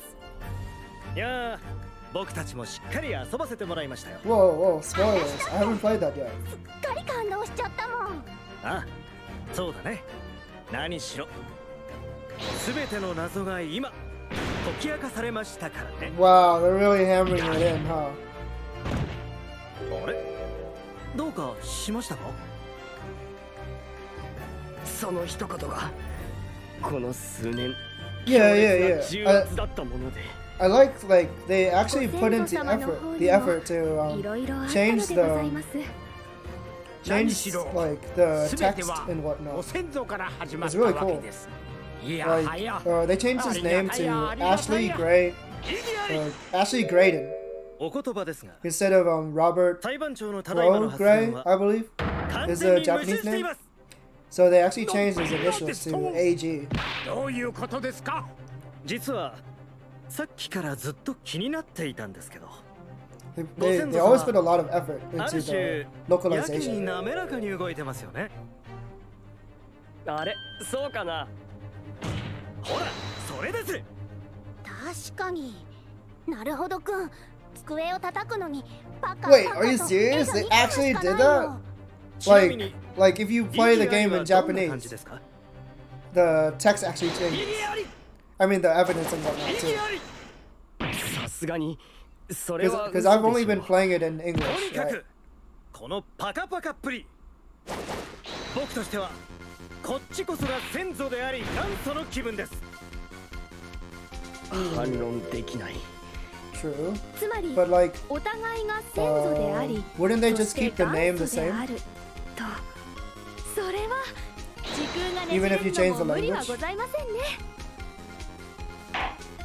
それでは Oh, okay. そろそろ閉廷の時 Oh 間です。 no, I think I know what you mean あ now. の I was それで I was thinking of the dub. 僕 I た was ち thinking about changing ど the うやっ language て of 変え the ればいい dub. のですか？ But you're talking about changing the region of the 21世紀 game. に I see. I understand now. Yeah. Yeah, 明 yeah. 治の街をブラブ Nintendo ラ has して been 時 doing 間を that 潰す lately, というのは where い they かがでしょう。 actually include all the files for 大帝 every と東京は華や region かですから、 that they release a 100 game 年 in, なんて which is あっ really という cool. 間ですよ。 So even if you buy a game that's not in your region, どうやら the game なん changes として to も match the あの region 一 of your 言を Switch. 僕に言わせる流れみたいです So ね。 if you import a game from Japan, 先祖と元祖、 you'll be able to play it in English. それでは逆転裁判のさらなる発展を祈って皆様もご一緒にせーの Say no. Igiari! 時代は No way! きっとそういうことですね。それではまたどこかでお Dang, 会いいた that's しま pretty しょう cool. Oh right, because the game is also on Steam. Right? So that's how you were able to mod it. Unless you jailbroke your Switch. Which I don't know anything about.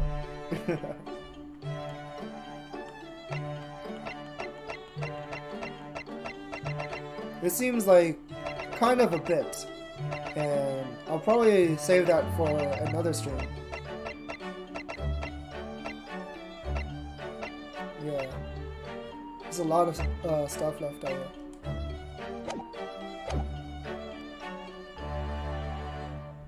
Is there anything else I can check out without getting spoiled?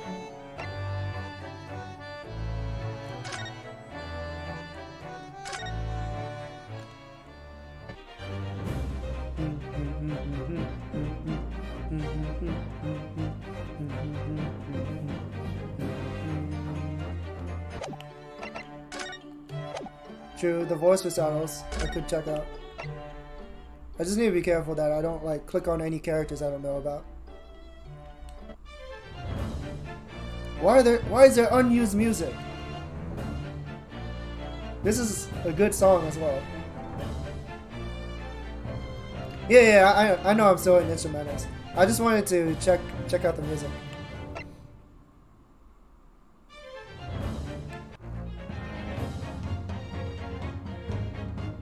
Oh, this is cool.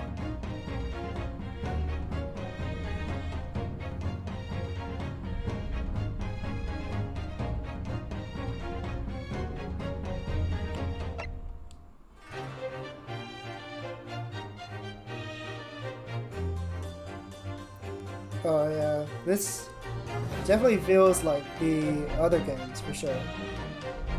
It's not very unique.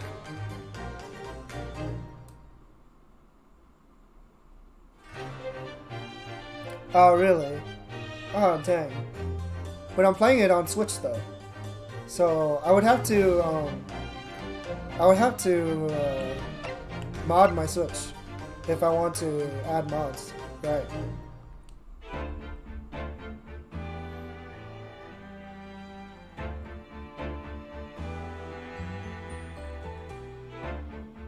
This is so good.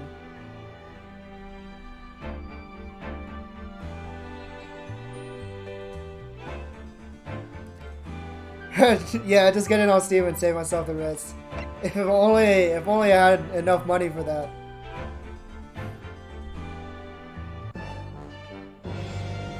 Dun, dun, dun.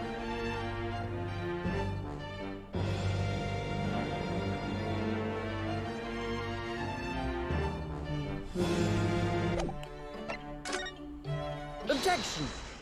Objection! Hold it! I'm sure everyone knows by now who it is. I'm sure everyone knows by now who it is. Your testimony completely contradicts the facts.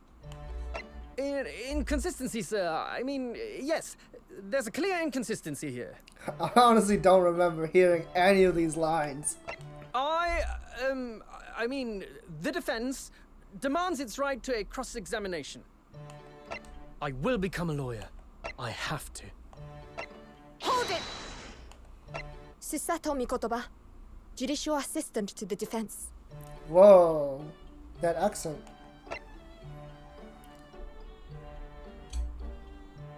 Yeah, they're not voiced, which is a shame.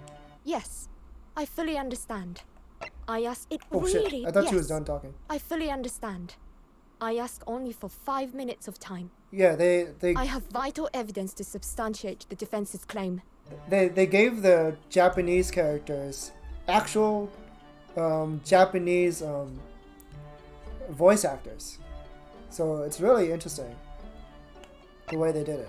It really is a dream come true. We must solve this case, Naruhodo-san. So By ourselves, if we have to. so it's like a Japanese British accent.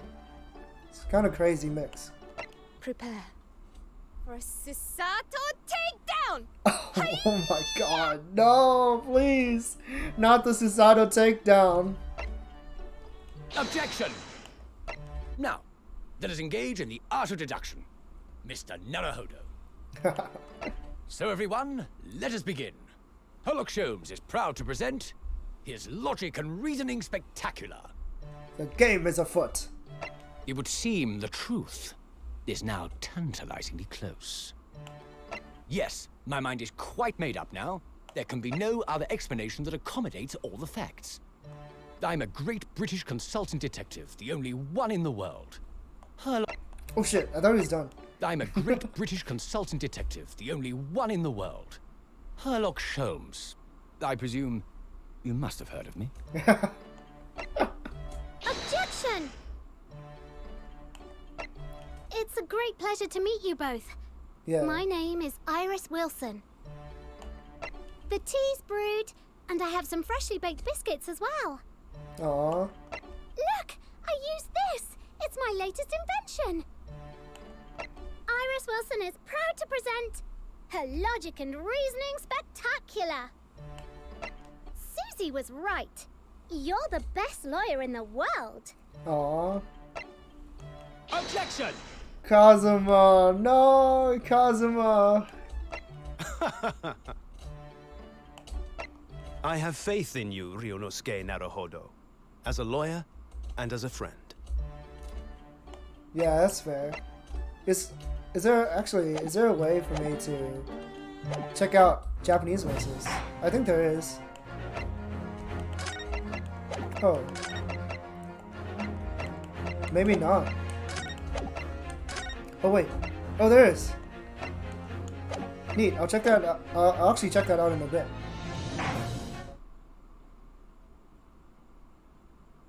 Hold on.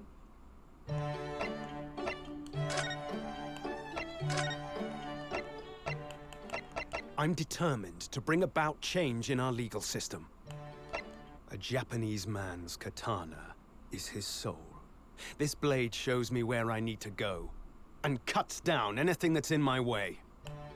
Leave this to me. Objection! Oh man. The quintessential look of a sacrificial lamb. Jesus, that voice. Lord Strongheart has told me all about you. That you're a student who arrived in London but 2 days ago. A mere amateur. Oh, amateur. That's how they say it in Britain? Amateur. Objection! My lord, with all due respect, this is an outrage! The prosecution refuses to accept this decision. Holy shit. This has gone on long enough now. This flagrant ignorance of the mechanics of law. Sherlock Holmes, you say? Yes, I've heard the name. The protagonist in a series of short stories for the vulgar classes. A god of detection or some such. The Nipponese are a truly fascinating breed. Whoa, whoa, whoa, Nipponese, you can't say that.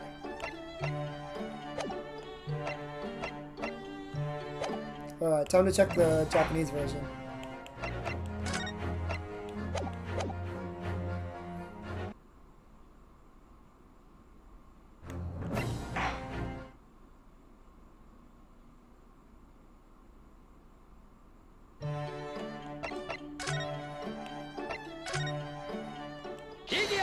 意義あり待ったまたもう言うまでもありませんね。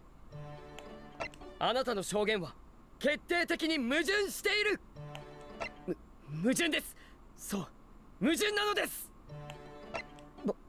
僕はいえ弁護側は尋問の権利を主張します。Oh wow, he uses boku, which makes sense, I guess. 僕は弁護士になる。必ず。待った。被告側弁護人の法務助手御言葉すさとと申します。承知しております。ほんの5分お時間を。まさに夢のようでございます。事件を解決いたしましょう。私どもの手で必ず必殺すさと投げ。No, don't throw me. 意義あり。意義あり。さあ、推理を始めようか。ミスターなるほど。ミスターなるほど。それでは皆さん、始めるとしましょうか。シャーロック・ホームズの論理と推理の実験劇場を。どうやら真実はもうすぐそこまで来ているようだ。たった今、結論まで読み切った。他の可能性は存在しない。僕は大英帝国が誇る世界の名探偵なのです。僕は大英帝国が誇る世界の名探偵なのです。シャーロック・ホームズ。もしかして知らないとか？ Whoa, who's Sherlock Holmes? You mean Sherlock Holmes? 意義あり。私、アイリス・ワトソンです。どうぞお見知りおきを。アイリス・ワトソンの。さあ、お茶が入ったよ。焼きたてのクッキーも召し上がれ。ほら、これ見て。私の発明品なんだよ。かわいい。よーし、それじゃあ始めようか。アイリス・ワトソンちゃんの論理と推理の実験劇場を。なるほどくんは世界で最高の弁護士さんだね。意義あり。意義あり。意義あり。Oops.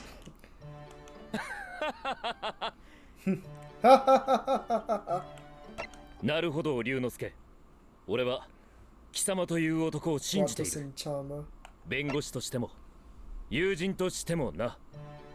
俺はこの国の司法を変える。刀こそ日本人の心。そして全てを断つその刃は俺が進むべき道を指し示してくれるのだ。I heard something about Kokoro, so I was like,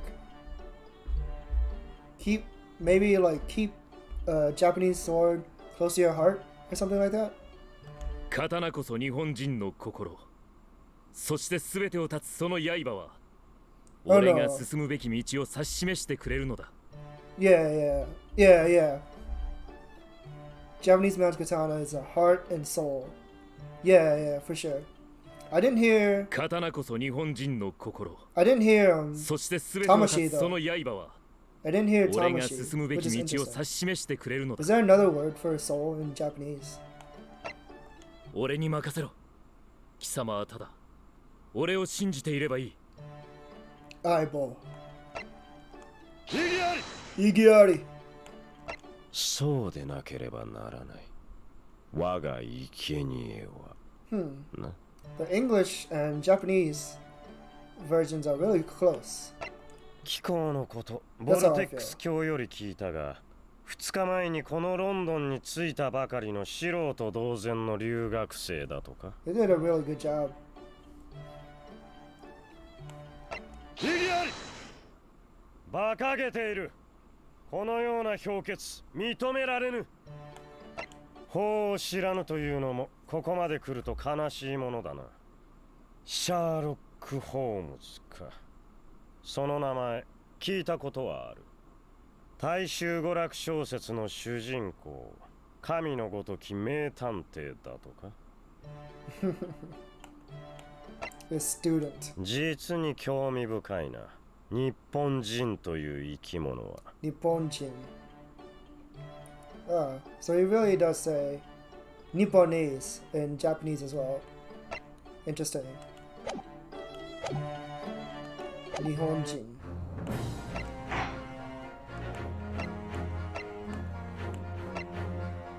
Oh, no, no, no. Not story mode. We're not doing that. I never read this, actually. Yeah, he sounds so weak. He's not very confident in his objections.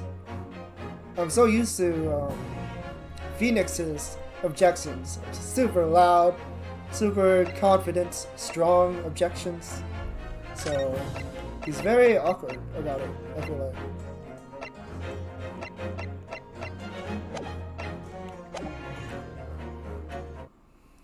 Yeah.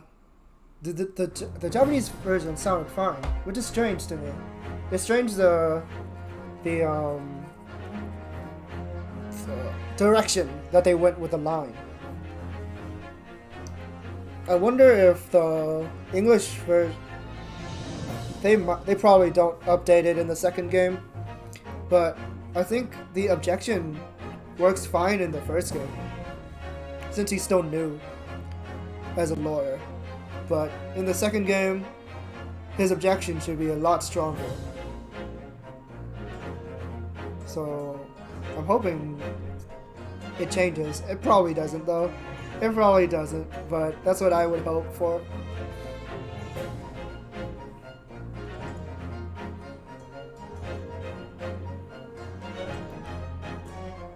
Yeah, they tend to do that, where they would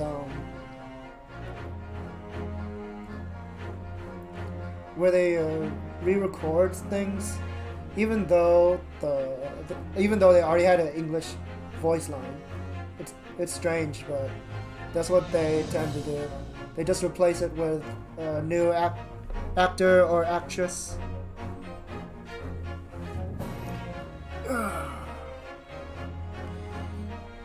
I think that'll be all for today. Almost 9 hours long. It doesn't feel like 9 hours to me. Yeah, I know what you meant. It's very strange, but that's how they like to do things. Maybe because they don't want to pay the Japanese actors or something. Nah, that can't be it. But yeah, almost 9 hours to finish this game. Well, more like 8 hours, because I spent the last hour like dicking around.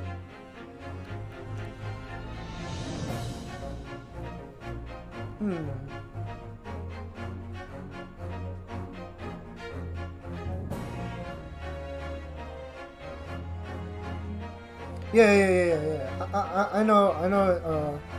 I know she's still. Yeah, I know. I meant for the English version. I meant that they replaced the voice in the English version, even though they didn't have to. Yeah.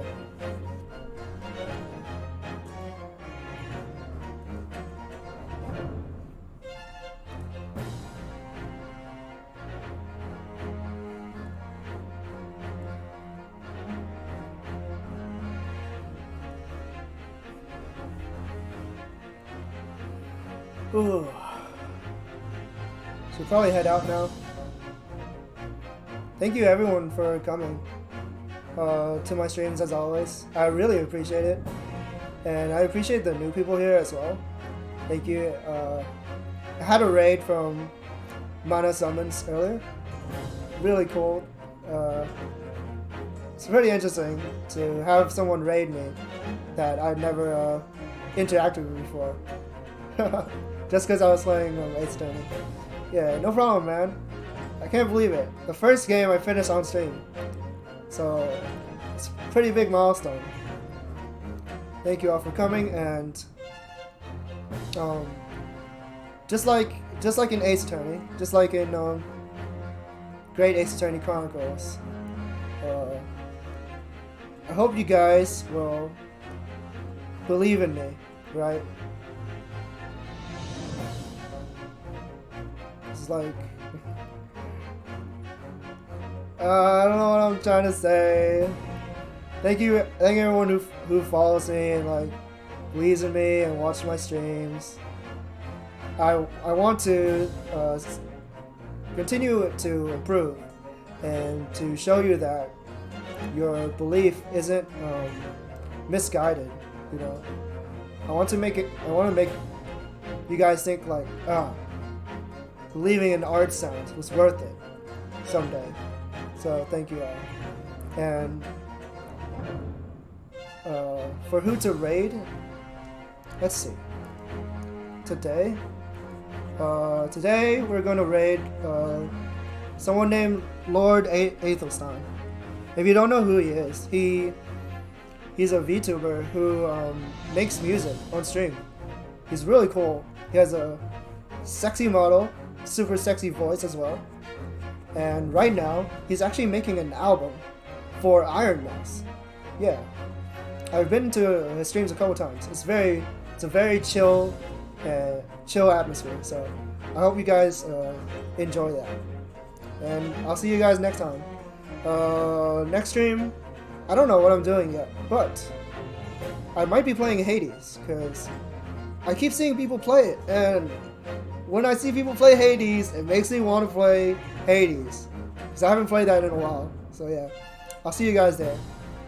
Take care.